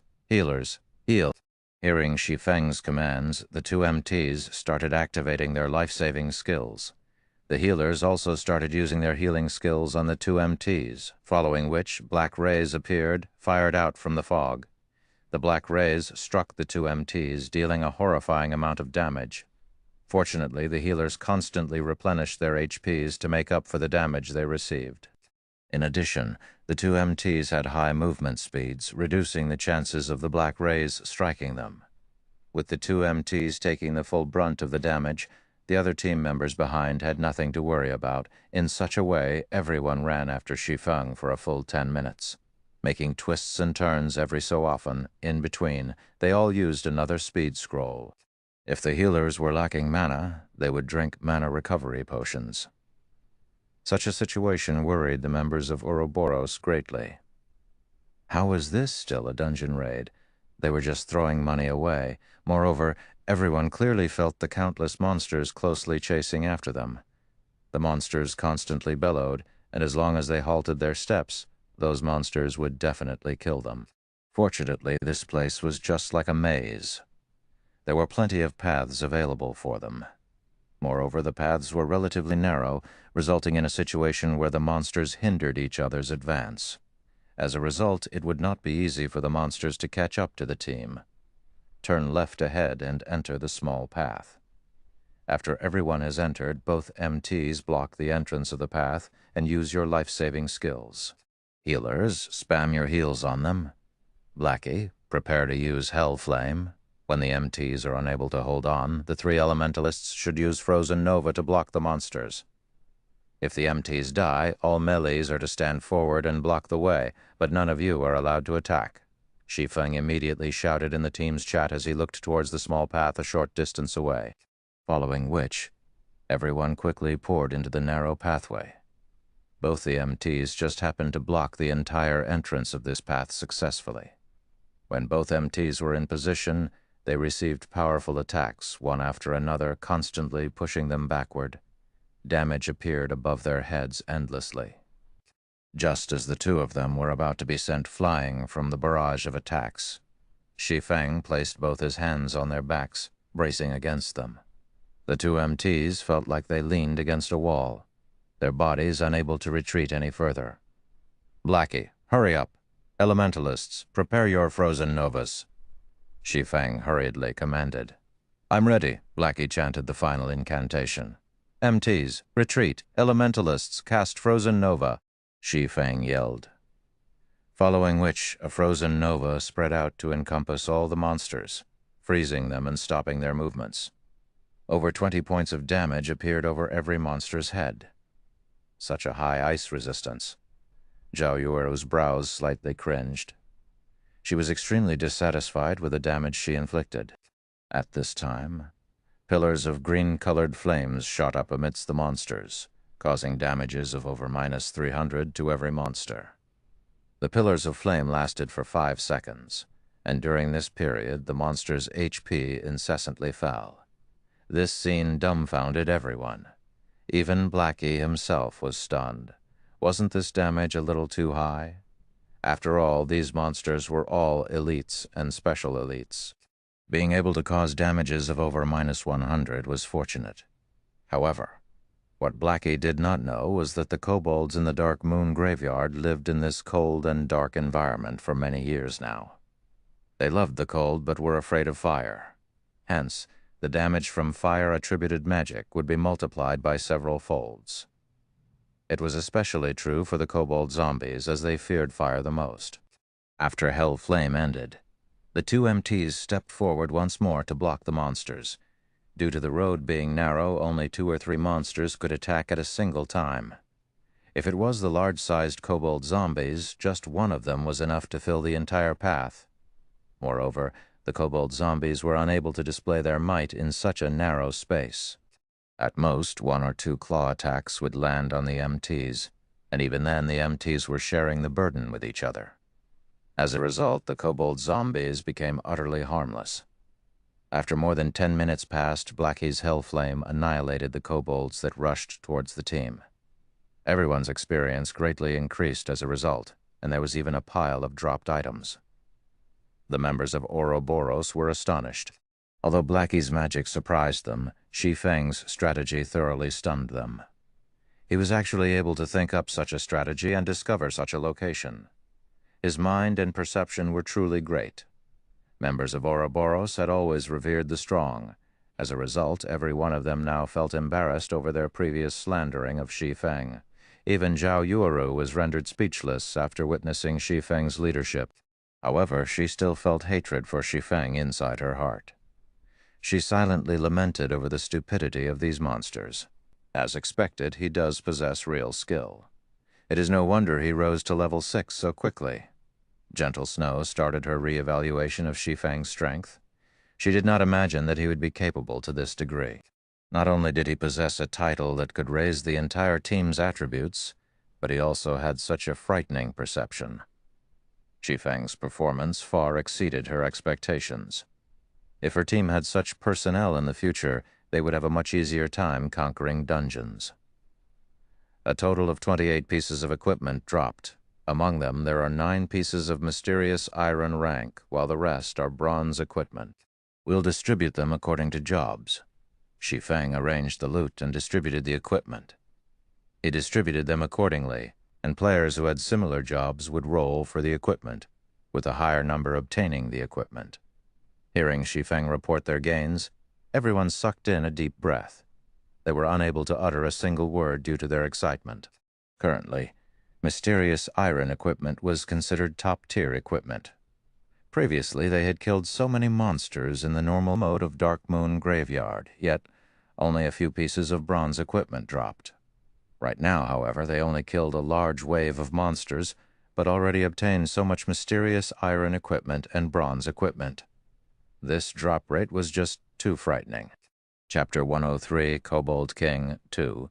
Chapter 103, Kobold King 2. Discovering that the hell mode of a dungeon dropped so much valuable equipment, even Gentle Snow was stunned. If they could clear the hell mode of the Dark Moon Graveyard, it was unknown just how much top-tier equipment they could obtain.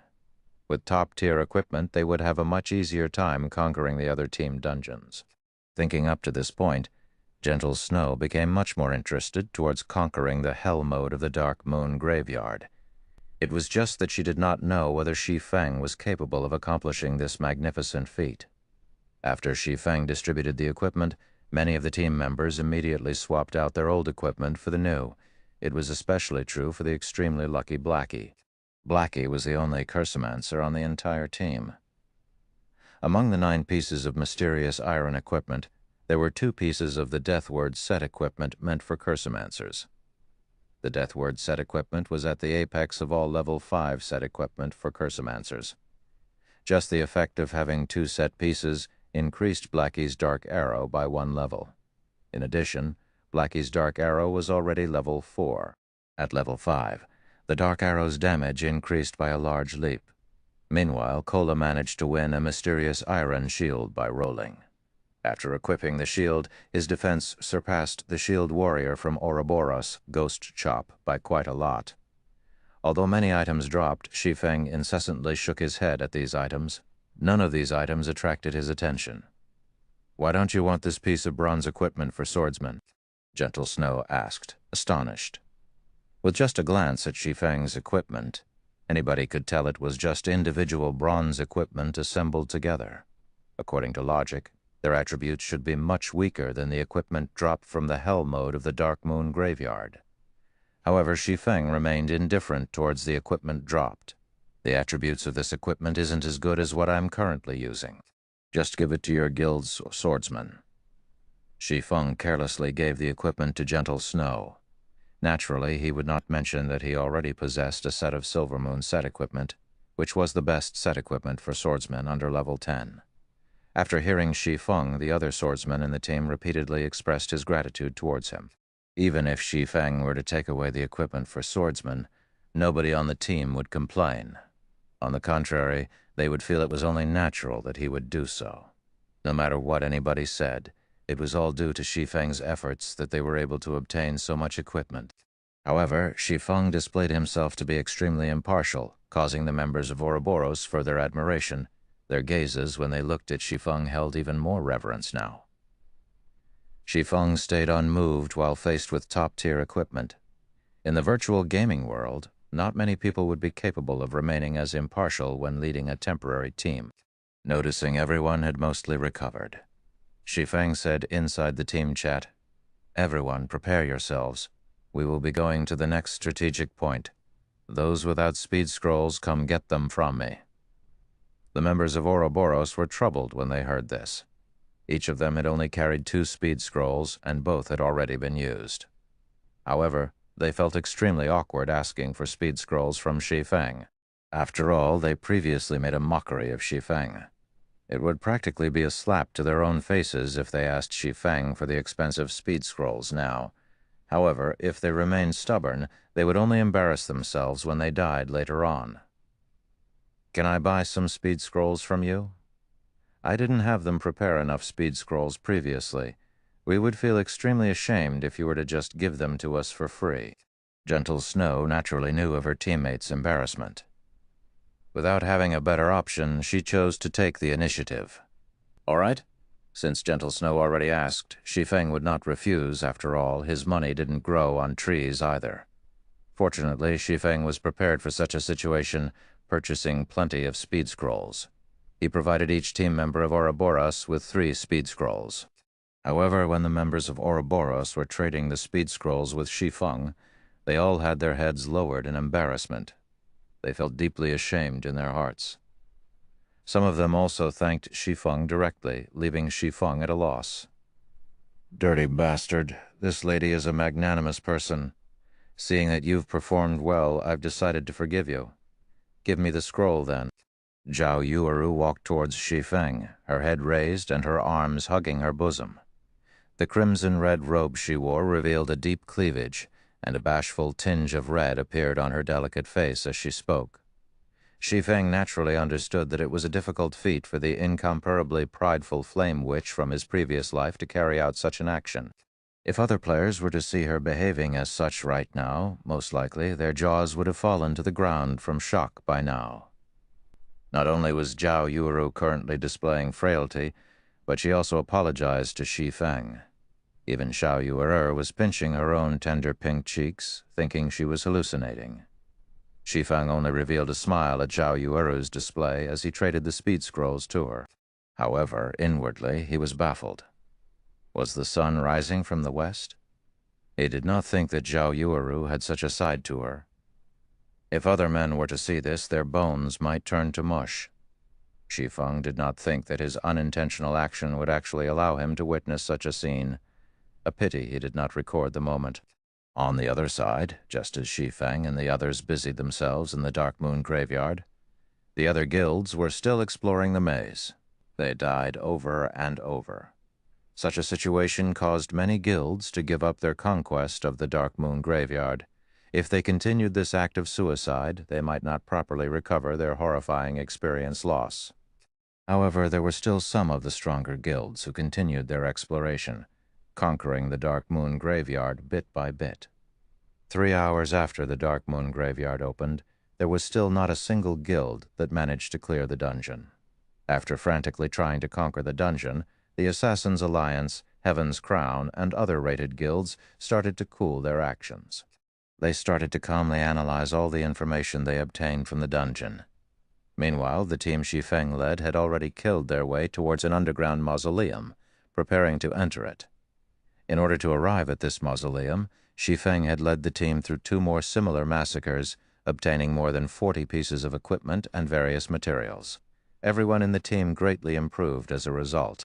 The 2 MTs in the team also surpassed the 400 defense threshold. Now, even when faced against the kobold zombies' claw attacks, they could resist 2 hits head-on.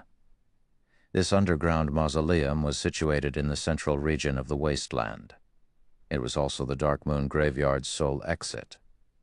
In order to avoid suspicion, Shi Feng intentionally took several detours, just as Shi Feng and the others were about to enter. Gentle Snow looked towards the serene and distant mausoleum, suddenly saying, "There are no monsters in the surroundings. This place may very well be the exit of the Dark Moon graveyard. We should let the assassins scout ahead first. That way, if there are traps ahead, we won't risk a team wipe." All right. Although Shi Feng knew there were no traps, he couldn't actually reveal that. So he could only agree to Gentle Snow's suggestion. Following which, one of the assassins snuck into the mausoleum.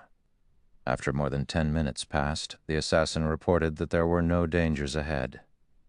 The assassin also discovered a teleportation circle inside a large hall. However, there was a gigantic monster standing guard in the middle of the teleportation circle. The assassin did not close in on the monster for fear of being discovered. Moreover, the room was dimly lit, so the assassin could not clearly see the information of the monster within. "Let's go take a look then," Shi Feng said as he entered the mausoleum.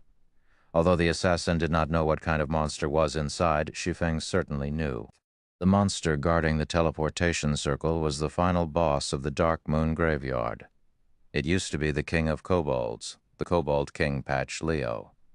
The moment everyone entered the large hall, the dimly lit hall suddenly changed. The extinguished candles around the room flared to life, emitting a dark green flame and illuminating the entire hall. Meanwhile, a figure over 3 meters tall stood in the center of the hall. The figure was a ferocious kobold, its body covered in blue-colored armor and its hands wielding a pitch-black greatsword decorated with runes. The kobold silently stood on the magic circle, not even moving a muscle as its entire body radiated a frightening pressure. Everyone used observation skills, one after another, wanting to understand this monster. However, after seeing its information, everyone's complexion turned pale. They felt a deep terror as they gazed at this creature, and even gentle Snow sucked in a cold breath. None of them had any confidence in killing this monster. Chapter 104, An Unknown Way of Battle. Chapter 104, An Unknown Way of Battle. Everyone stood silently within the bright mausoleum hall, turning the place eerily quiet, after some time had passed. Brother Feng, what do we do now? This boss is just too terrifying. It is impossible for us to kill it. Blackie looked towards Shi Feng, asking on the other side. Zhao Yueru said helplessly, Snow, it seems we won't be able to clear the dungeon after all. The other team members also indicated their agreement. There could be no greater folly than to attempt something they already knew to be impossible. Are we just going to give up like this? Gentle Snow's slender eyelashes trembled slightly, her crystal-clear eyes shifting towards the Kobold King's figure once more. They had reached this point after much difficulty. Were they just going to give up like this? Kobold King Patch Leo, Lord Rank, Level 6, HP 120, 30,000, 120,000. Not mentioning its frightening amount of HP, just the mere words, Lord Rank, were enough to cause players to tremble. That meant that there was a single aspect to this monster that was extremely terrifying, either in terms of speed, strength, or magic. Based solely on the terrifying aura radiating off of the Kobold King's body, its bulging iron-like muscles, the pitch-black greatsword as tall as a man which pierced deeply into the ground. Even without having any exchanges with this Kobold King, everyone knew there was no way to overpower it. Why don't we give it a try first? Ghost Chop, try out the boss capabilities. The others will leave the hall first, Gentle Snow said after giving it some thought. Gentle Snow still intended to give the boss a try. She was hoping to look for a strategy to kill it. Let's leave first, then, Shi Feng said as well. Gentle Snow's thoughts were exactly the same as his. He would let the MT try out the boss, then let the team watch. That way, he would have an appropriate excuse when he revealed his strategy. Following this, the shield warrior, Ghost Chop, activated his video recording, charging towards the Kobold King alone. Meanwhile, the thick and heavy stone doors leading into the hall started closing. Just as Ghost Chop was midway through his charge, the Kobold King abruptly opened its eyes. Kachak! The Kobold King casually pulled out the pitch-black sword from the ground. Its robust legs abruptly exploded with power as it similarly charged at Ghost Chop. Like a fierce gale, the Kobold King swept towards Ghost Chop. Ghost Chop's body was frightened stiff. He rapidly reacted by raising his shield, blocking it in front of his chest. In the blink of an eye, a black ray, which carried with it an explosive sound, struck on the shield. Hong. Ghost Chop's entire person was sent flying, and a damage of 633 points appeared above his head. His entire arm felt numb from the attack. If he had not used his shield to block, he might have been killed instantly. Ghost Chop felt that his own techniques were quite good, and he was an elite member of Ouroboros. Moreover, his task right now wasn't even to kill off the boss. If he could not even force the boss to reveal its hidden cards, then he would be an absolute disgrace. Ghost Chop abruptly stood up. He poured a bottle of basic regeneration potion down his throat, his HP recovering to more than half of its total. Just as he was considering attempting another bout with the boss, he suddenly discovered that the boss was already standing behind him, its greatsword raised up high. Abruptly, the Kobold King slashed the greatsword at Ghost Chop. Shield wall. Ghost Chop no longer had the option to dodge the attack. He could only use his life-saving skill to take the attack at full force. When used, Shield Wall would reduce the damage the user received by half for a duration of 12 seconds. The black runic greatsword struck down once more, although Ghost Chop had used his shield to block the attack again. He was instantly forced into a kneeling position by the resulting pressure. The stone bricks beneath his feet cracked apart like a spider's web, and his HP instantly fell by 426 points, leaving him with only a thread of life remaining. The Kobold King then kicked towards the side of Ghost Chop's abdomen. Ghost Chop helplessly imprinted himself onto a wall, and his HP instantly dropped down to 0. Only 3 seconds had passed since the start of the battle. Just like that, an MT that was equipped with top-tier equipment was dead. So much so that even before the stone doors had closed shut, they had opened once more. Everyone looked at Ghost Chop, who was planted into a wall, shocked. What was this situation? The door had just closed before opening again, and their MT was already dead. "You revive Ghost Chop," Gentle Snow said with a gloomy expression. Ghost Chop being killed so quickly was a clear indicator of how strong this boss was. After Ghost Chop was revived, a somber expression hung on his face. He unwillingly shared with everyone the recording he made, allowing them all to analyze the boss's strength. "Strong?" Zhao Yueru could not help but say in shock. This general speed and reaction speed, this strength, and also the constantly varying attack patterns. Is this really an NPC? Are we sure this isn't a martial arts expert in disguise? Before even witnessing the boss in battle, everyone could already feel how powerful it was. Now that they witnessed this for themselves, aside from feeling shocked, they were also astounded.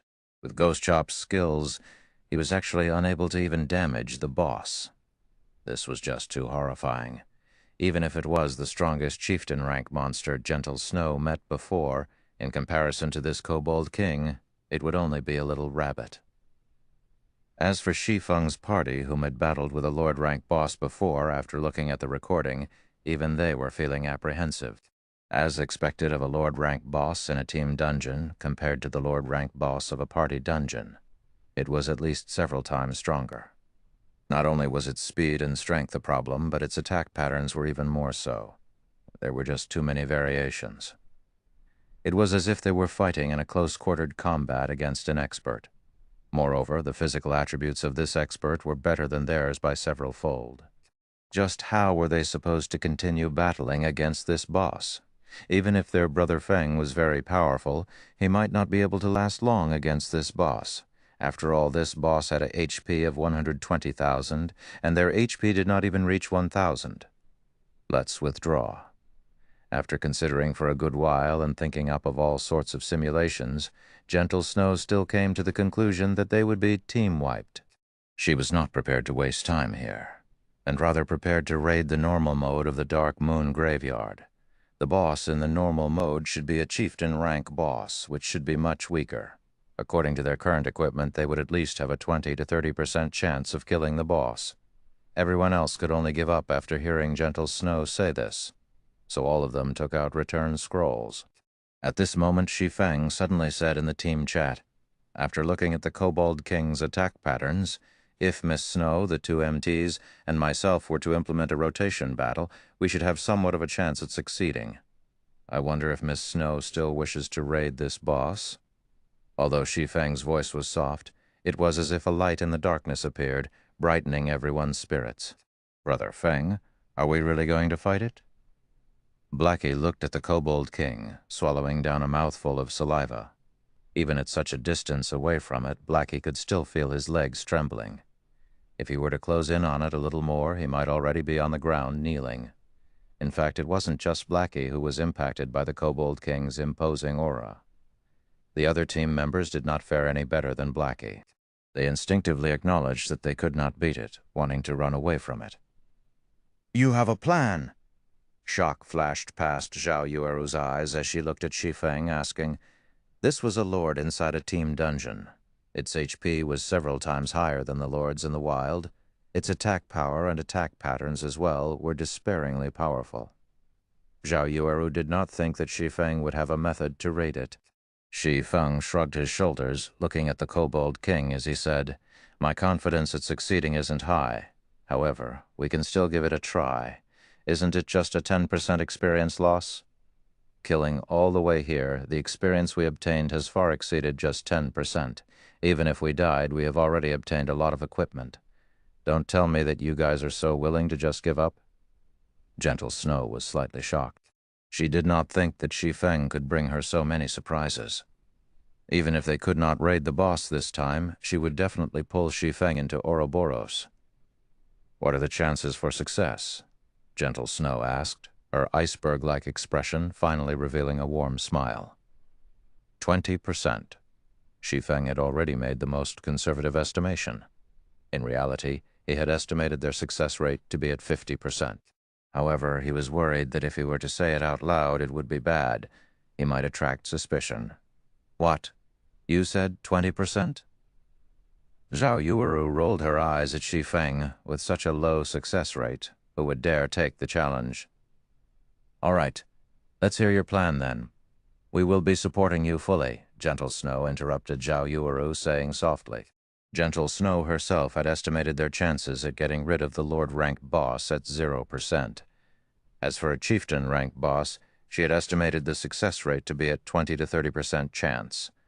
Judging from Shi Feng's previous behavior, he did not seem like a person that exaggerated things. Since Shi Feng had a similar certainty for success, wouldn't killing the Lord-rank boss be much better? Moreover, she was extremely interested in the 4-man rotation battle Shi Feng had mentioned. She did not know what kind of method of battle this was to actually let them have such a high chance of success against the Lord-rank Kobold King. Chapter 105, Ashblade 1. Chapter 105, Ashblade 1. Translator, Hell Scythe. Editor, Hell Scythe. Editor, Hell Scythe. Editor, Hell Scythe. Although the members of Ouroboros admired Shi Feng, they still felt that it was impossible for them to raid this boss. What would happen if they were wiped out? However, Gentle Snow had already nodded her head in agreement. That meant she was also willing to take on this risk. Even if everyone were to lose 10% of their experience and some skill proficiency, losing to the other guilds in terms of levels by a little, she would shoulder all the responsibility. Although 10% of experience seemed like a small amount when a player had reached level 6, raising their experience by 10% would require at least 2 to 3 hours worth of effort. If the team was wiped out as a result of Gentle Snow's decision, the losses the team suffered would not be small. It was obvious just how much trust she placed in Shi Feng. The members of Ouroboros looked at each other, feeling that they were all too timid. After playing virtual reality games for so long, they had all turned towards stability. They thought that, in order to raise their standings in the guild, the less deaths they had, the better. Yet unknowingly, they had forgotten one of the most important points when playing a virtual reality game: the thrill of adventure. That was the reason why most people played virtual reality games. They had already gained a bountiful harvest from the dungeon. Just like what Shi Feng had said, it wouldn't really matter even if they died. "Leader, we'll do as you say then. Whatever you want me to do, I guarantee that I'll do it." The shield warrior, Ghost Chop, looked towards Shi Feng, clapping his chest as he said so. "Leader, say it." "Right, say it." The members of Ouroboros all looked towards Shi Feng. They had thought it through already. If they were going to make a loss, so be it, however, on the off chance that they did succeed, endless glory would await them. "Since everyone has agreed, I'll tell you my strategy. After we start the raid, only me, Miss Snow, and the 2 MTs will battle with the Kobold King. The other melee jobs are to all stay at a distance. Berserkers, listen to my command to use charge, assassins.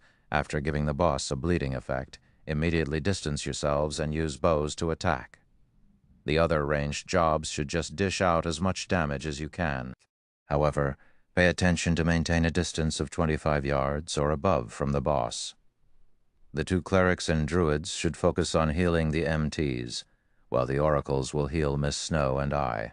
Shi Feng started explaining his strategy, giving Gentle Snow and the others detailed explanation on the method of rotation battle.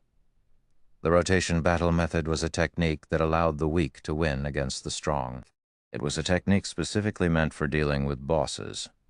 In Shi Feng's previous life, this method of battle was gradually discovered by some experts a month after God's domain's opening. These experts then carried out the technique in an actual battle against the boss of a dungeon. Unexpectedly, the technique yielded remarkable results. Bosses, which they were previously helpless against, were easily gotten rid of with this technique. Following which, this technique slowly spread out, and within 2 months' time, almost every guild's elite team members had learned the technique. Right now, if they wish to raid this Lord-rank Kobold King, then they would need to utilize this method of battle.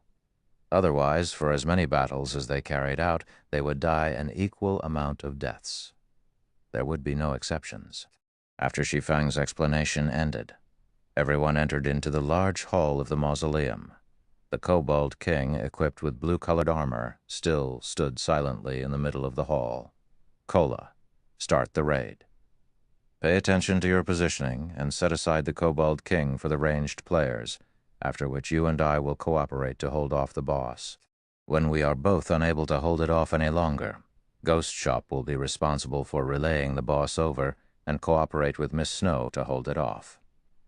After we have stabilized the boss's aggro, all ranged players can start dealing damage. Shi Feng unsheathed his pair of swords, giving out instructions one after the other in a methodical manner. Leave it to me. Kola appeared slightly panicked. However, after having gone through Shi Feng's guidance for a period of time, he gradually began displaying the potential of an apex expert. After everyone was in position, Kola immediately rushed at the Kobold King with his bear-like robust body. However, before he had even covered half the distance, and having yet to alert the Kobold King, he used Divine Shield Strike. Kola's shield flew out, transforming into a shooting star as it shot towards the Kobold King. Just as the flying shield was about to hit the Kobold King abruptly opened its eyes, revealing 2 blood-red orbs, its mouth opened wide, exposing a sinister, cold smile. With a single draw of its greatsword, the Kobold King sent the shield flying away. The shield did not cause even a single point of damage. Before anybody could be shocked by the Kobold King's skill, the Kobold King had taken a large stride forward. It reached Kola in the blink of an eye, its greatsword striking downwards. With the arm that was holding on to the shield, Kola blocked against the attack from the greatsword, receiving more than 400 damage. Meanwhile, Kola's other hand abruptly tightened its grip around the dagger, and with a yell, he slashed out the dagger, striking at the side of the pitch-black greatsword. Ping! The sword brandished by the Kobold King, due to the offset produced from Kola's dagger, had slid off along his shield and pierced into the ground, causing a halt to the Kobold King's battle rhythm. Beautifully done. Shi Feng appeared behind Kola at this moment. Shi Feng brandished the crimson blade, striking at the Kobold King's greatsword once more, causing the greatsword to sink deeper into the ground. At the same time, Shi Feng cast Chop, using the abyssal blade. The sword transformed into a black ray as it pierced at the Kobold King's neck. This time they finally caused damage to the Kobold King, with a damage of 193 points appearing above its head. Before Shi Feng could retrieve his swords, the Kobold King had released its grip on its greatsword, sending a punch towards Shi Feng. "Switch!" Shi Feng yelled. Ghost Chop had long since been waiting at the side. Immediately he sent a slash at the Kobold King's arm. As a result of the impact, he was sent retreating 2 steps backward by the Kobold King's fist, with a damage of over 200 points appearing above his head. However, the Kobold King was also forced back, its body nearly losing its balance. Gentle Snow rushed up at this time, her Flame Spirit greatsword transforming into a sword of fire as she used Flame Slash on a gap in the Kobold King's armor, dealing 132 damage to it. Soon after, the Kobold King finally managed to stabilize its body. It brandished its greatsword in a fit of rage, casting a horizontal slash. However, Kola was a step ahead of it, as he forcefully received this horizontal slash. As a result, no one else received a single point of damage from the Kobold King's attack. Kola himself, however, received 560 damage. Fortunately, there were 3 healers healing him at the same time, bringing his HP from a critical state back up to more than half. Subsequently, Shi Feng and Gentle Snow continuously overlapped their attacks with each other, while Cola and Ghost Chop kept on receiving the damage, and the healers healed them without stopping. In such a way, the team slowly reduced the Kobold King's HP. After coordinating their attacks for several rounds, Gentle Snow was extremely astonished. She did not think there was such a way to fight against a boss. She really did not know just how Shi Feng had managed to think up such a technique. However, what shocked everyone even more was the damage caused by Shi Feng. The damage he caused left everyone practically dumbstruck. A single thundering flash was able to cause almost 700 total damage. Earth Splitter caused over 400 damage, while his normal attacks each caused over 100 damage. Compared to that, Gentle Snow, who was equipped with a suit of mysterious iron set equipment and a secret silver greatsword, had only managed to deal around 240 damage, even after using her most powerful skill. Seeing such a scene, everyone began to wonder between Shi Feng and Gentle Snow just who was actually the berserker here. However, no one knew that Shi Feng wielded a magic weapon in his hands. In addition to the Silvermoon set equipment and his damaging skills, which were at level 4 to level 5, the damage he could cause would naturally be exaggerated. Ranged players can start attacking now, Shi Feng shouted in the team's chat after feeling that the boss hatred had been completely stabilized. At this time, the others were woken up with a start. The mages started reading out incantations, sending out fireballs and dark arrows. Meanwhile, the rangers continuously fired off arrows from their bows, causing a series of damage to the Kobold King. Amongst all these attacks, Zhao Yueru was the person who dealt the highest damage in a single attack, which was over 100 damage. Following her, Blackie could also deal over 80 damage with each of his dark arrows, while the others only dealt 40 to 50 damage. Under Shi Feng's instructions and the constant combination attacks, the Kobold King became helpless. The Kobold King was forced to retreat, step after step, until its HP continuously decreased without pausing. From start to finish, it was constantly forced into a passive state, unable to display its true potential. After being continuously attacked for over 10 minutes, the Kobold King's HP had been reduced down to 30%. Reaching the boundary of entering a berserk state, the Kobold King's body started increasing its size and its muscles inflated. After it goes berserk, we won't be able to hold on for long. Ranged players, stop all your attacks, and MTs prepare to activate your life-saving skills to escape. Remember to pull the boss aggro before running. Everyone else should distance yourselves from the boss. The other warriors wait for my command to use charge.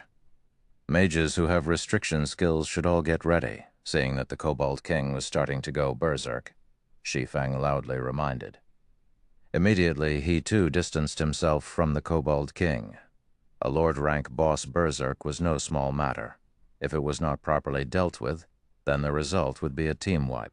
Now their chances of successfully killing the Kobold King depended on whether the two MTs were able to survive. Chapter 106, Ashblade 2, Chapter 106, Ashblade 2, AO, AO, AO, AO. The Kobold King let out an angry roar. Multiple shockwaves rolled out and struck the team, causing 60 to 70 damage to everyone with each consecutive wave. Moreover, the mages in the team were constantly forced to retreat backward by each shockwave, having no choice but to lean against a wall. Lowly ants, you dare taint this sacred ground with your presence? Receive the punishment of death. The Kobold King's enlarged foot abruptly stomped down, causing the stone ground in a 5-yard radius to crack and sending debris flying into the air. After seeing this destructive power, the two MTs could not help but have a cold sweat seep down their backs. Fortunately, they had retreated a step earlier. Otherwise, the consequences of receiving that stomp would have been unimaginable. Just as the both of them were still celebrating, the Kobold King tightly gripped onto its greatsword with both its hands. Without warning, it abruptly slashed the greatsword at the two MTs from a distance. A black streak of sword aura sliced through the air, striking across the bodies of the two players and causing more than 600 damage to each of them. A sword aura area attack? Gentle Snow wrinkled her brows. She did not think that. After the Kobold King's HP decreased to 30%, it would actually switch to attacking from a range. Moreover, the damage it dealt was still so high that even after both MTs had activated their life-saving skills, reducing the damage they took by 50%. The difficulty of raiding the Kobold King had suddenly increased by many folds. If the chieftain rank Kobold King could carry out a similar feat, then it would be quite fortunate if her previous estimates could have even a 10% success rate. All healers heal the 2 MTs. The other ranged players, distance yourselves from the 2 MTs. MTs, pay attention to your positioning. Absolutely do not let yourselves come into range of the boss. The other warriors, prepare to use charge to restrict the boss, Shi Feng immediately commanded. Before Shi Feng could finish his words, the Kobold King took action. It stepped out from the debris and abruptly rushed towards the Guardian Knight, Kola, who first held its aggro. The Kobold King reached Kola in an instant. The Kobold King swung down its raised sword, the sword bringing along a fierce gale as it descended. Meanwhile, Kola, who had suffered over 600 damage from the previous attack, did not possess even half of his total HP. If he received this attack right now, he would die with 100% certainty. Following the descent of the greatsword, a loud boom resounded, and a fierce gale enveloped the entire hall. "Eh? Why am I still alive?" Kola peeped open his eyes and discovered that his surroundings had not turned pitch black. Instead, he saw a familiar back standing in front of him. He immediately shouted in surprise, "Brother Feng! Run, quickly!" Although Shi Feng had parried the attack with both his swords, the Kobold King was already prepared to swing out its sword a second time, unable to use parry any longer. Shi Feng was left with no choice but to use out one of his life-saving skills, Defensive Blade. Kola dared not stay any longer, hurriedly running away. Meanwhile, the healing spells from the 4 healers only now landed upon Kola's body, recovering him back to his full HP. After running away for about 2 yards, Kola turned his head to the sound of stone bricks exploding in his ears and saw clouds of dust rising into the air, following which Shi Feng ran out from the dust cloud, not daring to stay even half a second longer. After all, the Berserk Kobold King possessed the capability of instant killing him. Just after Shi Feng ran out of the dust cloud, the Kobold King was already hot on his heels. However, its target was not Shi Feng, but the escaping Kola. Use charge to block it. Shi Feng naturally would not let the Kobold King have its way. Immediately after Shi Feng commanded, the 3 spectating berserkers started using charge in succession. The first charge only caused the Kobold King to pause slightly. Following it, the second charge caused it to retreat by a single step, while the third charge made it retreat by 2 steps. Although the Kobold King did not enter a fainted state, it was sufficient just by having the knockback effect. After they finished using charge, the berserkers immediately got out of the way. However, one of them was a tad bit slower, and the sword aura coming from the Kobold King's horizontal slash brushed past him. Instantly, the berserker's HP fell down to 0, his body falling flat on the ground. The shorter the distance, the greater the damage the Kobold King's sword aura attack caused. Within a distance of just 2 to 3 yards, a single strike could instant kill a full HP MT, not to mention a berserker whose HP was inferior to an MT's. However, the berserker's death was still a worthwhile sacrifice. At the very least, the felled berserker had managed to earn the team some time, allowing the 2 MTs to have a better chance of survival. The mages had also started using restriction skills to restrict the boss, allowing the 2 MTs to be more scared than hurt. Amongst the skills that best restricted the Kobold King was Blackie's Evil Whip. The Kobold King had wasted quite some time in order to escape from those thorns. The frozen nova from the other mages had all failed to induce a frozen effect on the Kobold King. The mages had also used it to reduce the Kobold King's speed, though the effects were minimal. Time passed bit by bit, although Kola and Ghost Chop were chased all over the place by the Kobold King. Fortunately, both of them were still able to stay alive. Finally, the Kobold King's berserk ended, returning it to its original state. However, its HP recovery speed had increased considerably when it went berserk. Its current HP was restored by more than 50%, which was over 60,000 HP. Attack it in rotation. After the Kobold King's berserk had ended, Shi Feng naturally would not give the boss any leeway, immediately starting their retaliation. With the four of them attacking in rotation, the Kobold King was once more placed in a disadvantageous position. Furthermore, the four of them were becoming more practiced with carrying out joint attacks.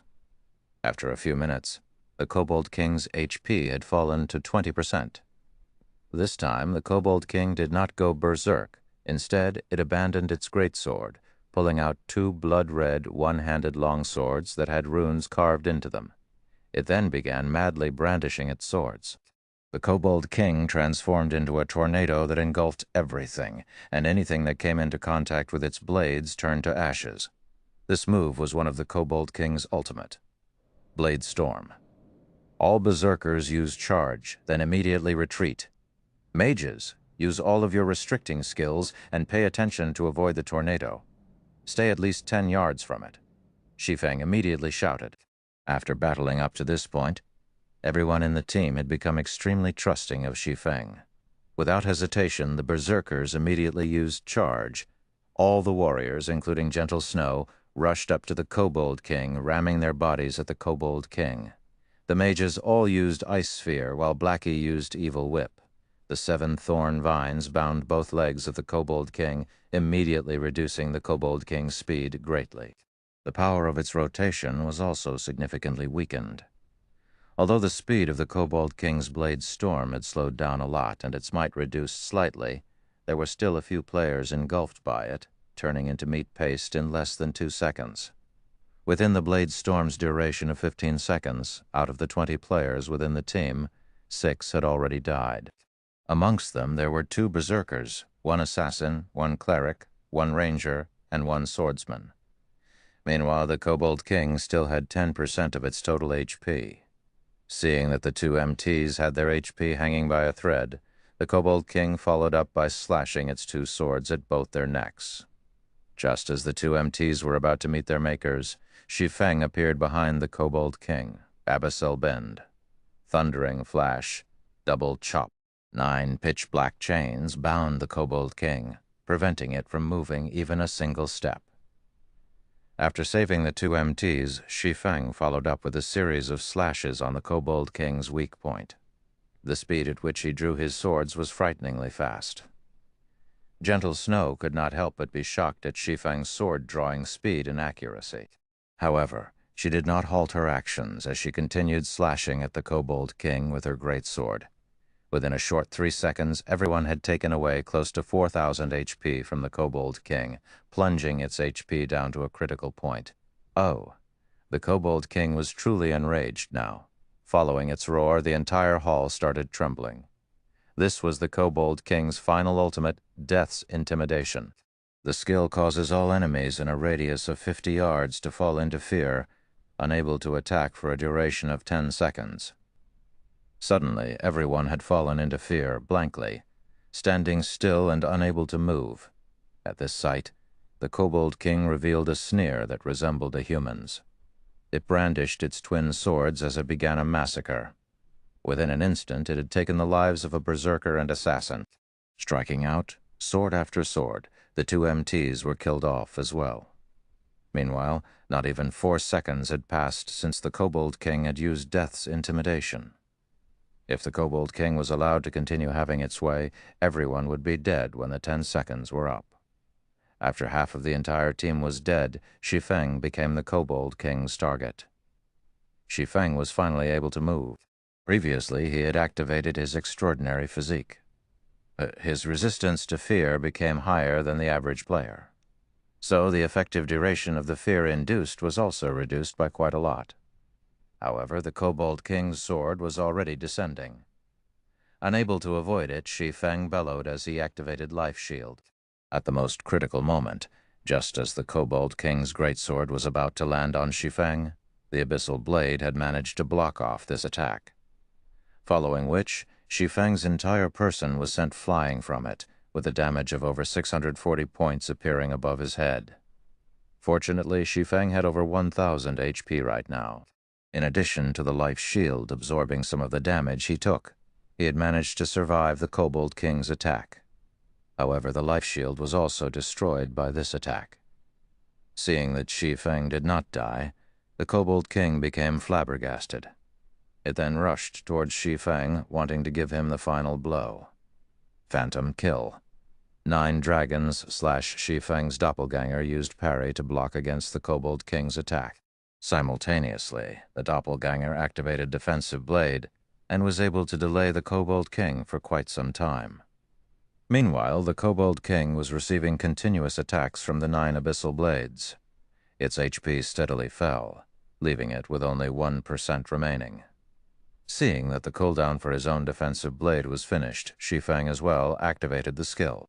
From a distance of 10 yards, Shi Feng started attacking the Kobold King with sword auras. Damages of over 100 points kept on appearing above the Kobold King's head, taking its HP away bit by bit. After the Kobold King had managed to get rid of the doppelganger, its remaining HP did not even reach 300 points. Suddenly, it threw out both of its swords, sending them piercing towards Shi Feng. Unfortunately, both swords were blocked off by Shi Feng's defensive blade. However, the Kobold King had yet to give up. It turned into a streak of shadow, appearing in front of Shi Feng in the blink of an eye, and sending a slap at Shi Feng with its claws. At this moment, Shi Feng's thundering flash had finished its cooldown, blocking the sharp claws with the crimson blade. Shi Feng slashed at the Kobold King's neck with the abyssal blade, the blade turning into a streak of lightning as it struck at its target. Pang! Shi Feng was blasted towards a wall with only a thread of his HP remaining. On the other hand, the Kobold King lay on the floor, motionless. Shi Feng had also abruptly risen by a level, reaching level 7. A large pile of items dropped. Amongst these items, there was one that was unusually dazzling. The item released a demonic silver glow, bringing a chill to those who laid their eyes on it. Ash Blade. Shi Feng was shocked after seeing this item. This thing was the legendary item of Dark Moon Graveyard. In Shi Feng's previous life, he had only heard rumors of it and never actually saw it before. Low notes. Broom. To be more scared than hurt. Yojing Wuxian. A Chinese idiom referring to something seemingly frightening, scary, soul-stirring, yet carries no danger. To extraordinary physique, mentioned in Chapter 29. This is a state achievable when a player activates the hidden basic skills for agility, strength, intelligence, and endurance simultaneously. Chapter 107. Moment of Glory. Chapter 107, Moment of Glory. After the Kobold King's death, everyone's fear was similarly dispelled. They all regained their freedom of movement. However, at that moment there were only 6 members alive in the entire team. When everyone looked at the corpse of the Kobold King laying on the floor, they all had expressions of shock on their faces. Even Gentle Snow was baffled at this result. Logically speaking, they should not have been able to survive through the fear state. So, just how did the Kobold King die? However, when she looked at Shi Feng standing beside the Kobold King's corpse, and furthermore at the scant amount of HP he had remaining, realization struck Gentle Snow. Needless to say, Shi Feng was definitely the one who had killed the Kobold King. The others were shocked into speechlessness. In such a situation, just what method did Shi Feng use that enabled him to kill the Kobold King? Brother Feng, you are too awesome. You killed the boss. Even under such a situation, you are literally my idol right now. Blackie excitedly said as he looked at Shi Feng with worshipful eyes, the first clear of the hell mode of Dark Moon Valley. This was definitely a moment for excitement. This signified that they would be leaving their names on the glory list for all eternity. In the future, as long as there were players wanting to enter the Dark Moon Graveyard, their names would be on display for these players to behold and revere. At that time, they would become famous even if they didn't want to be. All right, quickly revive the others. Shi Feng, who was currently sitting on the ground, did not become too excited. He only pointed towards the members that had died. It was not nice to let them continue laying on the ground. At Shi Feng's comment, Gentle Snow finally managed to recover from her shock. She looked towards the only surviving healer, Zhao Yu'er, and said, "Yu'er, quickly revive them." Zhao Yu'er nodded her head, starting to cast revival. Several minutes later, all the team members were finally resurrected. After Zhao Yu'eru was revived, she vacantly asked, "Yu'er, was the team wiped out?" "Nope. We cleared it." Zhao Yu'er faintly smiled. "Ah, as expected, it was still a team wipe." Zhao Yu'eru shook her head, inwardly lamenting.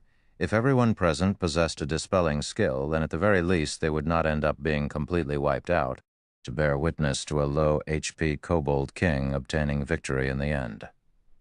Zhao Yu'er could not help but let out a laugh. If she did not personally witness the Kobold King dying, she too would not have believed it. Hence, she loudly proclaimed, "Sister Yu'eru, the boss is already dead." "Impossible. None of us has a skill to dispel fear," Zhao Yu'eru said with confidence. "Even if we wait for the fear to end, the remaining members would not be able to get rid of the boss." "If you don't believe it, look over there. The Kobold King was killed off by Big Brother Ye Feng in the end. You don't know just how dangerous of a situation Big Brother Ye Feng was in at the time. He went all out in the last strike, intending to die together with the Kobold King. In the end, he barely survived with only 16 HP remaining." Zhao Yu'er pointed towards the corpse of the Kobold King in the distance, admiration in her voice as she recounted Shi Feng's feats. Zhao Yu'eru turned her head around. Sure enough, it was the corpse of the Kobold King. Zhao Yu'eru tilted her head, her beautiful eyes sizing up Shi Feng's back. She discovered that Shi Feng was truly a mysterious person. The way he had commanded the team before was as if a veteran general of many years commanding his team. Every line of command he gave out was extremely precise, and even the positioning of each member was clearly stated. Just how was he an independent player? Even a team leader of a guild who often went dungeon diving would not be able to replicate his feats. Shi Feng was simply inconceivable. Now, Shi Feng had even landed the final strike that defeated the Kobold King, his strength powerful to the degree of leaving others speechless. Observing capabilities, commanding capabilities, battle techniques, Shi Feng was practically standing at the peak in all these aspects. Shi Feng had broken every understanding she had of him. Truly an evil bastard, Zhao Yu'eru lightly bit down on her lips. Her heart filled with displeasure as she looked at Shi Feng. She felt that Shi Feng was definitely toying with her. She could not help but wish that she could give Shi Feng a few bites to relieve her anger. However, Zhao Yu'eru only had thoughts of doing so. She would not truly carry out such an action. Only after everyone had gathered did Shi Feng begin to tidy up the loot from the Kobold King. Looking at loot, each and every one of the team members anxiously waited for Shi Feng to complete his task. These things were all items that only dropped from the boss of the Hell Mode of Dark Moon Graveyard. Every one of them was completely priceless. I'm done arranging them. There are a total of 8 pieces of equipment and 6 other items. Amongst these are 2 pieces of secret silver weapons, a level 5 greatsword and a level 5 shield. There are also 2 independent pieces of secret silver equipment. One is for clerics, the other is for swordsmen. The remaining 4 pieces of equipment are all pieces of mysterious iron set equipment. We will decide by rolling if more than one person needs the same piece of equipment. Shi Feng gave a general introduction of the items. At the same time, he shared the information for everyone to observe. Runic sword, secret silver rank, 2-handed sword, level 5. Equipment requirement, strength 30, attack power plus 45, strength plus 9, endurance plus 8, attack speed plus 1. When attacking, there is a 10% chance to cause a heavy impact effect and 10% armor destruction effect. Runic shield, secret silver rank, level 5. Equipment requirement, strength 23, defense plus 69, block rate 35%, strength plus 6, endurance plus 10. Additional skill, tough shield, when activated, reduces the damage taken from the front by 30%. Duration of 10 seconds, cooldown 2 minutes. Everyone was stunned after seeing the attributes on these equipment pieces. Every piece of equipment was a top-tier item. Amongst them, the runic sword and runic shield were the absolute best. If they were to be sold right now, they would sell for 80 silver coins at the very least. However, they definitely would not sell any of these items. With good equipment in hand, they would have an easier time leveling up later on. Only an idiot would be dumb enough to sell them. Following which, everyone on the team began madly rolling for points as they competed over the equipment. In the end, the runic sword fell into the hands of Gentle Snow, while the runic shield went to Kola. Shi Feng also obtained a secret silver pauldron, greatly increasing his attributes once more. Then next would be the other items. We will hold an internal auction for them. Highest bidder wins, Shi Feng said. Hearing Shi Feng saying so, the members of Ouroboros felt slightly embarrassed. They knew that the worth of the other items surpassed these pieces. It was especially true for that dazzling broken blade called Ash Blade. Just judging from the introduction of that item was enough to excite a person.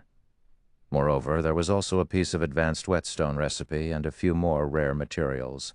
Every one of them was priceless.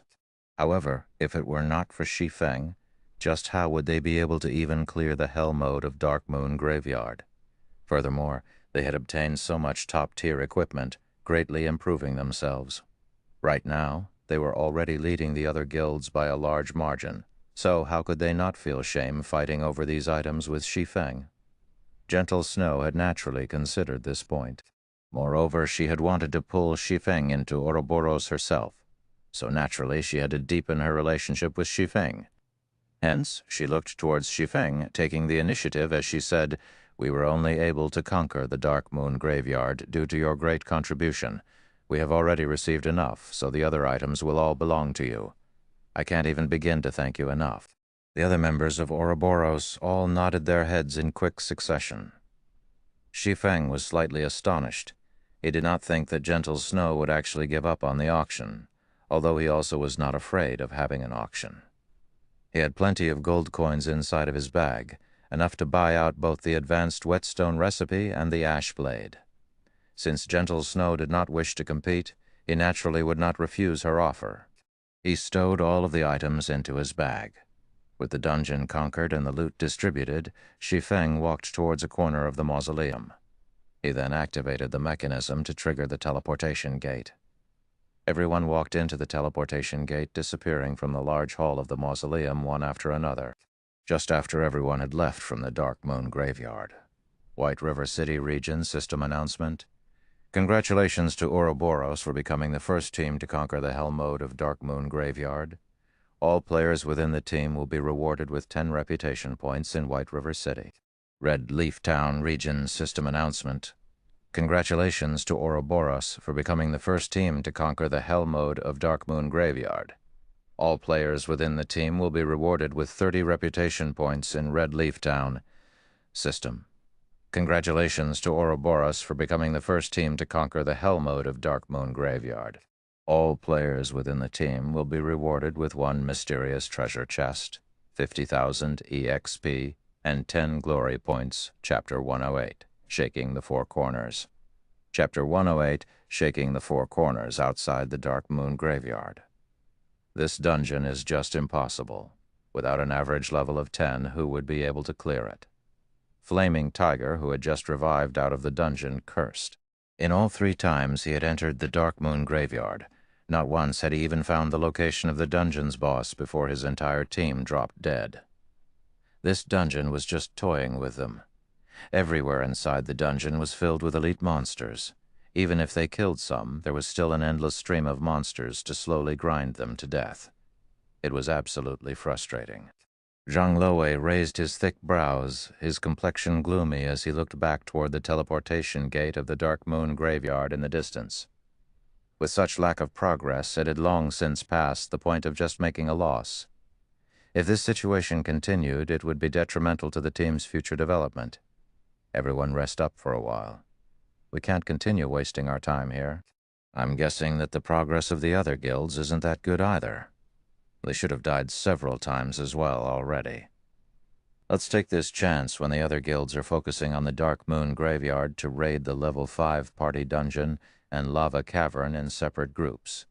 In any case, they won't be able to conquer this team dungeon. We can also use this time to increase our levels quickly, Zhang Luaowei said, choosing to give up on the Dark Moon Graveyard. Although leaving their names on the glory list would be a quick way to raise the fame and influence of their guild, it was an entirely different matter if everyone was similarly unable to conquer the dungeon. The only other thing they could compete in were in terms of average level and equipment of the guild's elite members, and also in terms of who could set foot into White River City the earliest. In fact, it wasn't just the members of Shadow that were faced with such a situation. All the guilds in the entire White River City were currently trapped in this suffering known as team dungeons. Nobody had thought that the team dungeon's difficulty would be so high, leaving them utterly helpless. The virtual reality games in the past usually had less monsters than players inside of dungeons. In God's domain, however, the number of monsters inside the dungeons greatly outnumbered that of the players. It was a number that was simply impossible to cope with. Even if they increased the number of MTs and healers they brought with, it would still be a useless endeavor. After some time had passed, the second-rate guild, Assassin's Alliance, had also died out from the dungeon with dejection covering their faces. What's gotten into all of you? It's just a few deaths. Don't forget, for each time we die, we will gain significant progress. We will be able to clear the dungeon sooner or later, so stop feeling dejected. Right now, we should try to think up a method to get through the fog. After some rest, we will try to raid the dungeon one more time today, Stabbing Heart said inside the team chat. Being encouraged by Stabbing Heart like this, the team members regained quite a lot of their confidence. They all started voicing out their ideas and suggestions, intending to conquer the Dark Moon Graveyard at all costs. White River City Region System announcement. Congratulations to Ouroboros for becoming the first team to conquer the Hell mode of Dark Moon Graveyard. All players within the team will be rewarded with 10 reputation points in White River City. Red Leaf Town Region System announcement. Congratulations to Ouroboros for becoming the first team to conquer the Hell mode of Dark Moon Graveyard. All players within the team will be rewarded with 30 reputation points in Red Leaf Town. Just as the various guilds were considering whether they should give up raiding the Dark Moon Graveyard, 2 consecutive system announcements immediately attracted the attention of every guild within White River City. Meanwhile, when the players of Red Leaf Town heard of this system announcement, they were first filled with shock, but they were soon cheering and shouting in worship. Ouroboros is just too awesome. They're practically inhuman. I heard that the Snow Goddess was the one who led the dungeon raiding team. My goddess is just too powerful. The other guilds haven't even cleared the normal mode, but the goddess has already cleared Hell mode. This won't do. I want to join Ouroboros. I would be satisfied even if I could become the goddess' servant. The players in Red Leaf Town had all started conversing about Ouroboros and the Snow Goddess. Aside from worship, they were also filled with awe. Simultaneously, the entire region of White River City was sent into a cacophony of noise. What kind of joke is this? We can't even manage to find the boss of the normal mode, so just how did Ouroboros manage to even clear the Hell mode? The guild leader of Emerald Dragon Gate slammed on the desk as he cursed. Could the team dungeon in Red Leaf Town possibly be easier? Then Stabbing Heart should have, at the very least, cleared the normal mode already. The guild leader of the Assassin's Alliance entered deep thought after looking at the system announcement. While all the large guilds were still having headaches over obtaining a town region announcement for themselves, as if trying to take their lives, a city region announcement had appeared. The upper echelons of the various guilds suddenly felt an immense pressure weighing on them, pushing them to accelerate their raiding progress quickly. However, such a pressure did not come from the fact that the Snow Goddess had managed to clear the Hell mode of a team dungeon. Instead, it came from the fact that the influence of the system announcement was simply too huge. Merely a moment. The system announcement had placed Ouroboros at the summit of White River City. Players who were new to God's domain did not possess extensive knowledge about the strengths of the various guilds in existence. However, what they did know was that Ouroboros was definitely the best guild in White River City. They couldn't help but admit that the snow goddess performance was just too dazzling, compared to the guild leader of Ouroboros himself, who had a large number of experts under him in Star Moon City. The snow goddess was much more formidable. A short moment after the appearance of this system announcement, all the upper echelons of the guilds within Star Moon Kingdom discovered that they had underestimated the snow goddess' ability. Fortunately, the snow goddess was not tasked around the area of Star Moon City. Otherwise, the consequences for them would be unimaginable. Meanwhile, Gentle Snow herself remained unaware of what was currently happening in the various regions of God's domain. She was still busy looking at the glory list together with Shi Feng and the others. The glory list, which was made up of obsidian stone, was 3 meters in height and 2 meters in width. On it, the names of Gentle Snow and the other team members were already carved. Moreover, their names were carved at an extraordinarily eye-catching location, at the very top of the glory list. On the first line of the glory list, the word Ouroboros was carved in big scarlet characters. Meanwhile, below Ouroboros, the names of every team member were recorded in smaller-sized, silvery white characters. Brother Feng, look, we're on the list. We're on the list. Blackie was close to shedding tears of excitement after seeing his own name up on the glory list. After playing games for so many years, not once had he ever enjoyed such an honor. However, it wasn't just Blackie who behaved in such a way. The other members of Shi Feng's party were similarly excited. They all rejoiced at being able to follow after Shi Feng, becoming official members of Zero Wing Workshop. Meanwhile, the various guilds standing in the distance all looked towards the glory list with eyes full of envy.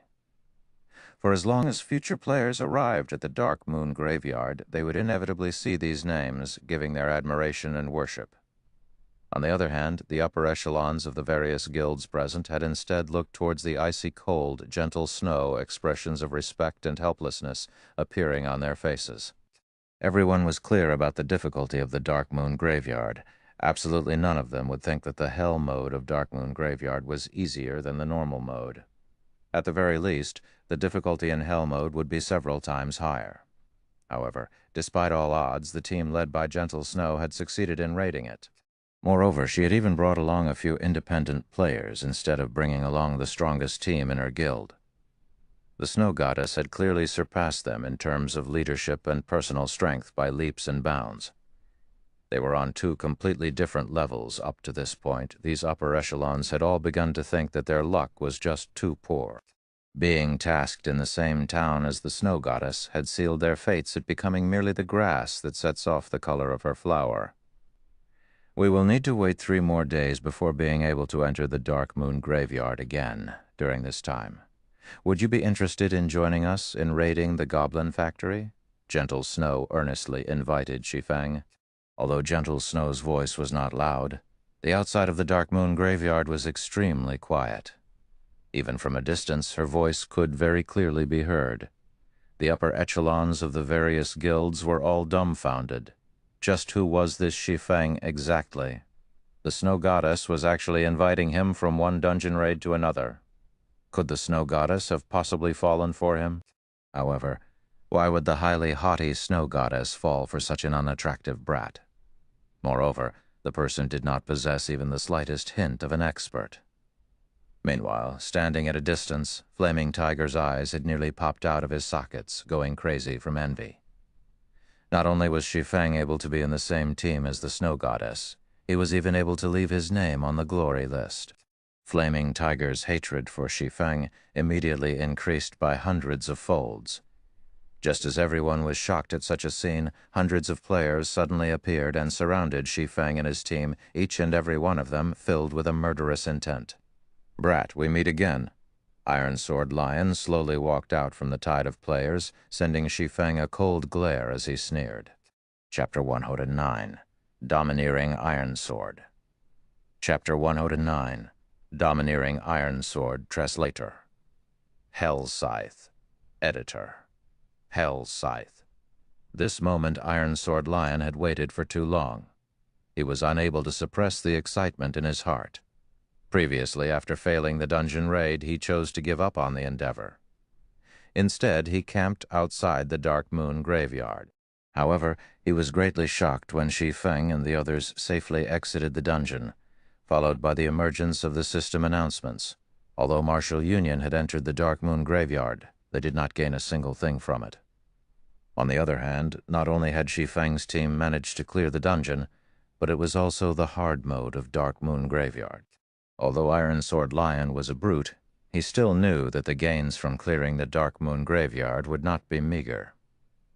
Needless to say, the harvest from Hell mode would be even more astonishing. When Martial Union first set foot in God's domain, they did not possess any significant wealth or resources. Moreover, they were unfamiliar with a game such as God's domain.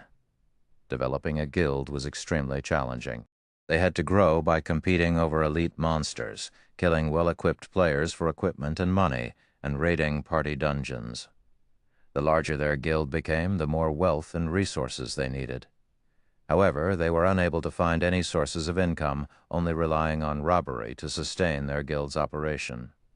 Now that Shi Feng and his team had cleared the dungeon, it was undoubtedly good news for Iron Sword Lion. Not only would he be able to obtain revenge, but he would also be able to make a huge profit out of it, killing two birds with one stone. Boss Iron Sword, look at the shield on their guardian knight.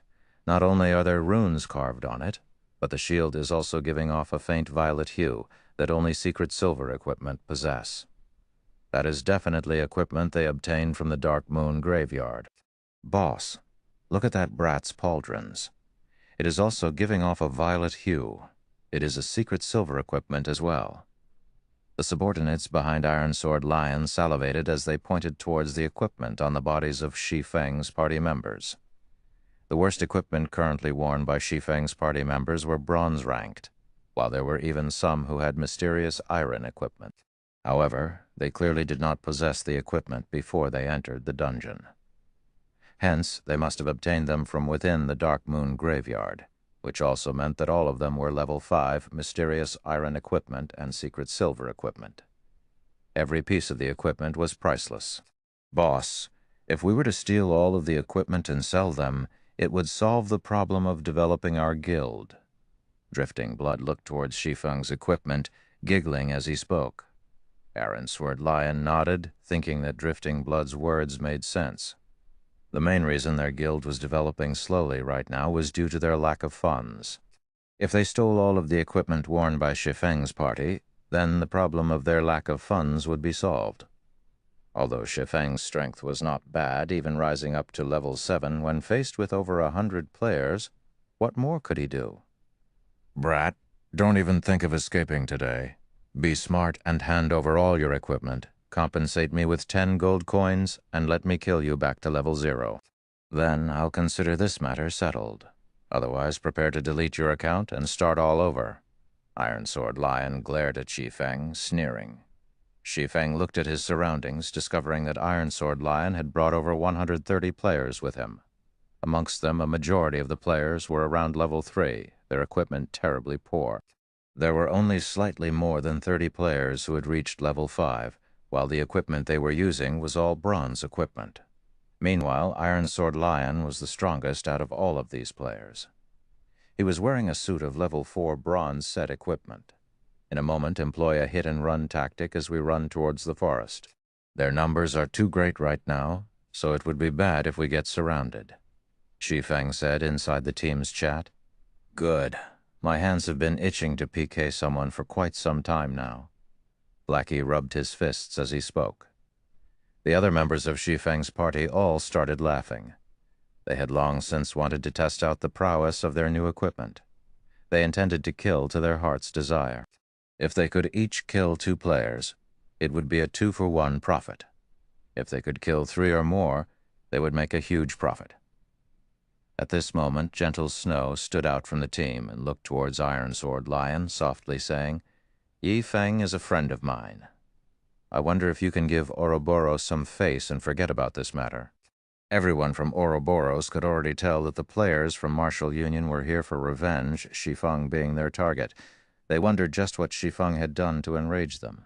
Was he trying to battle an entire guild just by himself? As expected, every expert would have their own unique personalities. Even Shi Feng was no exception to this fact. However, Martial Union was just an unrated guild. Since Ouroboros had already shown themselves, as long as the upper echelons of Martial Union had some brains, they should naturally know to back off. After all, Ouroboros was much, much stronger than Martial Union. Move aside, stupid hoe. I don't give a damn about Ouroboros. If you wish to help this brat, I'll take care of you all the same. Iron Sword Lion cursed in a bad mood. Although Gentle Snow was indeed a world-shaking beauty, the equipment she wore was even more dazzling. It was especially true for the black runic greatsword in her hands. Just a simple glance at it, and one could tell that it was a high-quality secret silver weapon. It just so happened that he was also in need of such a weapon. Moreover, if he got rid of Gentle Snow, he would be able to spread his name throughout God's domain. It was killing multiple birds with a single stone. However, what Iron Sword Lion did not know was that, because of his casual remark, the entire Dark Moon graveyard had entered a solemn state. Each and every player present looked towards Iron Sword Lion in shock, inwardly admiring Iron Sword Lion for his courage. Then, does that mean that you intend to start a war with Ouroboros? Gentle Snow's expression sunk. Her tone abruptly turned chilly as she asked. Although Gentle Snow casually spoke those words, the frostiness her words gave off could be felt, even by those uninvolved. The members of Ouroboros similarly remained silent, not daring to let out even a sound as they watched Gentle Snow. Gentle Snow's angered appearance, none of them had seen it before, nor did they wish to see it.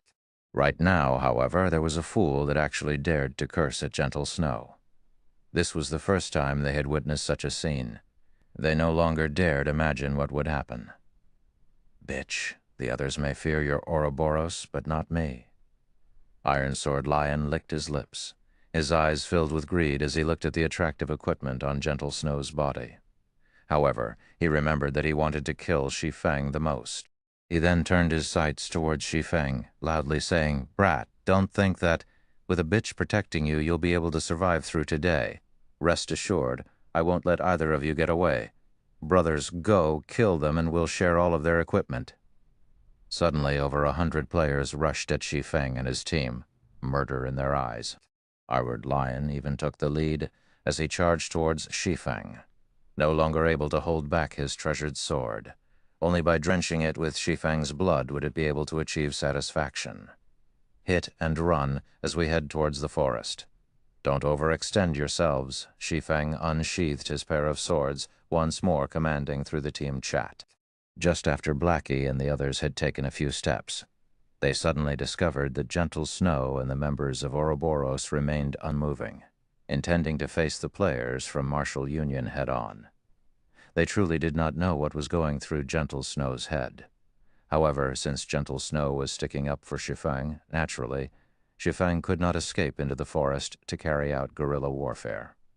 Blackie and the others also looked towards Shi Feng with questioning gazes. Shi Feng sighed, helplessly saying, "Kola, you hold the front and remember not to extend yourself too far out. Drowsy Sloth, pay attention to healing the others. Blackie, use Hell Flame in the areas with more people. Gluttonous Mouse, stay behind and kill the ones with low HP. Lonely Snow, you're with me." Before both sides collided with each other, the enemy's magic had already struck at Shi Feng and the others. Fireballs and frost arrows struck at the team one after another. Ghost Chop stood in the front as he held off against the attacks. Kola as well rushed up in time. He raised the runic shield and activated Tough Shield, at the same time as the enemy magic landed on both Ghost Chop and Kola's shields. The heals coming from behind them similarly landed. Each of the magical attacks caused 20 to 90-30 damage to Ghost Chop, whereas Kola only received damages of over -10 points. The highest damage Kola received was only over -30 points. Moreover, the attack was from a level 5 elementalist who was fully geared in bronze equipment. As the heals landed on the two MTs, both their HPs were instantly recovered to full. The members of Martial Union were immediately dumbstruck after seeing this sight. It was especially true for the level 5 elementalist. Normally, a single flame explosion from him could deal over -100 damage to an MT. However, when used on Kola, the skill only caused around -30 damage. Kola's defense was just too high. Chapter 110, Drenching Dark Moon in Blood. Chapter 110, Drenching Dark Moon in Blood. Kola and Ghost Chop's defenses were just too high. In addition, the 4 healers behind them were similarly strong. The attacks from the mages of Martial Union had absolutely no effect on the 2 MTs. As for attacking the other members with the 2 MTs blocking up front, Martial Union had no way of attacking them at all. Don't panic, just keep killing. We outnumber them by 6 to 1. We'll kill them, even if we have to throw bodies at them. Assassins, circle around and kill the healers. Ironsword Lion was similarly having a headache towards the 2 MTs. However, his many years of battle experience allowed him to quickly think of a solution. At that moment, the team announcement for Ouroboros rang out. System: Team Martial Union has initiated an attack against your team.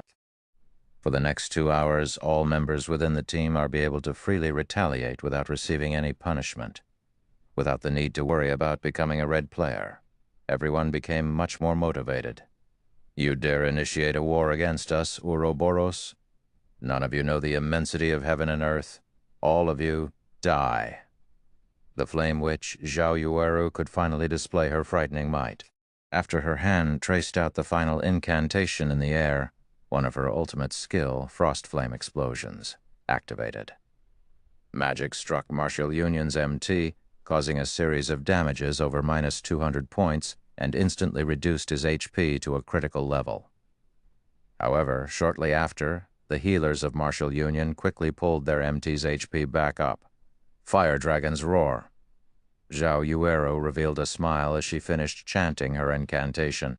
She lightly pointed a finger at that MT, causing the fire mana in her surroundings to gather at the tip of her finger.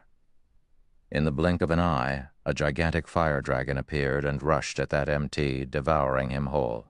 Even with over half of his HP remaining, the MT of Martial Union instantly died. Sss. The melee players of Martial Union all sucked in a cold breath. The MT that had just fallen was Martial Union's core MT. He was equipped with a complete set of level 4 bronze set equipment, and he was also using a level 5 bronze shield. The top mages within the guild could only cause -80 to 90 damage to him.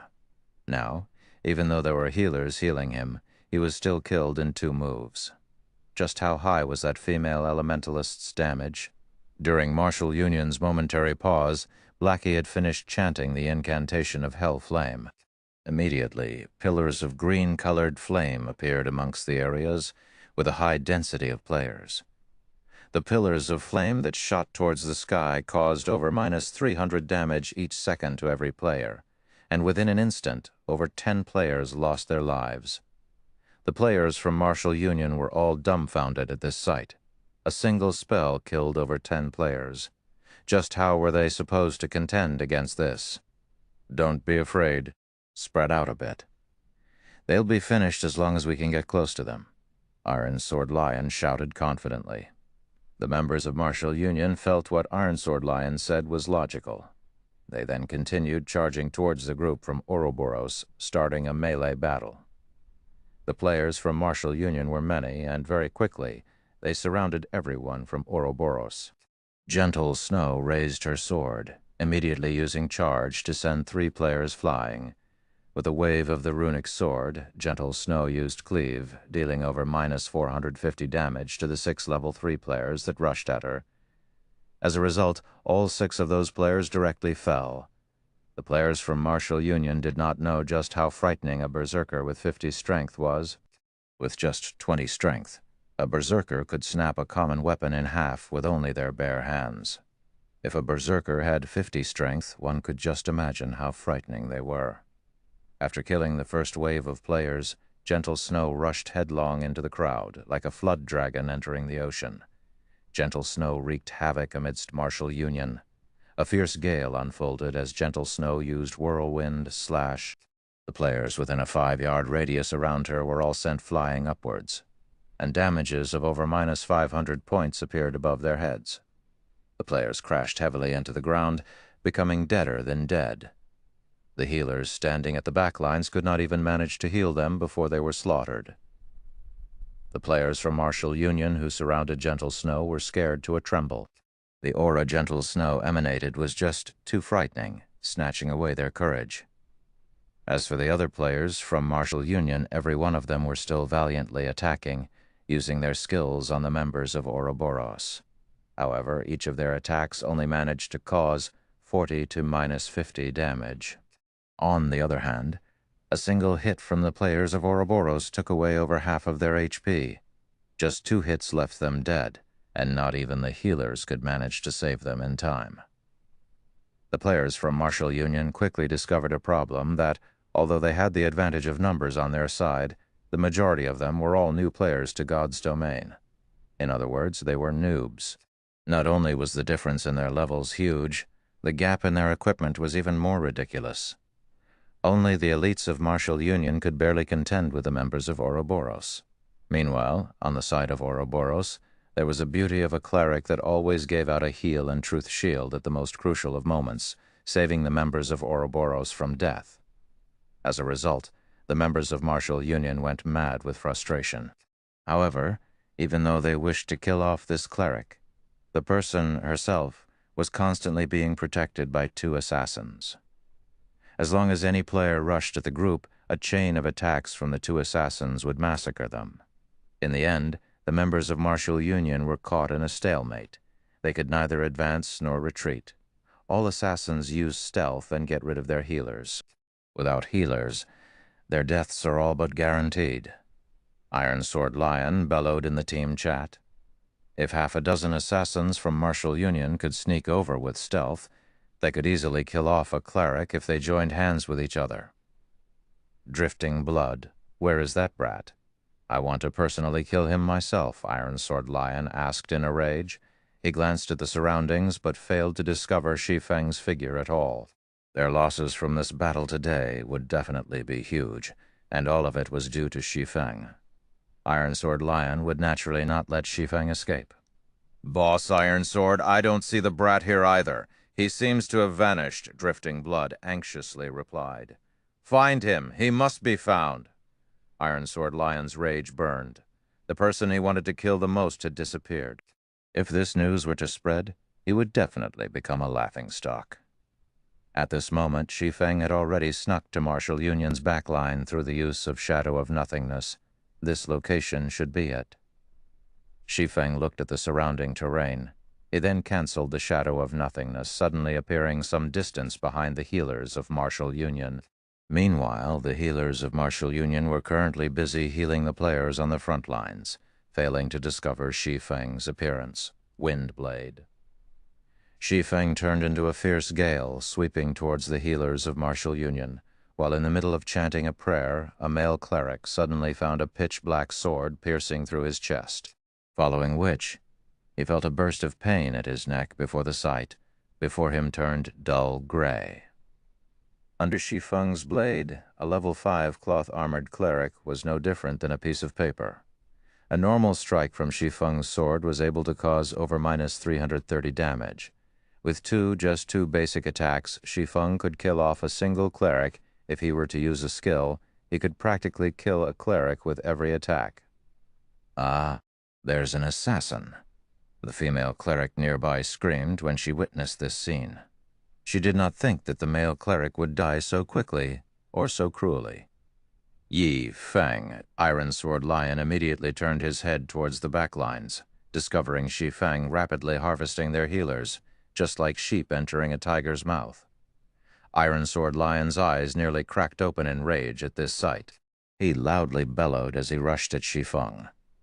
Unfortunately, Shi Feng's speed was extremely fast. The healers held no chance of escaping Shi Feng's blades. In mere moments, Shi Feng claimed more than 10 healers' lives. Without healers, the front line of Martial Union started to quickly crumble as Gentle Snow and the others butchered them. Die! Iron Sword Lion's eyes turned crimson red. He used Windblade, his sword stabbing toward Shi Feng's back. Now that their healers were all dead, it was needless to say that they would lose this battle. Meanwhile, Shi Feng was the main perpetrator for all of this. If he did not kill Shi Feng, he vowed not to be a human. After annihilating all the healers, Shi Feng currently picked up the equipment they dropped. When he discovered Iron Sword Lion rushing over, he did not even turn his head as he tightened his grip on the abyssal blade. Then, with a twist of his body, Shi Feng slashed the abyssal blade down at Iron Sword Lion's pair of swords. Pang! Iron Sword Lion was forced to retreat several steps before he managed to stabilize his body, his face filled with shock as he looked at Shi Feng. Shi Feng's casual swing of his sword forced Iron Sword Lion into retreating so many steps. Such a feat was absolutely impossible without a huge difference regarding strength. After reaching level 7, Shi Feng placed all his free attribute points into strength. Shi Feng's strength was even higher than Gentle Snow's, not to mention Iron Sword Lion's, who had only average equipment. However, Iron Sword Lion did not know this. After knocking Iron Sword Lion back with a single slash, Shi Feng gave Iron Sword Lion no time to think before following up with a double chop. Shi Feng's pair of swords instantly transformed into 4 sword images, slashing towards Iron Sword Lion. With this many sword images sweeping towards him, although Iron Sword Lion tried to block all of them with all his might, he only managed to block 2 of them. There were still 2 sword images that pierced his body, each causing 180 damage. Iron Sword Lion hurriedly retreated, taking out a basic recovery potion and drinking it. Seeing that he was no match for Shi Feng, Iron Sword Lion tried to turn tail and run. However, within a split second, 3 lightning flashes entered his eyes. Before his body could even defend against the streaks of lightning, damages of -266, -352, and -463 appeared above his head. Iron Sword Lion instantly died under Shi Feng's swords. At his death, Iron Sword Lion dropped a piece of equipment and 1 other item. Chapter 111. Dragon Hidden in the Abyss. Boss Iron Sword. Boss. When a few players from Martial Union saw that Iron Sword Lion was easily taken care of, they were all incomparably shocked. They had all personally witnessed Iron Sword Lion's great strength before, capable of killing players as though he was merely cutting up vegetables. Now, however, that Iron Sword Lion had actually been killed by Shi Feng in just a few moves, it was truly an incomprehensible sight. The upper echelons of the various guilds looking from afar were similarly tongue-tied from this scene. Only Stabbing Heart was well aware of Shi Feng's strength. The moment Iron Sword Lion had provoked Shi Feng, Stabbing Heart knew that the Martial Union in Red Leaf Town was finished. However, the others present did not know this fact. Regardless of what anyone said, Iron Sword Lion had created much fame for himself within Red Leaf Town. Previously, they had only heard of Iron Sword Lion being ambushed by Shi Feng, dying an accidental death. If it were a head-on fight, however, Iron Sword Lion would definitely be the victor. Yet nobody could have imagined that in a straightforward exchange, Iron Sword Lion was easily defeated in just a few moves. As expected, rumors could not be trusted. Looking at the speed and accuracy at which Shi Feng drew his swords, creating 4 sword images with just 2 swords, even those in the various guild upper echelons would not be able to block off all those attacks. In addition to Shi Feng's excessively high attack power, Iron Sword Lion was definitely not his opponent. Shi Feng was no ordinary swordsman. It was no wonder why the Snow Goddess would stick out and defend him. I had originally thought that Iron Sword Lion would be a huge competition to us. Now that I'm looking at him, he is but an upstart from another small virtual reality game. I never thought that he would be such a brain-dead fool, biting at whoever he meets. Martial Union is finished this time. First he went and provoked such a top-tier expert. Now he has even blindly declared war against the Snow Goddess. Did he think mingling in God's domain was so easy? It would be enough if he were to be a fool in reality. Now he is even showing it in God's domain, as expected of someone that came from a minor game. He truly does not know the immensity of heaven and earth. Martial Union will definitely have to remove their name from Red Leaf Town now. There are plenty of workshops and guilds entering God's domain every day. Similarly, there were also plenty of workshops and guilds who had vanished from God's domain every day. This was a common occurrence within God's domain. After Iron Sword Lion died, there was no longer anyone to command the players from Martial Union. Very quickly, turmoil ensued amongst the players from Martial Union, and all of them started madly running away for their lives. Shi Feng naturally would not let go of this chance to give Martial Union a huge blow. Immediately after picking up the loot dropped by Iron Sword Lion, Shi Feng activated Windwalk and hunted the remaining players. Ignoring the level 3 noobs, Shi Feng specifically chased after the elite players of Martial Union. With every kill of these players, Shi Feng would be able to obtain a piece of bronze equipment, causing a significant loss to Martial Union. Drifting Blood, we meet again. Shi Feng blocked off the escape path of several Martial Union elites, discovering a person he was familiar with amongst them. It was Drifting Blood, the person who had harassed Violet Cloud and had then gone on to seek trouble with Shi Feng. Drifting Blood was shocked into a jump. He trembled as he pointed a finger at Shi Feng, timidly saying, "Yi Feng, you shameless bastard, what kind of expert are you to bully 4 people with 1? Without speaking any further, Shi Feng stepped forward, slashing both of his blades. 8 sword images appeared, immediately aiming for the lives of the 4 players. A shield warrior amongst the 4 immediately activated Shield Wall, prepared to receive Shi Feng's attack. Meanwhile, Drifting Blood had used Chop at Shi Feng, while another Berserker used Charge and a Cursomancer used Dark Arrow. Shi Feng noticed that the cooperation between the 4 was very good. It would not be beneficial for him if he were to receive their attacks forcefully. Deciding so, Shi Feng used Phantom Kill, his doppelganger blocking the attacks in front of him. Shi Feng then hurriedly turned his body, his feet carrying out an illusory footwork as they left behind after images. Meanwhile, Shi Feng's doppelganger had continuously fended off the attacks of the 4 players, receiving some damage in the process as well. However, after Shi Feng himself moved to a side, he abruptly waved the Abyssal Blade. The 3 streaks of lightning from Thundering Flash had struck at the 3 melee players that were battling against his doppelganger, instantly killing Drifting Blood and the other Berserker. As the Shield Warrior had Shield Wall activated, he was able to barely survive the attack. However, Shi Feng's doppelganger had taken the chance to use a chop on the Shield Warrior. Now only the Cursomancer, who was in the midst of chanting, remained. Shi Feng used Windblade, dashing up to the Cursomancer like a fierce gale. Seeing this scene, the Cursomancer was frightened into a run. However, Shi Feng had used Chop, his sword slashing down on the Cursomancer's back, causing a critical hit of minus 156 damage and instantly killing the Cursomancer with the difference.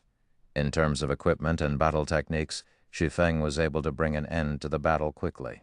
After looting the equipment dropped by the 4 players, Shi Feng continued hunting for the other elite players from Martial Union. 10 minutes later, all the elite players from Martial Union were dead. The damage caused to Martial Union this time was absolutely devastating. It was practically impossible for them to contend with the other guilds for dominance over Red Leaf Town now. Miss Snow, thank you for help today. Otherwise, our losses would be immeasurable. Shi Feng expressed his gratitude towards Gentle Snow. Even if he could kill off many players in a battle against Martial Union, and even escaping in the end, his other party members would definitely have died. It's nothing. Just a minor effort. Although Martial Union's losses are devastating in Red Leaf Town, there are still members of Martial Union in other towns. When everyone is gathered at White River City at level 10, that version of Martial Union will not be as easy to deal with as this small group. Gentle Snow softly said, I see that you're just an independent player without any guilds to rely on. If you do not have any large guilds protecting you, you would easily become a target for Martial Union. Why don't you join Ouroboros? Right, big brother, Ye Feng? With Ouroboros' strength, by the time we reach White River City, even the people from first-rate guilds would not dare to provoke us. Moreover, our guild gives out extremely good benefits, Xiao Yuer commented. Many thanks for Miss Snow's worries, however. I'm too used to freedom, so I never had any intentions to join a guild before. Shi Feng straightforwardly rejected the invitation.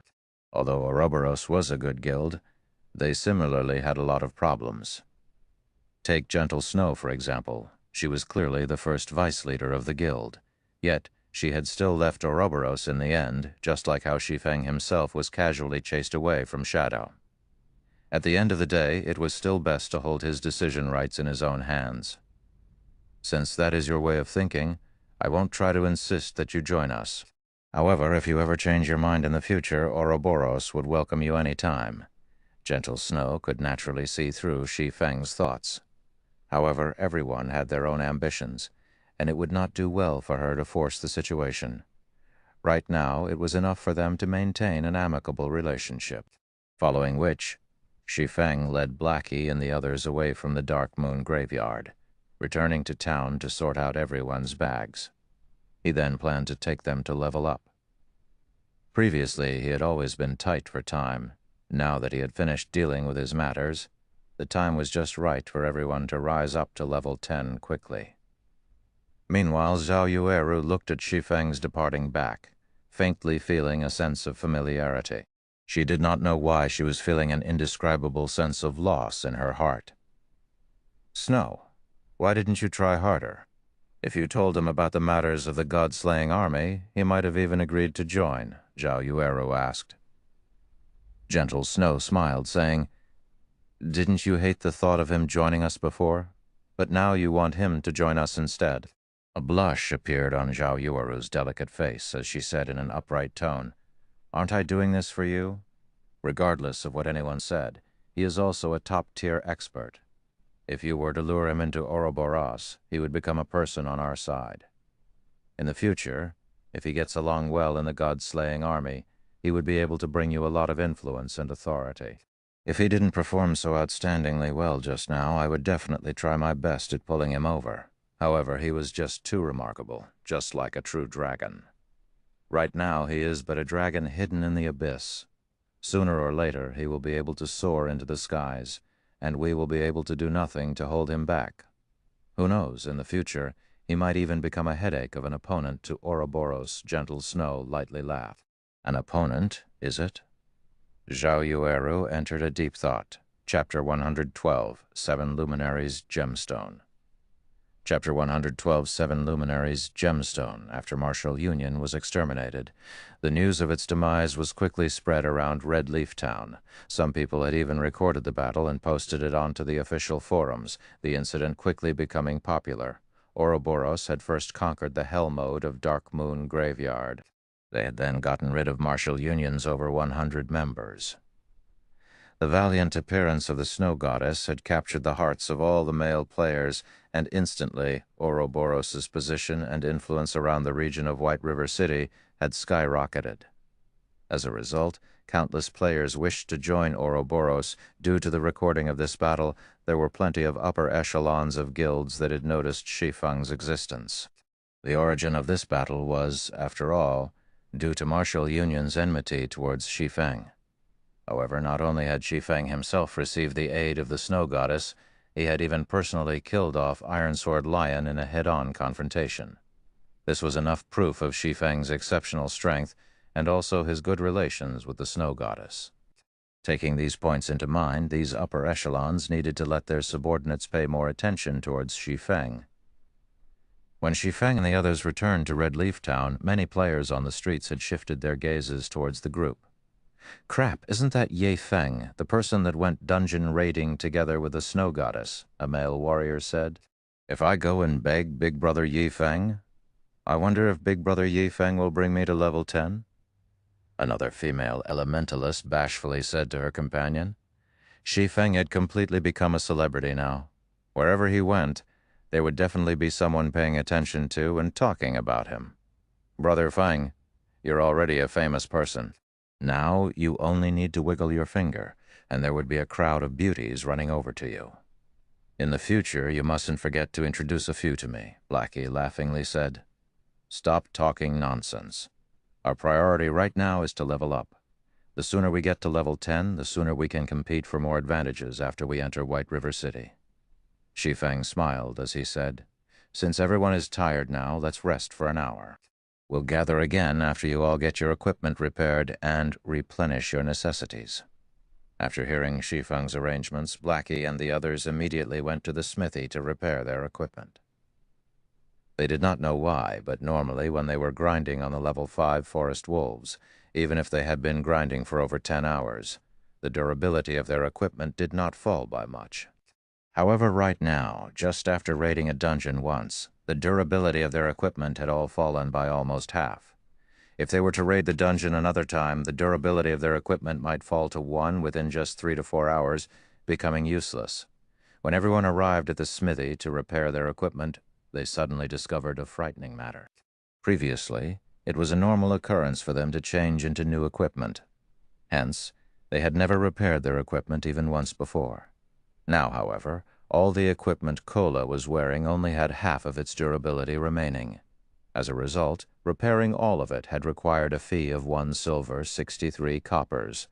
Such an amount was enough to purchase a level 1 bronze equipment. The higher the durability loss of an equipment, the higher the repair fees would be. If every piece of equipment on Kola's character had dropped down to 1, it would take, at the very least, 4 silver coins to get it all repaired. Such an amount was the equivalent to 2 days of Kola's earnings.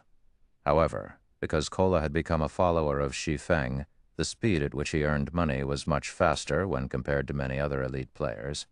If those elite players were to repair their equipment, the total fees would be equivalent to several days of their earnings. "Boss, are you trying to rob us here?" Kola complained, unwilling to fork out such an expensive repair fee. Previously, he had obtained a mysterious treasure chest from clearing the Hell Mode of Dark Moon Graveyard. From the mysterious treasure chest, he had received over 3 silver coins and 5 bottles of intermediate recovery potions. If it weren't for that treasure chest, just this repair fee alone would have turned him into a broke bastard. "Adventurer, I have already given you a 10% discount. It is already a very cheap price," the blacksmith said with a huff. Hearing the blacksmith saying so, Blackie and the others suddenly came to a realization. Their reputation in Red Leaf Town had already reached 30 points, receiving a 10% discount for all purchases made in Red Leaf Town. They truly did not think that it would be so costly just to repair their equipment. However, if their equipment turned to scrap, not only would they lose their equipment, their leveling speed would also be greatly reduced. Hence, they had no choice but to repair their equipment. Trade area, auction house. Shi Feng was frantically purchasing items from the auction house. The previous glimmer chestplate forging designs Shi Feng sold before had once again allowed him to profit greatly. Now there were at least 73 gold coins in his bag. In the entire White River City, there was not a single player who was more rich than him at the moment. Right now, if he saw any items whose prices would inflate in the future, he would buy all of them. This was because, once players reached higher levels, it became much easier for them to earn game currency, and as a result, the value of game currency fell. Instead of just waiting for the coins in his hand to depreciate in value, he might as well purchase some items that would increase in value and store them in the bank. After some time not visiting the auction house, the number of hard stones, card sets, and other items whose value would increase in the future had grown once more. Shi Feng had spent over 8 gold coins on such items, filling up the 640-slot bags he had just bought, and even needing to make several trips to the bank. It wouldn't be long before these items would have their values increased by manifold. Just thinking about it gave Shi Feng a delighted feeling. Meanwhile, the value of the glimmer chestplate forging design had now begun to fall. Currently, each piece was only being sold for around 2 gold coins, and it wouldn't be long before it became completely worthless.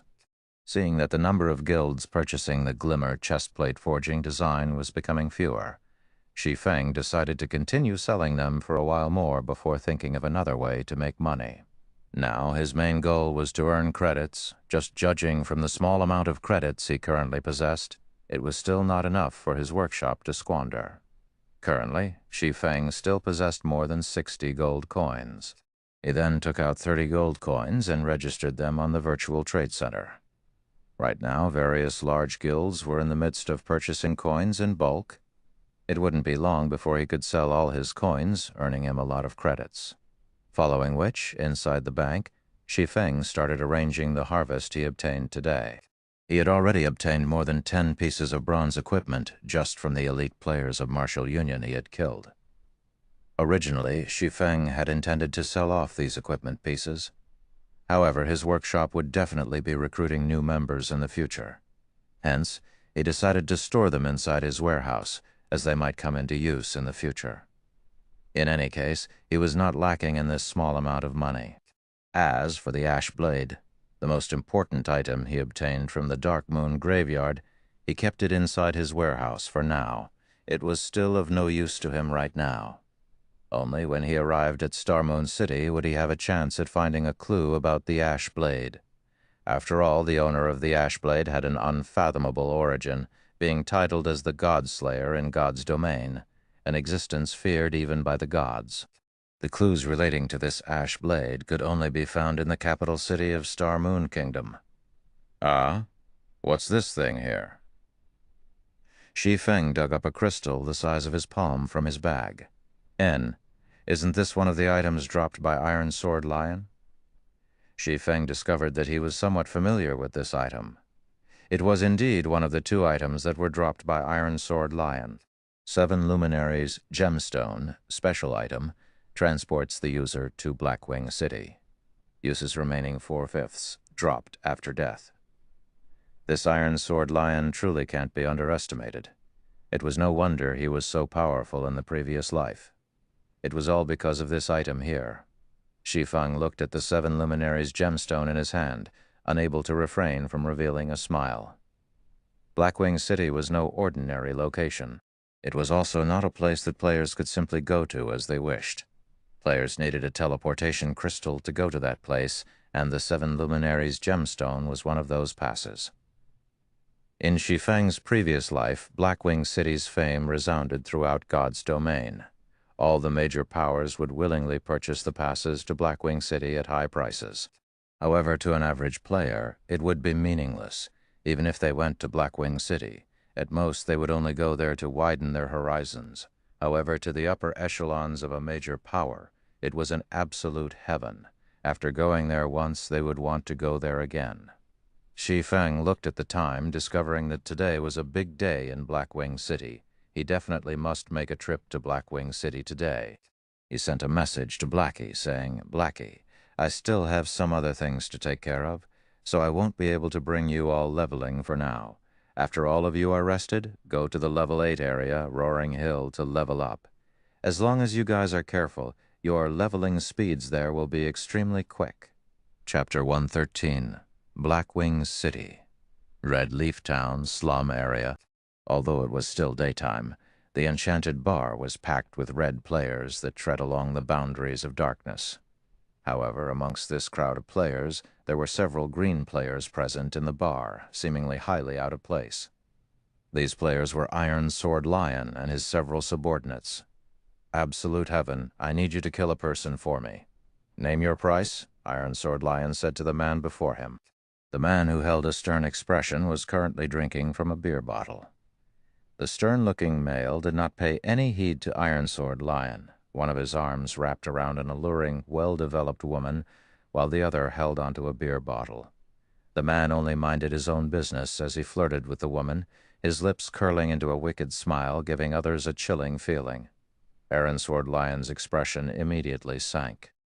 Beside him, Drifting Blood immediately slammed his hands on the table, cursing, "Hey, can't you hear that our boss is speaking to you? Stop trying to act deaf." Just after Drifting Blood finished speaking, a snow-bright dagger had slashed across his neck.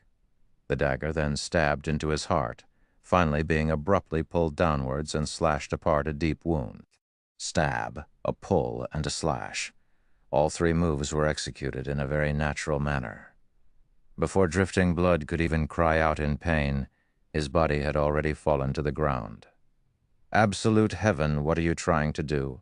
I'm here to talk business. What is the meaning of you killing my subordinate?" Watching Drifting Blood be instantly dealt with, Iron Sword Lion bellowed. However, he did not dare attack the man before him, because he knew that if he were to take action, his end would only be similar to that of Drifting Blood. "Because I like it. What? You have something to say about it?" Absolute Heaven laughed as he indifferently looked at Iron Sword Lion. He casually brandished his dagger, creating an image of a flower. Iron Sword Lion was angered to madness, but he still dared not let out the curse through his mouth.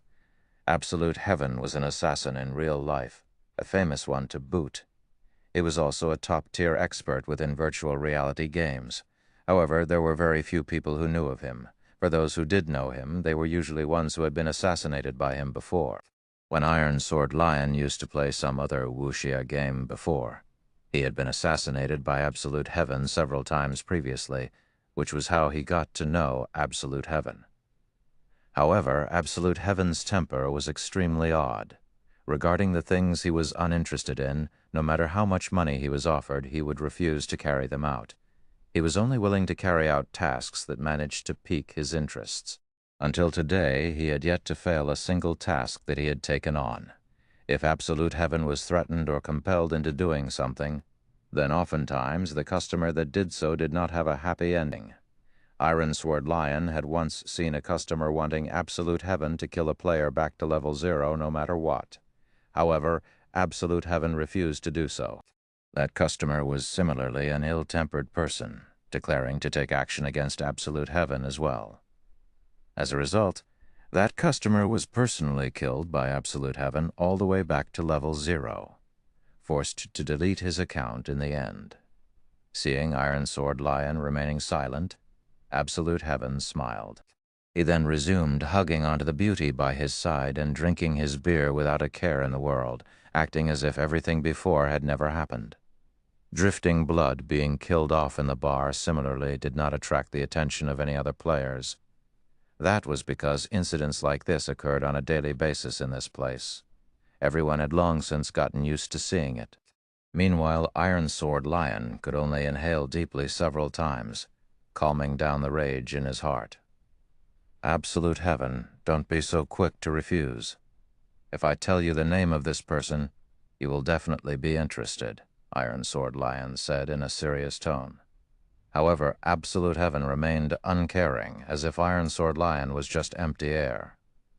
This person is called Shi Feng. He is a top-tier expert.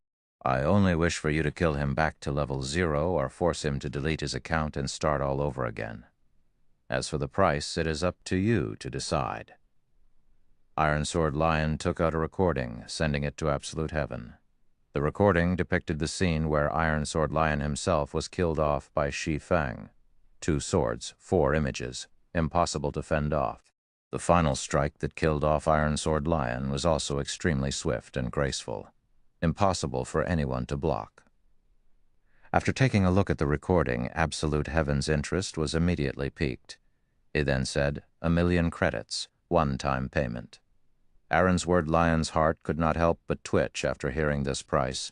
However, he had long since known of Absolute Heaven's way of setting prices based on the target's strength. Normally, killing a player would only cost around 100,000 credits. Iron Sword Lion did not imagine that Shi Feng would be worth so much, actually requiring 1,000,000 credits. Fine. Give me your account. I'll transfer it to you immediately. However, how much time would you require to get the job done? Iron Sword Lion was very determined. Even if he had to dig out all his resources, he still had to get rid of Shi Feng in order to appease his anger. 5 days, Absolute Heaven looked at Shi Feng inside the recording, excitedly saying so. Hearing Absolute Heaven's guarantee, Iron Sword Lion could already picture the sight of Shi Feng being killed back to level 0. He then transferred the money to Absolute Heaven. On the other side, the person in question had already arrived at Blackwing City. Blackwing City was one of the most mysterious cities in God's domain. It was much more flourishing than Star Moon Kingdom. Just by standing on the streets, one could see gorgeous-looking European-styled medieval-aged buildings. Even if it was nighttime, the city was still illuminated with glorious lights. Moreover, the NPCs that walked the streets were all over level 100. There were even quite a few NPCs who possessed Tier 2 and even Tier 3 jobs. Rumor had it when the king of Star Moon Kingdom met up with the city lord of the Blackwing City, even the king was required to act respectfully in fear of offending the city lord. Within Blackwing City, there were plenty of interesting things to be found. If one were to tour around the city, it would take at least a few weeks to do so. Blackwing City also had plenty of masters of various lifestyle jobs living here. The items made by these masters would usually end up being sold in shops in the city. Moreover, players were also able to purchase the specialties of other countries in Blackwing City.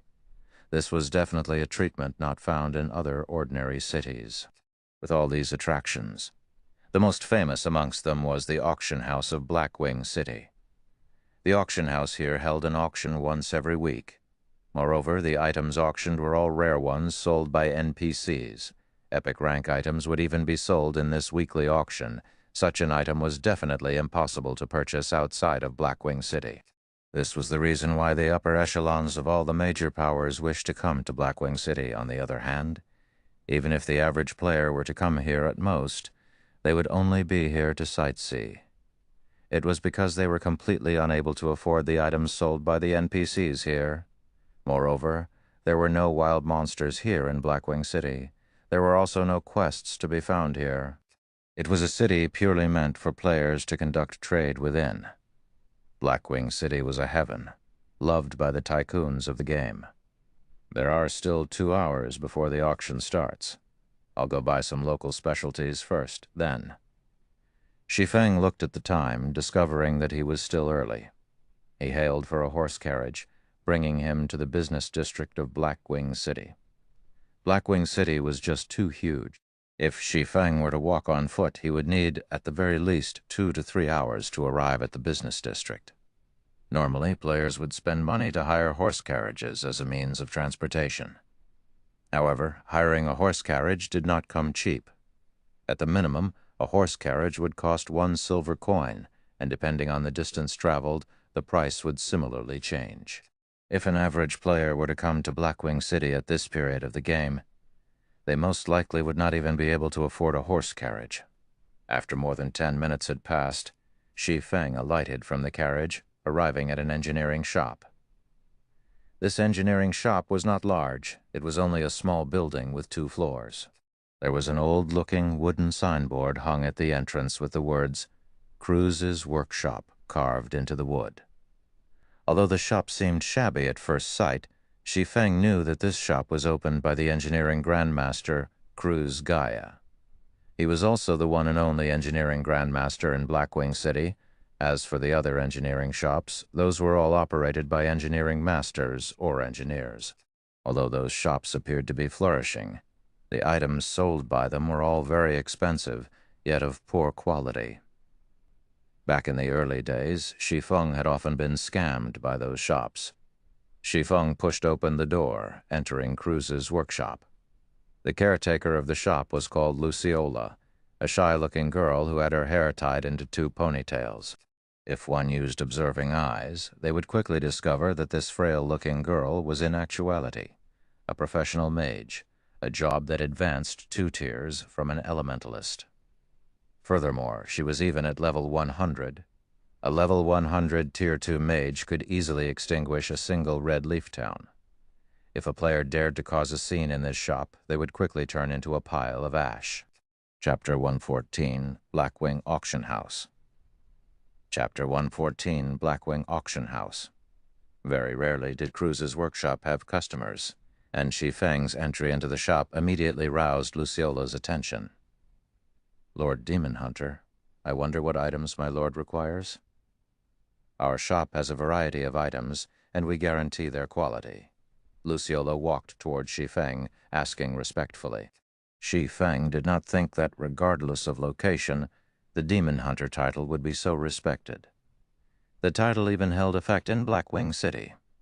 "I wish to have a look at the new goods you have this week," Shi Feng replied. "My lord, our shop is stocked with many new items this week. I guarantee that my lord will be satisfied with them," Luciola said. "Guide me to them, then." Shi Feng nodded his head. In Shi Feng's previous life, he had never once before gone to the 2nd floor of the shop. He did not think there were even items being sold on the 2nd floor. "My lord, this way, please." Saying so, Luciola brought Shi Feng to the 2nd floor. The 2nd floor was filled with display cabinets, all of them showcasing many rare engineering tools that dazzled a person's eyes. Amongst the display cabinets, there was an item that greatly attracted Shi Feng's attention: rocket boots. One of the godly escaping tools in God's domain. With it, one could easily escape when met with dangers in the wild or when being hunted by other players. Moreover, this was epic equipment that was made by an engineering grandmaster. Regardless if it was the attributes or effects, both were not something with which the common ranked rocket boots could compare. However, the price tag hanging on the epic ranked rocket boots was a frightening 1,200 gold. Even if Shi Feng considered himself as rich, he could not even afford a fraction of such an amount. After making a round through the display cabinets, a majority of the items sold were all to Shi Feng's liking. Moreover, they would be of huge aid to himself, and he could not help but wish that he could just take all of them away. However, his pockets were not sufficiently deep, and he could only lament over his fate. "Lord Demon Hunter, are these items not to your liking?" Seeing that her long-awaited customer was shaking his head, Luciola hurriedly asked. However, how would Shi Feng have the cheek to tell Luciola that he did not have that much money? Any of the items showcased here would, at the bare minimum, cost around tens to hundreds of gold coins. Just based on the 30 over gold coins in his bag, he would at most be able to purchase a single item here. "Do you have frost grenades here?" After giving it some thought, Shi Feng decided that it would be better to buy some more useful items. "Lord Demon Hunter, the frost grenades are sold in the common section on the first floor. The VIP section on the second floor does not sell them." "My lord, please follow me." Luciola brought Shi Feng down to the first floor once more. At this moment, Shi Feng finally realized that the second floor was the VIP section. It was no wonder the items on display there were so expensive. In his previous life, when he had discovered this workshop here, he was already around level 70 to level 80. However, he did not possess the Demon Hunter title at that time, so he could only shop at the common section. Yet, even then his gains were already bountiful. Now he had inadvertently discovered the VIP section on the second floor. Moreover, there were so many items sold in that section. Unfortunately, the money he possessed was just too little to buy anything. He could only come again in the future after earning more money. Corresponding to the lower number of items being sold on the first floor, their prices were similarly much lower. "Lord Demon Hunter, these are the frost grenades that you requested. They are categorized into 3 tiers. May I know what type you are seeking?" Basic frost grenade effective against monsters and players below level 30. Deals 200 frost damage in a radius of 10 yards, which freezes targets for 5 seconds, then reduces movement speed by 60% for a duration of 12 seconds. Price: 1 silver 50 coppers. Intermediate frost grenade effective against monsters and players below level 70. Deals 800 frost damage in a radius of 12 yards, which freezes targets for 5 seconds, then reduces movement speed by 60% for a duration of 12 seconds. Price: 10 silvers. Advanced frost grenade effective against monsters and players below level 120. Deals 2,000 frost damage in a radius of 15 yards, which freezes targets for 5 seconds, then reduces movement speed by 60% for a duration of 12 seconds. Price: 70 silvers. Just a single intermediate frost grenade was enough to instantly kill a level 5 MT, fully equipped with bronze equipment. Meanwhile, although the basic frost grenade could not instantly kill a player, it could freeze them for 5 seconds, followed by a 60% reduction in movement speed for 12 seconds. These effects were just too frightening. As for the advanced frost grenades, this item was not something with which an ordinary player could mess around. Not mentioning the 2,000 frost damage it could cause, it also possessed an effective radius of 15 yards. If Shi Feng were to have used this item in his previous battle with Martial Union, it would have saved him much trouble. Just throwing 3 of these things would rid him of all his problems. However, a single advanced frost grenade already cost 70 silver coins. It was just too expensive a price tag. Moreover, using such an item at his level was simply too extravagant. "I want 3 stacks of basic frost grenades and 30 units of intermediate frost grenades." Shi Feng thought that it was still best to purchase a few intermediate ones as a preventive measure. If he were to end up being hunted by Martial Union again, these intermediate frost grenades would aid him in getting rid of all those troubles. A stack of frost grenades consisted of 200 units, and 3 whole stacks would be enough to last him for a very long time. "Lord Demon Hunter, You can enjoy a 10% discount in our shop. The total amount for these items is 10 gold, 80 silver. Luciola brought out all the requested items, saying after making a quick calculation, "All right." Shi Feng felt joy in his heart. In his previous life, even with his status as a Tier 3 Sword King, he had never received discounts when purchasing items here. He did not imagine that the Demon Hunter title would be so awesome, even earning him a discount within Blackwing City. This was truly an unexpected happiness. After purchasing the frost grenades, Shi Feng rode on the horse carriage to the heart of the trade area, the Blackwing Auction House. The Blackwing Auction House was one of the most majestic buildings within Blackwing City. The land it took up was the size of 4 football fields. Moreover, the building possessed 188 floors. The royalty of the various countries in God's domain, and even great characters like Tier 5 NPCs, would sometimes visit this place to purchase items. Immediately after arriving at the Blackwing Auction House, Shi Feng had noticed that there was actually a dozen or so players queuing up to enter the auction house. However, such a sight was nothing strange to behold. Even a small place like Red Leaf Town had managed to produce a pass to Blackwing City. There were hundreds of towns under the influence of White River City, while there were over 100 cities under the rule of Star Moon Kingdom. Moreover, there were hundreds of countries in the entirety of God's domain. Hence, it was only normal for hundreds of players to appear in Blackwing City right now. The ones who were capable of coming to Blackwing City right now were either those who had extremely good luck or those who belonged to the upper echelons of major powers. For the average players that did arrive at this place, however, they would quickly discover that although Blackwing City was a good location to be, it would be of no help to average players like them. It would be better for them to sell the entry ticket to a major power, earning some quick money. Meanwhile, the players that were lined up here all had very high levels. The highest amongst them was a level 7 bearded man.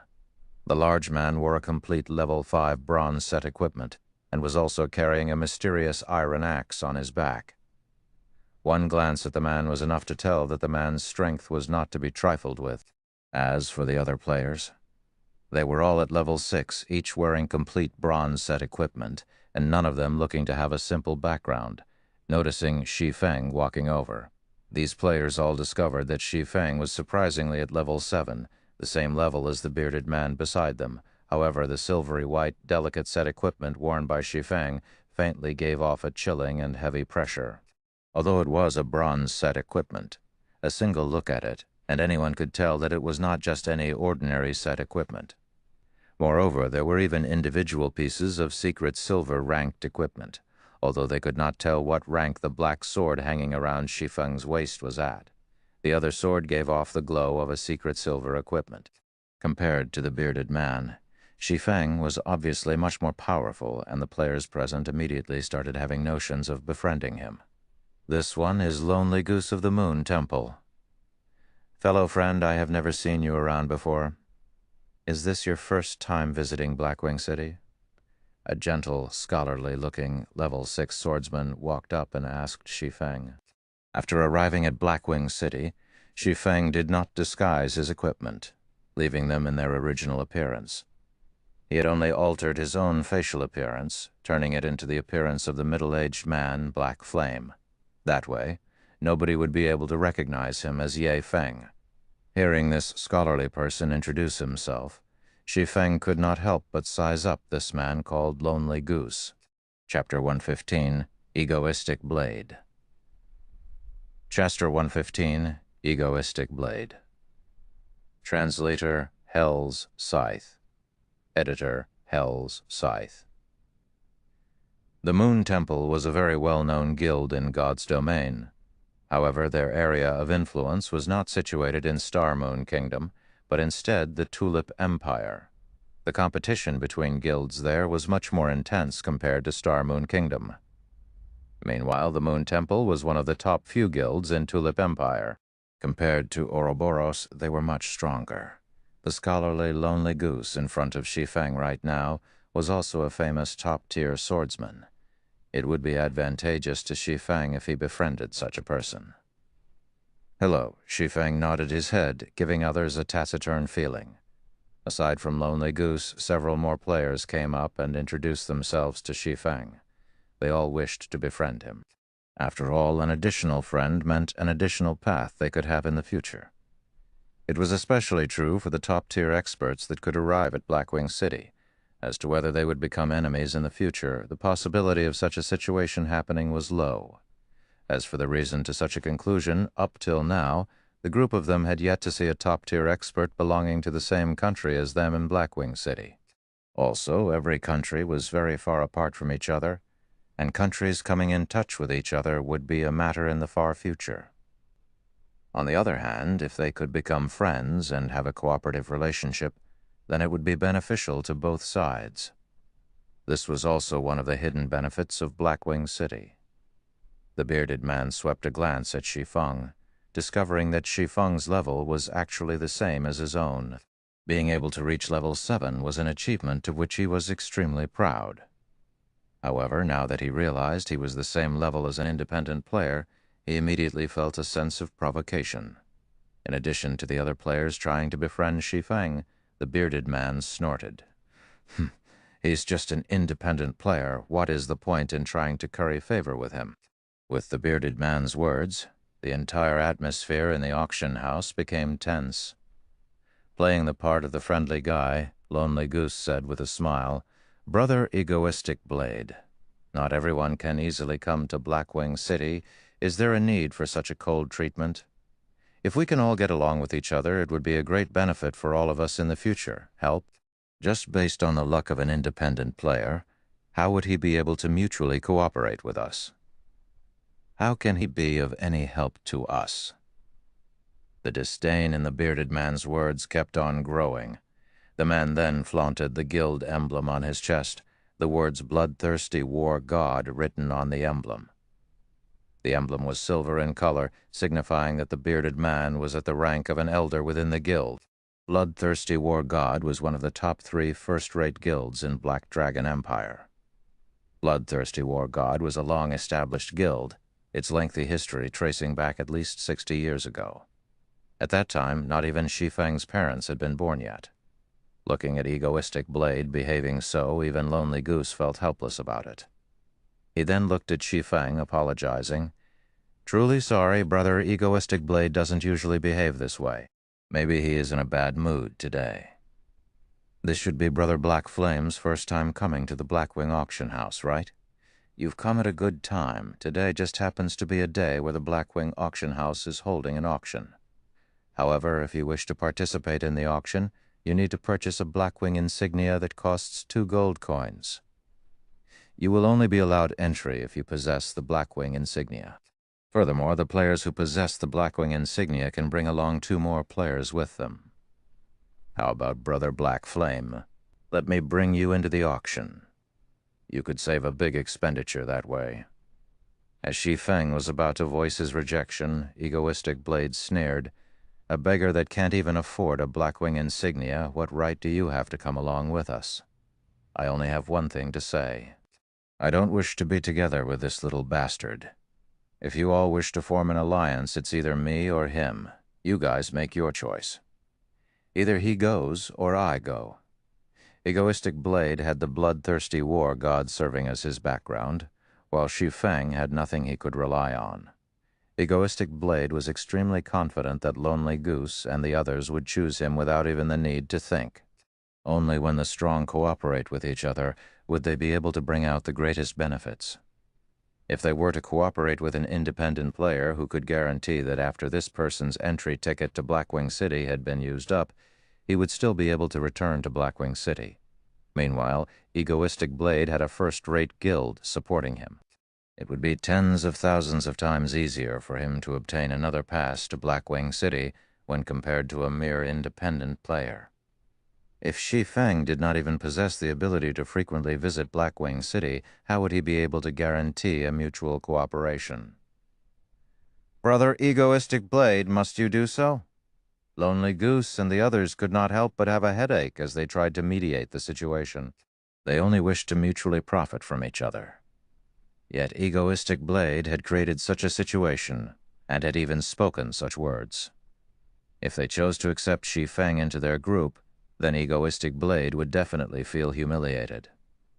However, if they accepted Egoistic Blade, then Shi Feng would naturally leave feeling angry, and as though he had been crossed. On one side, it was a first-rate guild. On the other, it was an independent player. The situation left everyone in a state of distress. What are you all hesitating about? Is it such a hard decision to make? I have the bloodthirsty war god backing me. The information and resources I have at my disposal far exceed what any of you can imagine. If you all do not wish to cooperate, then I can simply look for some other guilds to cooperate with. No matter what, I don't wish to see an independent player within our alliance group. Egoistic Blade looked at Lonely Goose and the others, saying in an extremely displeased manner. Shi Feng watched Egoistic Blade's extremely stubborn behavior as if the world revolved solely around him alone. The man was even using the influence of his background in order to chase Shi Feng out of the group. Although Lonely Goose and the others had clearly come up to Shi Feng on their own accord, they now showed signs of hesitation. Seeing this situation, Shi Feng sneered, "Since I'm just an independent player, I won't trouble you any longer, Brother Lonely Goose. People who walk different paths cannot make plans together. Let us go our separate ways from now on." Finished saying so, Shi Feng walked towards the entrance of the auction house. Looking at Shi Feng walking away in a huff, Lonely Snow and the others could do nothing but drop the subject. After all, Shi Feng was but an independent player. Although he was an expert, he would not be able to bring them much benefit. A mere independent player wishes to have the same standing as us?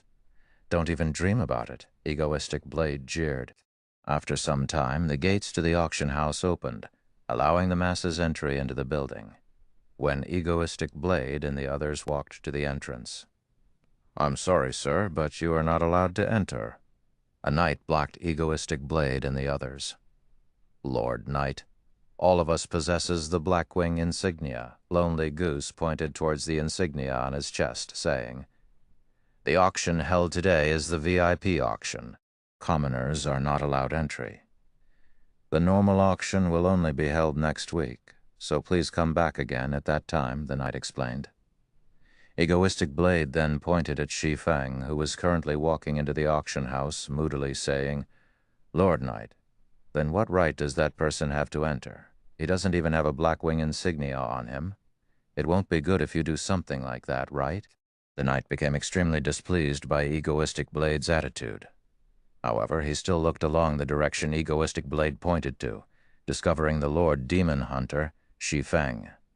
The knight then swept his gaze at Egoistic Blade and the others, saying in disdain, "Just based on you commoners, you all wish to have the same standing as the Lord Demon Hunter? Be smart and get lost quickly. I'll have all of you arrested if you continue making a scene," the knight angrily yelled at Egoistic Blade and the others. Egoistic Blade was extremely shocked. How could a random independent player they met be so awesome? He then thought back to the mocking words said by the knight. Weren't they the words he had uttered just now? If there was a hole available right now, Egoistic Blade wished he could have jumped into it immediately. It was simply too mortifying. Lonely Goose and the others were even more startled. They looked at Shi Feng with shocked expressions, endless regret filling up their hearts. After making plenty of investigations, they discovered that there would be an auction held today. Moreover, the items auctioned were extremely rare, so they had paid a huge price in order to prepare a significant amount of coins. Yet, in the end, they couldn't even manage to get past the entrance. Looking at the knight's respectful attitude towards Shi Feng, they immediately knew that the title of Demon Hunter must be a very powerful title. Shi Feng definitely would have been able to bring along a few more players with him. However, they had chosen to forsake Shi Feng instead, missing out on the chance to participate in the auction this time around. The regret in their hearts was quickly pushing them to their deaths right now. At that time, just why did they choose to give up on Shi Feng? Lonely Goose and the others then thought of Egoistic Blade, the main perpetrator of this disaster. If it weren't for Egoistic Blade, such an incident would not have happened. Immediately, everyone turned to look at Egoistic Blade in rage and bitterness. Chapter 116, Silver Dawn. Ladies and gentlemen, distinguished guests, please come over here. Take the floating platform up to the 66th floor There will be a person assigned there to receive you. A golden-haired beauty stood beside the floating platform, saying with a smile. The floating platform of the Blackwing auction house was extremely large, capable of fitting more than 50 people at a time. It was from 7 luminaries crystals, which have extremely good magical conductivity. Many magical runes were carved onto the crystals, allowing the platform to freely float in the air. However, the floating platform was extremely expensive to make, and even if all of Red Leaf Town was sold, it would not be enough to make a floating platform as large as the one in Blackwing City. In the entire Starmoon Kingdom, only the auction house at Starmoon City, and also the Royal Palace, had a floating platform implemented. Moreover, the size of each of those floating platforms was much smaller when compared to the one in the Blackwing auction house. It displayed the level of wealth held by the Blackwing auction house. To say the least, the Blackwing auction house was extremely large in size. It was categorized into 3 different sections, which were the common section, the VIP section, and the luxury section. The auction venue for the common section was located from the 4th floor to the 36th floor. As long as one possessed the Blackwing insignia, they could participate in the common auction. However, there were much less rare items auctioned there. The auction venue for the VIP section was located from the 50th floor to the 100th floor. One must have a certain amount of status before being allowed to participate in the VIP auction. As for the items auctioned, rare items were the mainstay of the auction, with the occasional precious item. The auction venue in the luxury section was located from the 150th floor to the 180th floor. Aside from those with transcendental strength, they were usually the overlords of a region. For example, the characters at the pinnacle of Starmoon Kingdom. In Shi Feng's previous life, after he became a Tier 3 Sword King, he obtained a relatively good title, allowing him the fortune of entering the VIP section. As for the luxury section, only the guild leaders and vice leaders of first-rate guilds had the right to enter this area. The pinnacle players who had reached Tier 5 in their jobs were also allowed in this area. As to what items were sold at the luxury auction, Shi Feng had no information about them whatsoever. It was a secret only known to the tyrants and pinnacle players of God's domain. Shi Feng arrived at the auction venue on the 66th floor. The entire venue was about the size of a single football field, and at this moment it was completely packed with people. These people were all NPCs with the status of nobles or above, and it was an extremely difficult task for players who wished to compete for items with these NPCs. These NPCs were here specifically to prevent players from easily winning a bid without any competition. Frankly speaking, the NPCs were just props at the auction venue. If a player's bid did not reach the standard amount, then the item would be taken away by the NPCs, preventing players from conveniently obtaining rare items. After everyone was seated, the auction officially started. After a white-bearded old man walked up to the stage, declaring the start of the auction, an item was slowly brought out onto the stage. The first item auctioned was a level 20 secret silver chestplate. Its starting bid set at 2 gold. The attributes on it are good, but the price is just too expensive. Clicking on the equipment's information, Shi Feng quickly gave up after looking at its attributes. Although it was good equipment, he was unable to put it to use right now. If Shi Feng could really buy the item for only 2 gold, then he might have still considered it. However, after a bout of bidding from the NPCs, the price of the equipment had already soared to 7 gold. If he were to sell the chestplate to a first-rate guild, he could not possibly obtain 7 gold for it. At most, he could sell it for 3 to 4 gold. After all, to the average players right now, even copper coins were considered a precious commodity, not to mention gold coins. After which, piece after piece of secret silver equipment was brought out. There was even fine gold equipment being auctioned. However, not a single piece managed to attract Shi Feng's attraction. The reason was simple. All of them were just too expensive. If the average level of players reached around level 20, then the prices of equipment would become much cheaper. However, God's domain had started its operation only recently, so most players were still around level 4. Where would these players find that much money? Half an hour later, the equipment phase of the auction finally ended, and the auction for other items began. The following item being auctioned is a weapon forging design. This forging design is a fine work of Master Quarian, and the bid for it will start at 3 gold coins. Immediately, Shi Feng's interest was roused.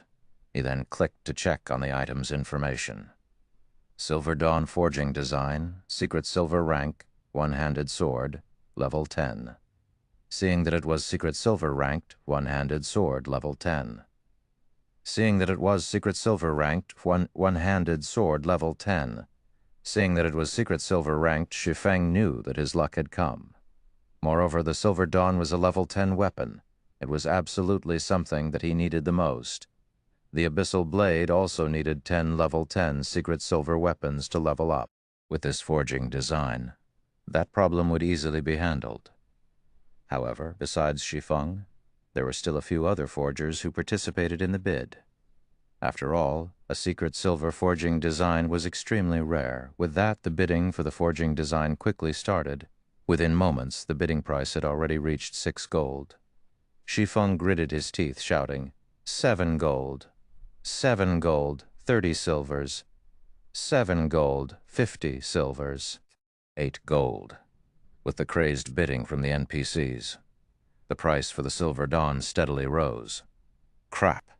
I bid 15 gold. Seeing that the price has reached 13 gold, Shi Feng immediately raised it by 2 gold, showing his determination and shaking the composure of these NPCs.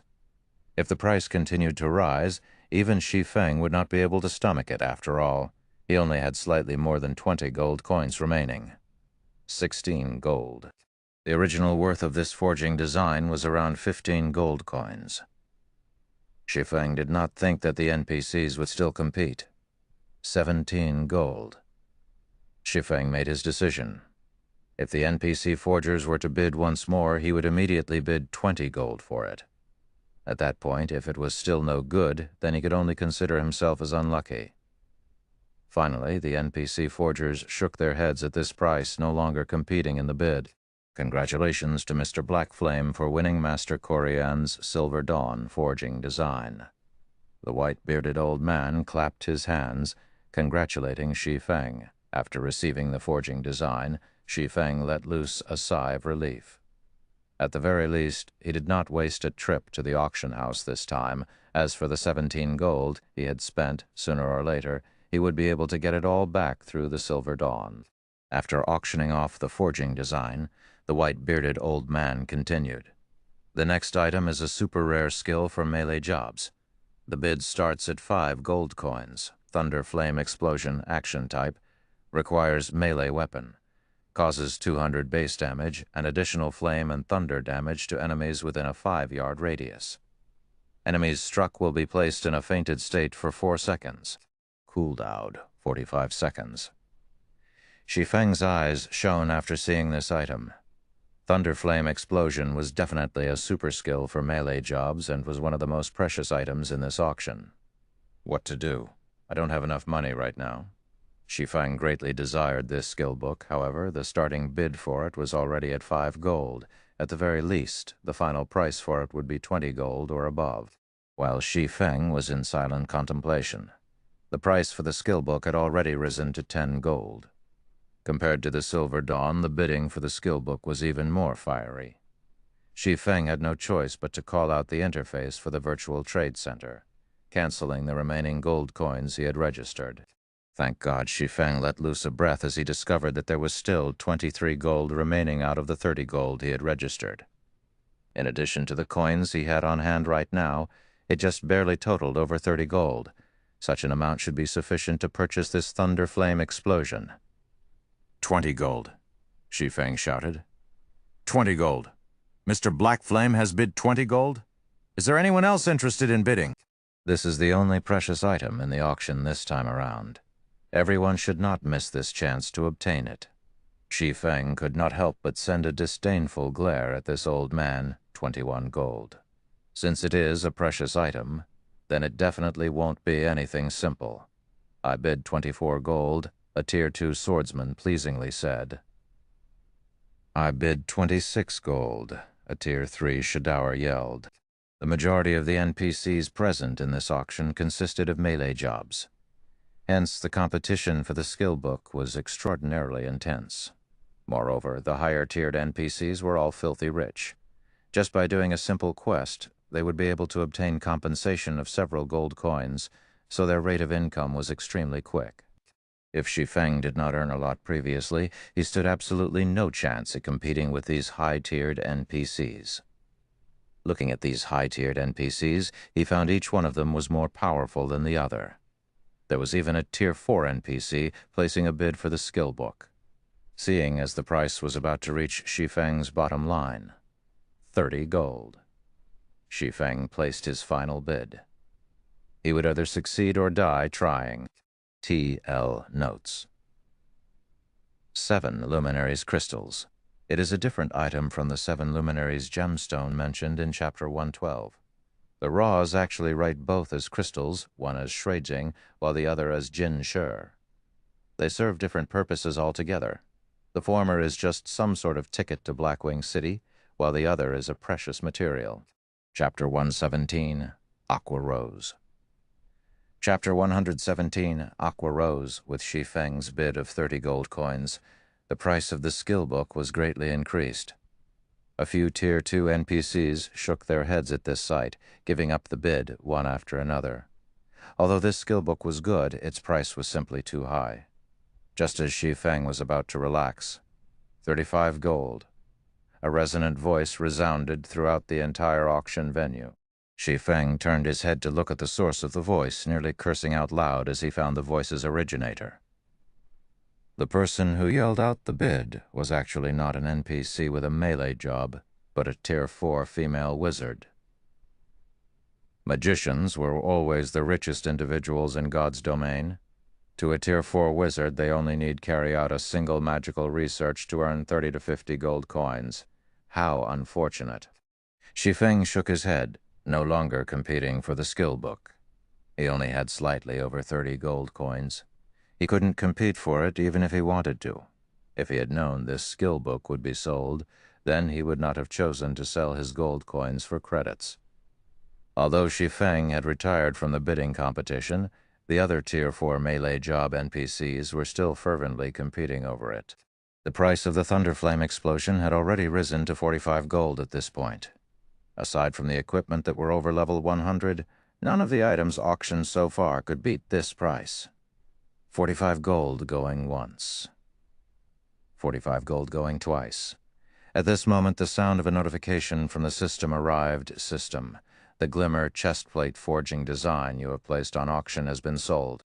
After deducting the processing fees, a total of 2 gold, 31 silver have been added to your bag space. System. The Glimmer chestplate forging design you have placed on auction has been sold. After deducting the processing fees, a total of 2 gold, 44 silver have been added to your bag space. System. The Glimmer chestplate forging design you have placed on auction has been sold. After deducting the processing fees, a total of 2 gold, 27 silver have been added to your bag space. A series of notifications arrived, numbering at least 20. Shi Feng was immediately shocked when he heard these notifications arriving. He did not understand what had actually happened. During the time he had been in Blackwing City, there were actually so many players who had bought the Glimmer chestplate forging design that in just a moment his wallet had greatly expanded. Since Shi Feng's wallet was bulging now as he yelled out without hesitation, 46 gold, 45 gold going thrice. This gentleman has bid 46 gold. Are there any higher bids? 49 gold. The Tier 4 female wizard knit her brows slightly. Shi Feng was now extremely confident. If the female wizard truly wished to buy the skill book, then he would definitely lose the bid. However, the value of this skill book was certainly not that great to this lady. Shi Feng did not believe that she would spend such a large amount of money just to buy it. 55 gold. Shi Feng decided to be decisive instead of waiting for the price to slowly rise. For just a skill book, 55 gold coins was definitely an astronomical price. The female wizard was no fool herself, so she immediately gave up on winning the bid. Seeing Shi Feng bidding with such a high price, the other NPCs looked at Shi Feng like they saw a fool. Even if they were to hire a Tier 3 or Tier 4 job-related tutor to teach them a skill, the fees would not exceed 1 or 2 dozen gold coins. Moreover, the skills they could learn were much better than the Thunderflame explosion. Now, Shi Feng was actually spending 55 gold coins to learn such a skill. He was no different than a fool for doing so. However, NPCs would not be able to understand the world of players. In the initial stages of the game, the prowess of a skill could greatly change the overall strength of a player. It was especially true for a super rare skill like Thunder Flame Explosion, which was an AoE skill that carried along a fainting effect. It would bring endless benefits to Shi Feng in the future. Even if he had to spend 100 gold coins for the skill, it would still be worth it without any more NPCs joining the bid. The white-bearded old man finally slammed the hammer. Congratulations to Mr. Black Flame for winning the Thunder Flame Explosion. Shi Feng joyfully handed over the 55 gold coins, receiving the Thunder Flame Explosion skill book in return. He then immediately learned the skill. Thunder Flame Explosion was a godly skill for grinding monsters and PK in the early stages of the game. With the skill in hand, Shi Feng had thought of several more ways to grind monsters. Following this, the auction went on for another hour or so before ending. However, none of the items that appeared were the ones Shi Feng needed right now. Moreover, every one of those items was auctioned off at prices of over 100 gold. The final item to appear was even an epic-ranked item. Many Tier 4 NPCs madly bid for the item, with the final bid priced at over 5,000 gold. Shi Feng could only observe the bidding process at that time, unable to join in on the actual fun. After the auction ended, Shi Feng walked out the entrance of the auction hall, satisfied. He wanted to return to Redleaf Town immediately to find out what had actually happened there. Just why did the number of players who purchased the Glimmer chestplate forging design increase so much? If there was still money that could be earned from the Glimmer chestplate forging design, then he would immediately create another batch. He would earn as much money from it as possible, alleviating the emptiness of his wallet in the process. Shi Feng was originally considered a very wealthy person within the region of White River City. However, after making a trip to Blackwing City, he had suddenly discovered that he was actually just a poor bastard. Just as Shi Feng was about to leave Blackwing City, a hurried shout came from behind. "Brother Black Flame, please hold on." Shi Feng turned his head around, discovering Lonely Goose and the other players from before. Amongst the bunch there was also Egoistic Blade, the person who had eagerly tried to chase him away. "What?" Shi Feng indifferently asked.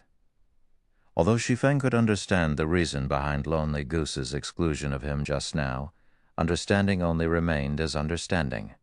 After all, who would have any pleasant feelings with being chased away just after being invited? Hearing Shi Feng's indifferent tone, Lonely Goose helplessly smiled, saying, "Brother Black Flame, I apologize for the incident just now. It was all a misunderstanding. I wonder if we can still have a chat, Brother Lonely Goose. I've already said before, people who walk different paths cannot make plans together. How would Shi Feng not know what the thoughts Lonely Goose and the others were? Before, these players were able to discard him because of profit. Now that they had found out he could enter the auction house, they all came running back. Regarding the behavior of Lonely Goose and the others, he felt only disgust for it. Forget cooperation. Who knows when they would sell him out for profit once more? Seeing that Shi Feng had turned around to leave, Egoistic Blade furiously shouted, "Don't simply throw away this chance we've given you. The influence that first-rate guilds like us possess far exceeds what you can imagine. By aiding us, you will be able to receive a generous return of at least 5 gold coins.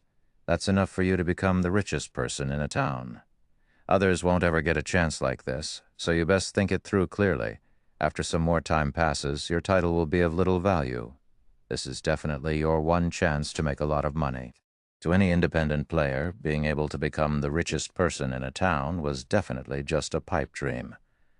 Achieving such a feat meant that a player had to have more than 3 to 4 gold coins in their pockets. To a town that was still using copper coins as the main medium of trade, this was definitely an astronomical sum. "Richest in town?" Shi Feng could not help but laugh, saying, "This is truly an attractive remuneration." Unfortunately, I'm not interested in it. What a joke. Before he had come to Blackwing City, he was already the richest person in the city. He did not lack in that amount of money at all. May I know if you are Mr. Blackflame? At this time, a beautiful female player walked over, asking. The girl looked to be between the ages of 21 and 22, her appearance extremely beautiful, and her body garbed in a gorgeous purple robe. The girl had her lips pursed, her eyes squinted into a smile as she looked at Shi Feng. On her delicate white cheeks, a tinge of blush could be seen as she smiled at Shi Feng, further increasing her charms. That's right. And you are? Shi Feng was not familiar with this girl before him. However, seeing that she was a level 7 cursomancer and she wore a complete mysterious iron set equipment, it would seem that her strength was definitely out of the ordinary. Hello, you can call me Aqua Rose. We previously met inside the auction venue, but you might have missed me there, the elegant girl named Aqua Rose said with a smile. Hearing the girl's self-introduction, Shi Feng was greatly shocked. One of the top 10 ranking cursomancers in God's domain, the Tier 6 curse god, Aqua Rose. Shi Feng was actually able to meet her at this place. In Shi Feng's previous life, Aqua Rose's fame was much greater than the cleric god, Violet Cloud. N. Were you at the auction just now? Shi Feng was startled. It should be known that, in order to enter the VIP section's auction venue, one required a certain amount of status. Shi Feng was only fortunate to have obtained the Demon Hunter title after doing the first phase of an epic quest. I naturally can't compare to Mr. Blackflame. I was only in there to take a look. Unlike you, Mr. Blackflame, spending 55 gold just to buy a single skill book, Aqua Rose sighed, saying, hence I am representing Twilight Echo to seek cooperation with you. I wonder if Mr. Blackflame would be interested in this. Twilight Echo was a grandly reputed guild in the virtual gaming world, a titanic existence. Meanwhile, Aqua Rose was one of the more famous elders of Twilight Echo, and her position was extremely high within the guild. Her fame was no less than that of Gentle Snow, and she was an existence of which very few had not heard. Hearing the conversation between Aqua Rose and Shi Feng, Egoistic Blade and the others were extremely shaken. Their tongues tied up as they dumbly stared. Originally, they had thought of Shi Feng as a mere independent player. So, how much money would a player like that possess?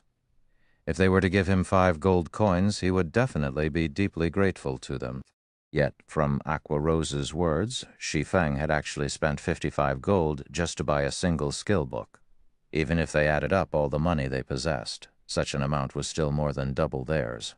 Just who was this Shi Feng actually? TL notes. Mum Magician, I'm not really sure about this class, but since it wasn't mentioned in one of the 12 main classes, I'm assuming that it is some hidden class or one that was limited to NPCs only.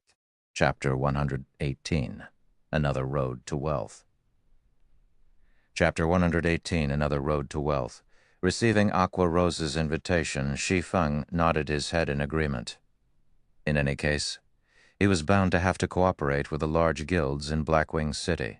So, instead of choosing bloodthirsty war god and guilds of similar influence, it would be much better for him to choose the more famous and more influential Twilight Echo with which to cooperate. Moreover, Aqua Rose was a very well-renowned name. She was not a girl who prioritized profits, but more friendly relationships. In Shi Feng's previous life, one of Aqua Rose's close friends was targeted by a first-rate guild. The first-rate guild in question wanted to kill her friend back to level 0 no matter what, and they even wanted her friend to hand out all of her precious items in order to aid her friend. Aqua Rose had unhesitatingly declared war with that first-rate guild. As a result, both guilds incurred massive damage, and Twilight Echo's overall strength was greatly reduced, becoming only an ordinary first-rate guild from then on. If a person prioritized profit over friendship, then they would never have done such a damaging action just to help a friend. However, Aqua Rose had done it. Aqua Rose's friend became extremely touched because of Aqua Rose's actions, becoming one of the fierce generals of Twilight Echo. In the end, Aqua Rose's friend, Unyielding Ice, had even become a Tier 6 mage god, turning Twilight Echo into a tyrannic existence in God's domain. With Aqua Rose's personality guaranteed, Shi Feng felt much more assured at cooperating with her. "I know a good restaurant up ahead. Let's have a chat over there." After Shi Feng agreed to her invitation, Aqua Rose revealed a faint smile. She then guided Shi Feng towards the restaurant. After Shi Feng and Aqua Rose departed, egoistic Blade curled his lips in disdain, sourly saying, "Does he think he's amazing just because he has some money? He's just a wealthy spindrift. Sooner or later, I'll definitely be richer than him." Hearing egoistic Blade saying so, Lonely Goose and the others could not help but look at him in disdain. Shi Feng was already having discussions of cooperation in Blackwing City with Aqua Rose.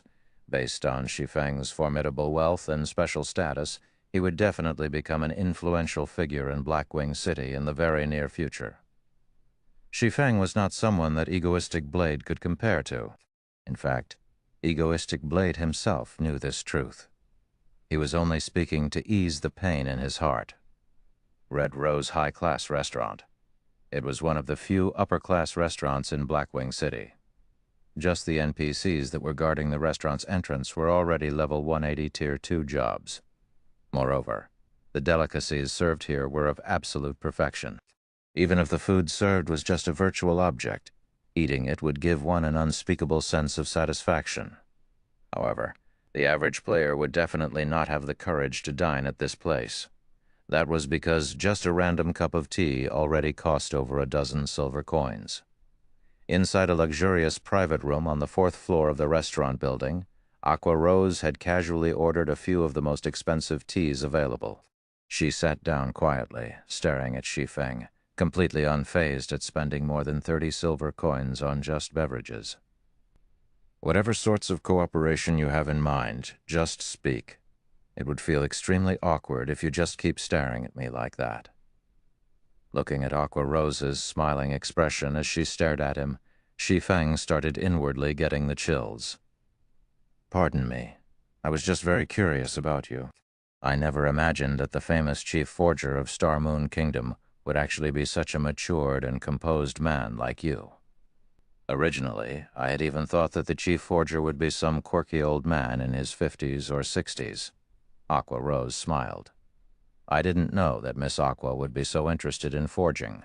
Could it be? Miss Aqua wishes to recruit me into your guild."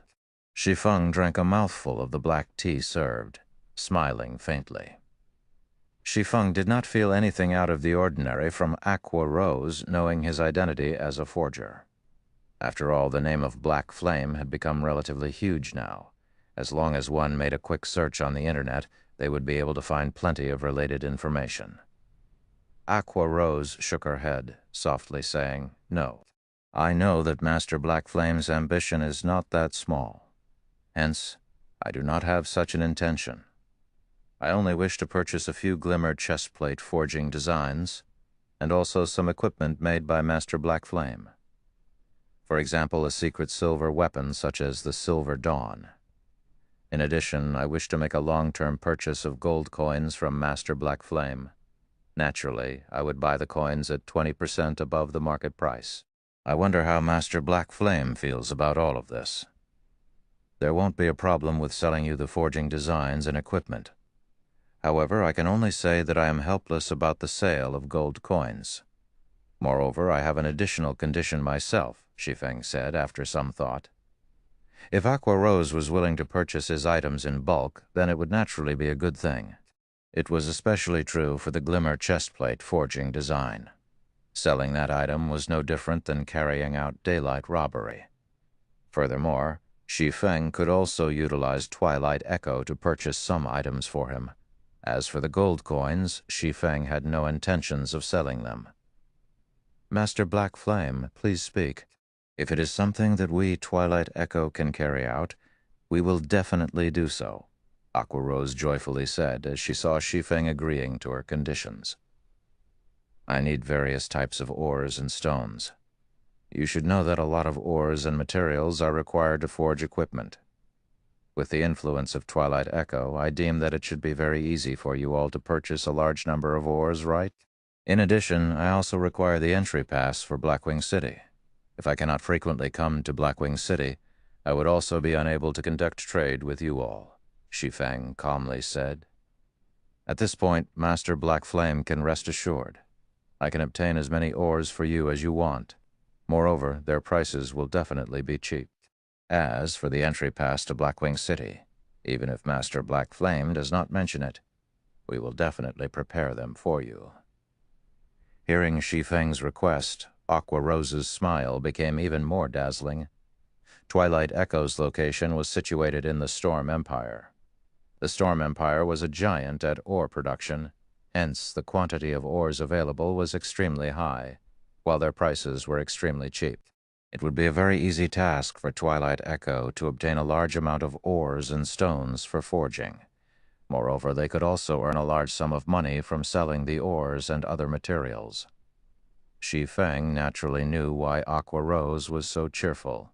Star Moon Kingdom was unlike the Storm Empire. Its geography was situated on flatlands, hence the amount of ores available was very little while their prices were extremely high. Why Shi Feng wanted Aqua Rose to provide him with a large amount of ores, while he would provide the equipment, making it a mutually beneficial exchange. Moreover, if he was unable to use up the ores and materials he purchased at a low price, he could simply sell them off to the other guilds in Star Moon Kingdom. These guilds all needed to nurture their own forgers, hence they would need a very large amount of ores and materials. Shi Feng would not have to worry about looking for a buyer at all. Shi Feng did not imagine that just by making a single trip to Blackwing City, he would obtain both the items he wanted and also another road to wealth. Let's trade the forging designs first, then. As for the other equipment and materials, we will trade them on another day. How about 2 days later? Shi Feng's heart was constantly filled with thoughts regarding the fellowship party of Jinhai University. It was only a few days before the fellowship party would be held. With his forging skills, if he were to put all his efforts into forging equipment in these 2 days, he should be able to make a large sum of money. If he took the chance to sell off ores as well, he would make even more money. If his luck was good, he might be able to obtain a good harvest from the fellowship party. Master Black Flame, you too should know that God's Domain has only recently started its operation, so every guild is slightly tight on gold coins. Can we perhaps conduct the trade with both gold coins and credits? If we can conduct the trade in this way, Master Black Flame, I will purchase as many glimmer chestplate forging designs as you possess, Aqua Rose said in a slightly embarrassed tone. Oh dear. Shi Feng pretended to sigh, showing a troubled expression. Seeing this, Aqua Rose became slightly panicked. Right now, every large guild was tight on gold coins, and though they wished to purchase them in bulk, it was an extremely difficult task. After all, God's Domain only acknowledged coins, not credits. Moreover, the officials of God's Domain had also declared that they would not activate the mechanics of exchanging credits to gold coins. Instead, they only conducted the exchange of gold coins to credits. Regarding the selling price of the glimmer chestplate forging designs, Aqua Rose had previously conducted an investigation. Each forging design was sold at around 3 gold coins. If she was to use only gold coins to conduct the exchange, she would at most be able to buy 4 to 5 pieces. However, after purchasing them, the gold coins spent would greatly affect the development of her guild. Yet, looking at Shi Feng's appearance, he did not seem to be very lacking in credits. If she had to trade in only gold coins, then she would truly be left helpless. Chapter 119, God's Domain Upgraded. Chapter 119, God's Domain Upgraded. Miss Aqua, I wonder in what ratio you wish to trade at.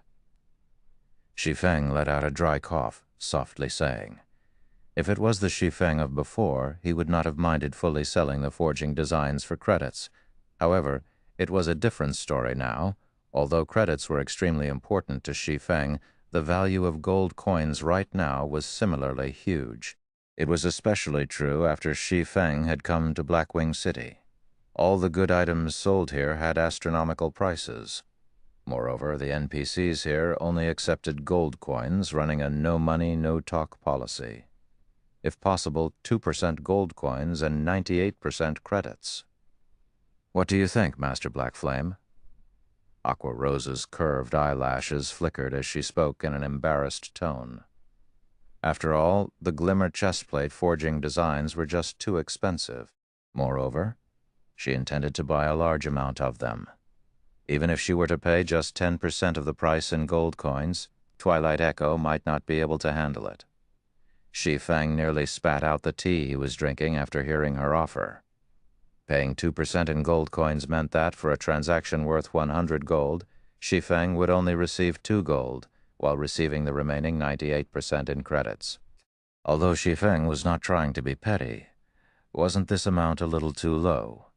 Miss Aqua, after arriving at Blackwing City, you should know that the items sold here will be of great help to us. However, the items here are just too expensive. In addition, the auction house would often sell top-tier items. The value of gold coins goes without saying. The ratio for gold coins you offered is truly not enough.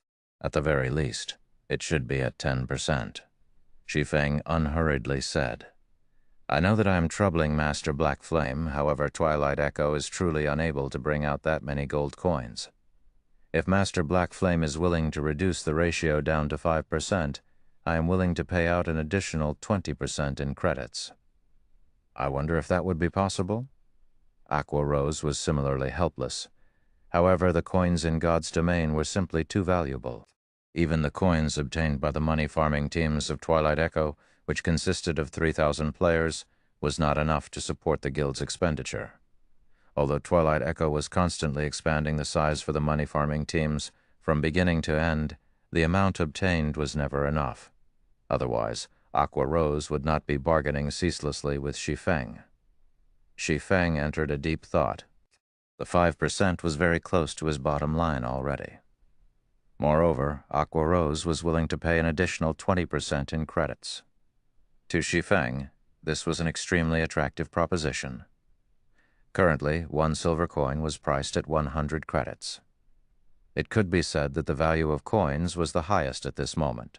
At the very minimum, their trade would be worth at least 50 gold coins. An additional 20% would be the equivalent of over 90,000 credits after tax. It was already a large amount. All right, we'll go with 5% then. How many pieces of the forging design does Miss Aqua wish to buy? Shi Feng nodded his head, asking. Aqua Rose stretched out 5 of her delicate fingers. 5 pieces, is it?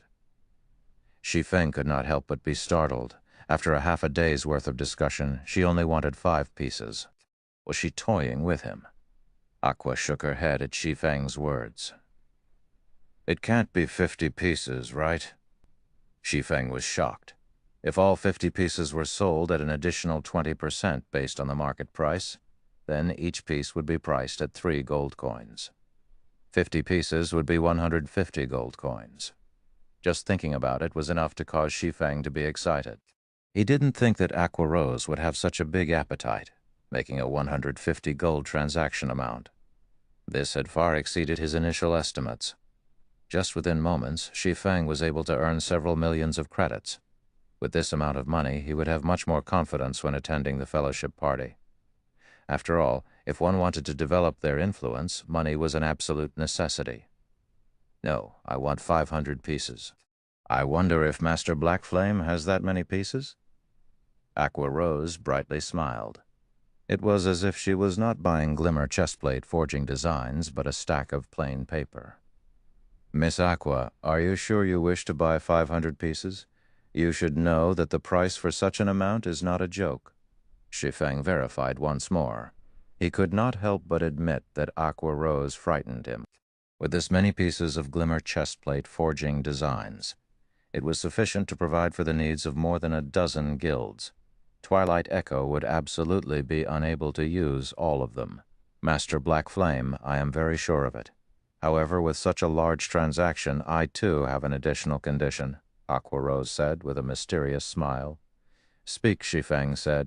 Within Blackwing City, your glimmer chestplate forging designs are only allowed to be sold to us, Twilight Echo. Moreover, with such a large transaction, even if only 5% of it would be traded in gold coins, that would still be 75 gold coins. I can only pay all these gold coins in installments. Of course, the first payment would be 10 gold coins.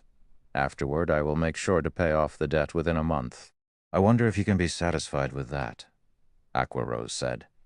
After hearing Aquarose speak, Shi Feng immediately understood her intentions. This girl intended to purchase his glimmer chestplate forging designs to resell them to the other guilds. That way, she too would be able to earn a ton. Shi Feng similarly understood the reason for Aquarose's sincerity. Furthermore, he was not a petty person himself. He immediately said in a generous tone, "All right, and since you're buying that many pieces, you only need to pay 10 gold coins. The remainder you can just pay it all off in credits." It would be fine, as long as he could sell off the glimmer chestplate forging designs. As for who he sold them to, it did not matter that much. He wouldn't be envious of Aquarose either. Aquarose's connections were much, much wider than his own. Being able to sell that many pieces of the forging designs, and at an even higher price, would all be due to Aquarose's own ability. On the other hand, Shi Feng did not possess such an ability, so why should he bother himself with these matters? He would be satisfied as long as he could earn all the money possible for him to earn from the forging designs.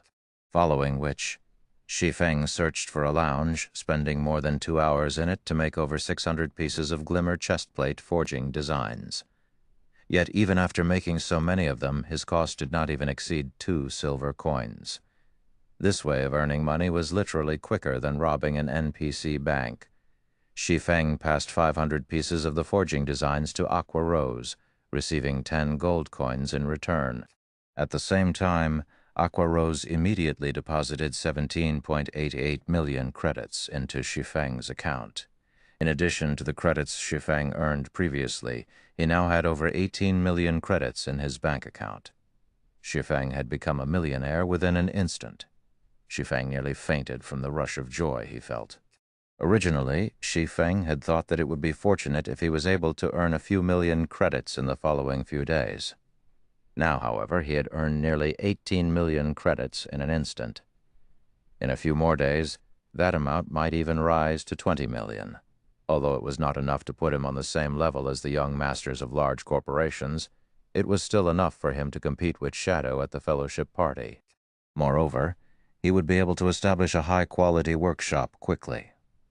Aquarose became overjoyed when she received the 500 pieces of glimmer chestplate forging designs. With Twilight Echo's influence, she would definitely be able to sell out all of the forging designs, earning a large sum of gold coins. The speed at which she earned gold coins would be several hundred times faster than that of the money-farming teams. With this many gold coins, the development of the guild would definitely rise greatly. Who would be able to compete with Twilight Echo from then on? Master Black Flame. Let's set our next transaction to be at 3 days later, then. At that time, I will bring you the various ores that you require also. Please don't forget to bring more weapons and equipment. I want as many as you have. All right, you won't be disappointed. After the two of them finished their trade, both promptly departed from Blackwing City, returning to their own respective countries to make preparations. At that moment, the sky in Red Leaf Town was growing dimmer. The players outside the town were all starting to return. After dark, the monsters in the wild would have their strength increased by 20%. Moreover, their numbers would greatly increase. If a player had the misfortune of being wrapped up like a dumpling by the monsters, dying back to town, then that would be a true tragedy. After returning to Red Leaf Town, originally, Shi Feng had intended to investigate the situation at the auction house. He wanted to know why exactly the glimmer chestplate forging designs were being so well received. However, the color of the sky suddenly changed. The azure-colored sky turned rainbow-colored. It was a magnificent sight which bewitched a person's mind. Immediately after, the entire sky had let out an overwhelming sound that resounded throughout the entire God's domain. System announcement. Emergency notice. Emergency notice. System announcement. God's domain will be undergoing a system upgrade. The system upgrade will require 12 real-life hours. May all players please log out of the game within 10 minutes. System announcement. God's domain will be undergoing a system upgrade. The system upgrade will require 12 real-life hours. May all players please log out of the game within 10 minutes. System announcement. God's domain will be undergoing a system upgrade. The system upgrade will require 12 real-life hours. May all players please log out of the game within 10 minutes. Series of 4 consecutive system announcements resounded throughout the entirety of God's domain. Countless players were shaken by the sight and sound coming from the sky, all of them starting a discussion over it. They did not understand just what had happened to God's domain. Why was there a need for such a sudden upgrade to the system? Just what is happening here? Why is God's domain evolving so quickly? Shi Feng's brows creased into a bundle after hearing the system announcement. According to his memories, God's domain's first upgrade would only happen at least a month later. Right now, God's domain evolving was bad news to Shi Feng. Chapter 120, Evolution. Chapter 120, Evolution. Once the system announcement ended, every single player began looking for a safe location, preparing to log out of the game. Although many players held resentment towards the system upgrade, God's domain was quickly entering nighttime. Even if they stayed in the game, they would not be able to do much. The only things they could do were to trade off the day's harvest or chat with their companions, enjoying their time. Shi Feng took this chance to immediately run towards the auction house of Red Leaf Town, clearing out items such ore, herbs, and various other materials. As long as they were rare materials, Shi Feng bought them all. After purchasing all the items he could and filling his bag up completely, Shi Feng ran towards the bank, intending to return to the auction house once more to do more shopping. Unfortunately, the system notified him that he only had 3 minutes remaining to log out. He would not have enough time to make a return trip from the bank. Ha! I only managed to buy this many. Shi Feng looked at the time, releasing a helpless sigh. Fortunately, he had obtained quite a number of gold coins from the trade just now, allowing him to purchase materials worth more than a dozen gold coins. Soon after, Shi Feng headed to the hotel, preparing to log out on his way. He met many players who were uncontrollably excited over the system upgrade that was to come. They all started a discussion amongst themselves, anticipating the benefits that would come with this system upgrade. Shi Feng only wanted to chuckle at them due to their anticipation. Without a doubt, there would be benefits from the evolution of God's domain. However, many would be unexpected. After arriving at the hotel, Shi Feng paid a fee of 10 coppers to rest for a day. Meanwhile, the other players noticed Shi Feng was extravagantly spending 10 copper coins to rent a room. They could only obtain such an amount after putting their all into grinding monsters for 5 to 6 hours. Such spending was simply too wasteful. However, when they saw that Shi Feng had already reached level 7, none of them dared comment on his actions. A level 7 player was definitely a character at the apex of Red Leaf Town. If they accidentally provoked Shi Feng, it would not be an impossible matter for them to die back to level 0. After all, these sorts of incidents often occurred in Red Leaf Town. These players could only inwardly look at Shi Feng in disdain.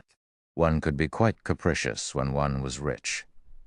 Shi Feng only minded himself as he entered one of the guest rooms, paying no heed to those other players. He would not bother explaining to those players the reason why he chose to rent a room and not just log out of the game from a random location. As the morning sun rose, Shi Feng got up from his bed, removing the advanced gaming helmet from his head. It was 8 o'clock in the morning, just in time to start his usual morning training. At that moment, Shi Feng's phone rang, the caller ID showing it was Blackie calling him. "Blackie, did something happen?"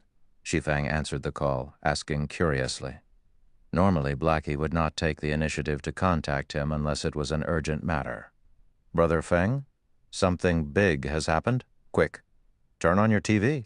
Right now, the news channels are showing it right now. Almost every TV channel is showing it, Blackie said with ragged breaths, his tone greatly excited. If Shi Feng was unfamiliar with Blackie, he might have thought Blackie had been doing some sort of extreme exercise. Shi Feng turned on the old and small TV in his broken-down apartment. He then switched the channels, discovering that every TV channel was interrupted by the same news report. Today at 5 a.m., the top 1,000 largest global corporations all announced their decision to invest in God's domain. They wish to improve the development of the virtual economy further.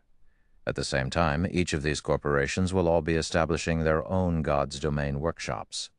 As for the latest report on God's Domain, according to official statistics, all the vendors selling the God's Domain virtual gaming helmets were flooded with customers within the short 3 hours since the announcement. This is all due to the corporations across the globe investing in the game. As a result, the player population of God's Domain suddenly increased by over 800 million users. At the same time, the current player population was boosted to 1.8 billion users, breaking the world record for the number of players of any virtual reality game. Various news constantly played on the television. The news reports were advertising the idea of making God's Domain a second world for mankind, encouraging everyone to experience the game. Also, to further advance the data collection by the main God system, further completing God's Domain, the price of the basic virtual reality helmets reduced from 8,000 credits to 4,000 credits. As for the price of advanced virtual reality helmets and virtual gaming cabins, those remained unchanged. That was fast. Shi Feng revealed a faint smile after listening to these reports. However, he was not shocked by them, although the report arrived slightly earlier than he expected. In Shi Feng's previous life, these reports only surfaced after 10 days of God's Domain's operation. Due to these large corporations investing themselves in God's Domain, virtual reality games began receiving an extensive range of attention. The entire virtual gaming world similarly burned like a raging inferno, and the previously retired gaming experts all joined God's Domain. Moreover, the few remaining popular virtual reality games were forced to shut down due to the popularity of God's Domain. As a result, all the affected gamers transferred to God's Domain, instantly causing the game's player population to explode. The competition within the game similarly grew fiercer. All virtual reality games had a definite similarity with each other: limited resources. If the original population of a single town suddenly grew from several thousand to over 10,000, the number of players competing over the available resources greatly increased. Naturally, the prices of items would also greatly increase. So that's why realization suddenly struck Shi Feng. It was no wonder why the number of people buying the Glimmer chestplate forging designs had increased.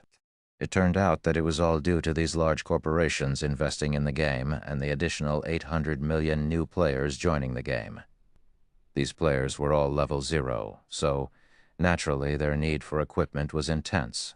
They would not hesitate to buy the Glimmer chestplate forging designs, forging a large amount of Glimmer chestplates and earning a lot of money. What a shame these new players came at such a bad time. Shi Feng pitied the players who had just joined God's Domain. The timing they chose to join was just too unfortunate. Of all the times they could have chosen, they chose to join immediately after God's Domain had its first evolution. With this, they were destined to be doomed.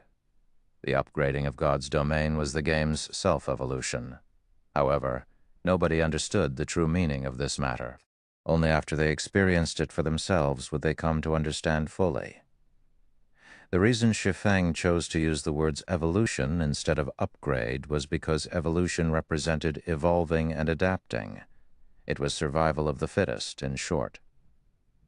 While players were living their lives in God's Domain, the main God system constantly collected various data from the game. When the data collected reached a certain degree, quantitative change would become qualitative change, which meant evolution. Virtual reality allowed players the ultimate experience of a realistic fantasy world. However, the process of turning something virtual into reality was just incredibly difficult. Moreover, God's Domain was an extremely realistic world in which magic and superhumans existed. Why the existence of the main God system? The system's purpose was to turn God's Domain into an even more realistic world, constantly perfecting and evolving God's Domain. Shi Feng felt the main perpetrator for hastening the evolution should be himself. He reasoned that, in his previous life, the Hell mode of the Team Dungeon was cleared exactly a month after God's Domain's opening, with the upgrade following soon after. Right now, the Hell mode of the Team Dungeon had been cleared, and similarly, the game announced a system upgrade almost immediately. In the end, they greatly expedited the schedule. Thinking up to this point, Shi Feng suddenly felt he should be more careful with his future actions. Due to his good luck this time, he was able to have a chance encounter with Aqua Rose from Twilight Echo. This fortunate encounter allowed him to earn over 10 million credits easily. Even now, Shi Feng felt like he was in a dream. However, after this evolution, it was practically impossible for him to earn that much money so easily. If he did not earn a large sum of money during this time, now that the major corporations have decided to involve themselves, in addition to God's Domain's evolution, his plans in God's Domain would suffer severe disruption. Finished reading the reports, Shi Feng proceeded to train his body. This was an assignment he had to carry out every single day. Now that the major corporations have entered God's Domain, they would surely have poached plenty of veteran gamers and newcomers with great potential. They may even recruit experts from fighting tournaments. These experts' standards were entirely different from the average players of God's Domain. They would only take a short time becoming an expert in the game. With the proper guidance, their development would have rapid progress. The arrival of these players would massively impact God's Domain. In order to maintain an even greater advantage, Shi Feng needed to quickly and diligently train his body. Training his body would hasten the absorption process of the energy from the nutrient fluids, providing even more nutrients and increasing the activity of the brain. This way, he would be able to increase his combat prowess in God's Domain further. After going through his morning training, Shi Feng prepared to leave the house to restock his nutrient fluids. He would also search for a better home. It would have a negative impact on his body if he continued staying in this rented apartment, surrounded by an unhealthy environment. Since he had earned quite a bit of money, it was high time for him to switch to find a new place.